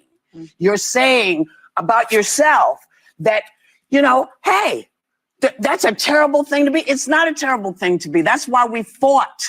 That's what we were fighting for, so that you could stand in that podium, so that Catherine Jean-Pierre could stand at that podium. So women of all kinds of colors and ilks, wherever they came from, whatever their belief system was, they had the opportunity to bust down that door. By the way, I think she's probably been put in there because according to Donald Trump, she's a 10. You know that's what it is. I want to be clear, though. It's not her first job. It was her first press briefing. She worked in the previous Trump administration. Whatever I'm saying, this is the first time that she's been with it, though, is, you know, she's saying that these people that are going to apply will meet their criteria. We understand that their criteria is woefully deficient and unserious. I think that their real problem in this election, one of the real problems among the many, is the misinformation and disinformation that was disseminated. I don't know whose word. Oh, I had to stop it there. I had to stop it there. Period.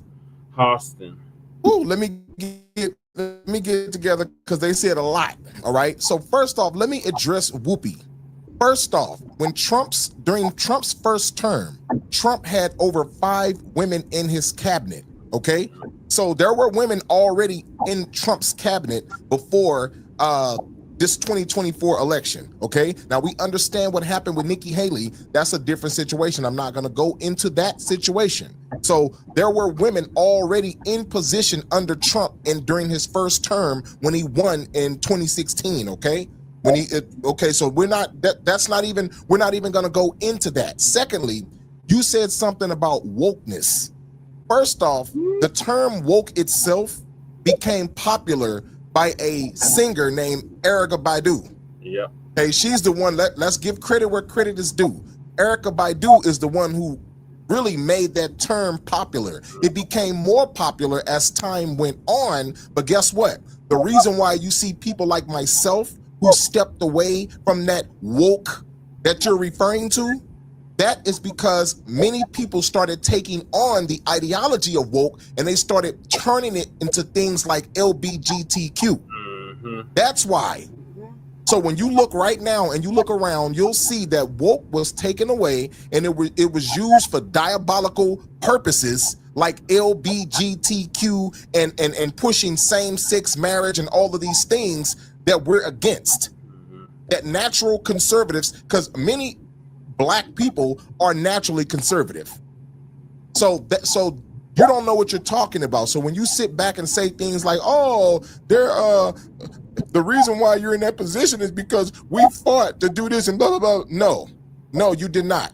You did not. They took woke and they turned it into some bull crap. That is the bottom line. Yep. And that's why it's not happening. And Joy Behar, for you to turn around and say, "Oh, the reason why Trump put her up there is because she's a 10. You're just mad, Joy Behar. You are mad because Caroline Leavitt looks better than you. And number one, number two, she's more intelligent than you. I told you guys in the video, from my last video earlier, Caroline Levitt is only 27 years old, ladies and gentlemen. So for her to carry herself that way and to speak that way and to, in her posture and body language, to carry herself in a professional manner the way she does is incredible. That's amazing for a 27-year-old at this day and age. At this day and age. Because we have, we know what the culture is like in America for the average 27-year-old. All right. So Sunny Hostin, she comes up with this bull crap about the misinformation and disinformation. Let me show you this. And before I go into breaking down what Trump did, because many of you're ignorant. You don't know anything about politics, especially as far as what Trump has done for our people. And I'm going to address, because she talked about, Whoopi Goldberg talked about the schools, right? She said that black women couldn't get in schools and they fought to get people in colleges. And Sunny Hostin is up here lying, talking about the misinformation and disinformation. Let's talk about it. Hold on. Let's go and show you guys Exhibit A. Okay, let's show you this. Meta agrees. This is just Meta agrees to pay $25 million to settle his lawsuit. President Trump. Meta agreed to pay him $25 million. Why are they agreeing to pay him $25 million? You know why? Because they censored him. And they still do the same exact thing today. Anytime you put up information that goes against the left, and there's some truth, they censor your channel. They censor your videos. Right now today, you can hardly even put Trump's name in a video on any platform, or they will censor the video and make sure it does not reach the people it's supposed to reach. You can look at that right now today. The only how certain videos have a lot of views with the name Trump in it is because those people already have a large following. But most people, if you put Trump in your title, it will automatically say add suitability on this platform, that platform, and that platform. They have censored the word Trump. And this is why, and now you see Meta agrees to pay Trump $25 million to settle his lawsuit. President Trump has sued Meta and other tech firms in 2021, arguing that he had been wrongfully censored by them. Meta also reported revenue and profit growth for the fourth quarter. Now, if Meta was not guilty, why would you pay $25 million out for something that you're not guilty for? So obviously you did it. You're guilty. They censor conservative voices. They censor anytime you see a video with the name Trump in it, it's going to be censored. It's not going to reach a wider audience because they don't want the truth coming out. The only reason why Mark Zuckerberg decided to take away the fact checking is because they have to kiss Trump's you know what. That's the only why. That's the only reason. All right. Now, for all of you people that are ignorant, that have so much to say about Trump, let's see what Trump did during his first term, since you guys don't know. President Trump signed the historic First Step Act into law. What happened during that First Step Act? You had a lot of people in jail for nonviolent crimes. So if you were in jail for a nonviolent crime, you had an opportunity to have your case re-examined. And guess who got out of jail? Guess who were most of the people who got released from prison? Black people. Okay, let's go down real quick. It says the First Step Act shortens mandatory minimum sentences for nonviolent crimes. The law allows offenders sentenced under racially motivated mandatory minimums to petition for revaluation. Oh, I thought Trump was a racist. They said Trump was racist, right? Didn't they say Trump was racist? It says the law allows offenders under racially motivated mandatory sentences because Trump understood that black people were being targeted. So he said, nope, that's why that law got put into place. And you have to, I'm gonna go too far. I'm gonna say some things and I'm not gonna say it because everything is not for public consumption. So I'm gonna just, if you guys don't know, you don't know. Read between the lines of what I'm saying.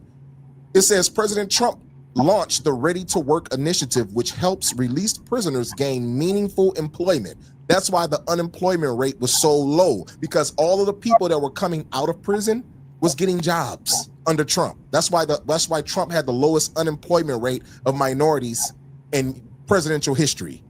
That's why. It says President Trump has proposed the Second Step Act to partner with corporate America to create opportunities for former prisoners to rejoin society. Watch this, y'all, because I'm going to address Whoopi Goldberg's her comment about the colleges. Black women couldn't get into colleges. Matter of fact, I'm going to address her and then put the nail in the coffin. Watch this. It says Black Americans are seeing unprecedented levels of economic success with record low unemployment rates, more jobs, and higher incomes. Over 1.4 million more Black Americans have found a job between President Trump's election and February of 2020. It says Black poverty reached a historic low in 2019. President Trump designated 8,760 opportunity zones that are projected to spur $100 billion in private investment in minority communities.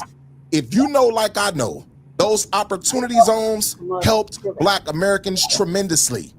Those opportunity zones are the reason that Black people started getting money under Trump. Yeah. So if you were just a bumpkin sitting on the couch, playing the video game, eating hamburgers and French fries, and you were not actually in the world commuting and making money, then that might not have benefited you. But it definitely benefit many Black Americans. Those opportunity zones, when they were put in place, it allowed Black Americans who own businesses to get higher tax cuts. So we can compete with the non-minority owned businesses. You understand? So that's how that benefited and helped many of us. All right, let's go down. It says the Trump administration established a fund to deploy $1 billion in capital funding for minority-owned businesses through the Commerce Department. I thought he was racist though. Wow. $1 billion in capital funding to go to minority-owned businesses, but he's racist. Okay. A lot of brainwashed people out there, I promise you that. Yeah. Watch this. Now, let's address your statement about the colleges. It says President Trump called on Congress to pass school of choice legislation to expand educational opportunities for all American children, especially those in our nation's inner cities. Who are the people in the inner cities? Minorities, Black people, Latinos. We're in the inner cities. Mostly, you see mostly Black people in the inner cities, okay? It says President Trump's FY 2020 budget called for $500 million in federal funding for school choice. $500 million in federal funding for school choice. Not to mention, he took away the debt from the HBCUs and also got them the HBCUs permanently funded. We're not even gonna mention that part, but it says, and in 2018, he signed legislation increasing school choice funding by $42 million. So how could those women get into college? When Trump literally made it easy for them to get into college, he also simplified the FAFSA process. So you wouldn't have to go through all of that bull crap with FAFSA to get into college. How couldn't they get into college? You don't know what you're talking about. Right. You don't know what you're talking about. It says the Trump administration proposed the Education Freedom Scholarships and Opportunity Act. Why? Because there were certain jobs that people couldn't get unless you had a degree. So Trump said, you know what? Okay, we're gonna remove this portion where you have to have a degree to get this type of job. And that's another reason why the unemployment rate was so low. Because many people were getting jobs where at first it required you to have a degree. And when Trump got in there, that was removed. So many people were able to step into these jobs that when they didn't have a degree. That's another reason why the unemployment rate was so low. So these people don't know what they're talking about. That's why people are calling to cancel this show. You don't know what you're talking about. You don't study policy. You don't do anything. You guys get up there and bash Trump. That is your job. And I'm gonna be honest. I don't even want the show to go away. I don't want the show to. You know why? Because it's good for press. It's good for content. It's good for Trump. It's good for them to continue talking about Trump. Keep his name alive. And any other conservative that you have a problem with. Because obviously you attacked this young woman because she's intelligent. She's beautiful. She's intelligent, and you don't like it. And she's under Trump, and you don't like it. That's the bottom line. ladies and gentlemen. So we have to stop being brainwashed and start researching and reading and seeing through the bull crap, because that's what's going on. Essentially, it's a bunch of bull crap being piled on top of bull crap, being piled on top of more bull crap, and they got the whole world confused, and everybody is in a frenzy because guess what? They have so many of our people brainwashed. It's not even funny. It's not even for our people are severely brainwashed. Y'all follow these Democrats, y'all follow these liberals. These people have never meant us any good. And y'all can sit back on the end and say, well, both sides, they don't mean us any good. Both sides, they're gonna do that. If that was the case, why is all this in place if both sides don't mean us any good? One thing I can say about President Trump is, yes, he's not gonna give you reparations, okay? I'm gonna be real with you. Trump is not going to give you reparations. So if you're looking for reparations, it's not gonna happen, okay? Let me, first of all, nobody's getting reparations, so stop waiting for it. Get up off of your butt and get to work. One thing Trump will do, though, is he will give you the opportunity to make something of yourself. That's one thing he will do, as you see what's on the screen. He'll give you the opportunity to get up and go out and do it yourself, and that's what you should want to do. You shouldn't want a handout anyway. It's not a handout. You shouldn't want to, because you're not going to, listen, if somebody gave you $1 million and you spent it up, you wouldn't feel anything about it because it was handed to you. If somebody gave you you're not gonna feel anything about it because, hey, well, it was given to me anyway. But if you worked your butt off for 10 years and made $1 million, you're gonna be more conscious on how you spend that dollar, because you know how hard you, in the back of your mind, I broke my back for this million. So you're going to be more conscious about how you spend your money and how you give it out and how it's going to be a different situation. So we got to start educating ourselves on the truth about these liberals, because these people are going to take, twist, and turn and say everything to vilify. Getting reparations. Conservatives do the same shit. This is exactly why we're independent, because they both do the same shit. See how he try to flip this shit talking about, oh, this is a handout. It's not a goddamn handout. His head's gonna be right out. Debt that's old. And nigga, you are eligible for it if you're FBA. So I don't know what the hell you talking about. Hey, at that point, he should get it if he feel like that. Right, you can sign this shit over to me then. Right. All these mothers, we keeping tabs on all y'all mothers. Keep talking about, oh, it's never gonna happen, blah blah blah. When it happens, y'all need to sign your goddamn checks over to us. Oh my God, what are you doing? Defeatists and naysayers this whole goddamn time, and then when it happens, oh, you want to be the first in line? No. We're keeping tabs on all y'all Democratic shills and you Republican shills. Yep. True. But I just wanted to play the part about the view. He's talking about the white girl now, right? The young one. Yeah. He's like, she's so beautiful. Well, cause he said they're basically hating on her because she's so beautiful. That's what he said. And they're a bunch of old hands. Yeah, over the hill hands. Yeah.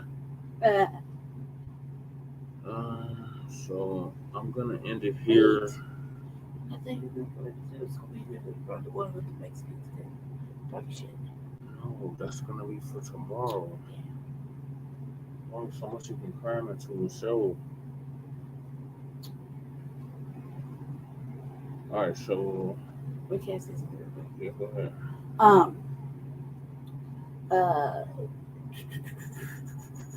RVA. I may do one because now that we got the computer fixed, I have a busy day tomorrow, so I may do one like just cause, like a little 2-hour jump right afterwards.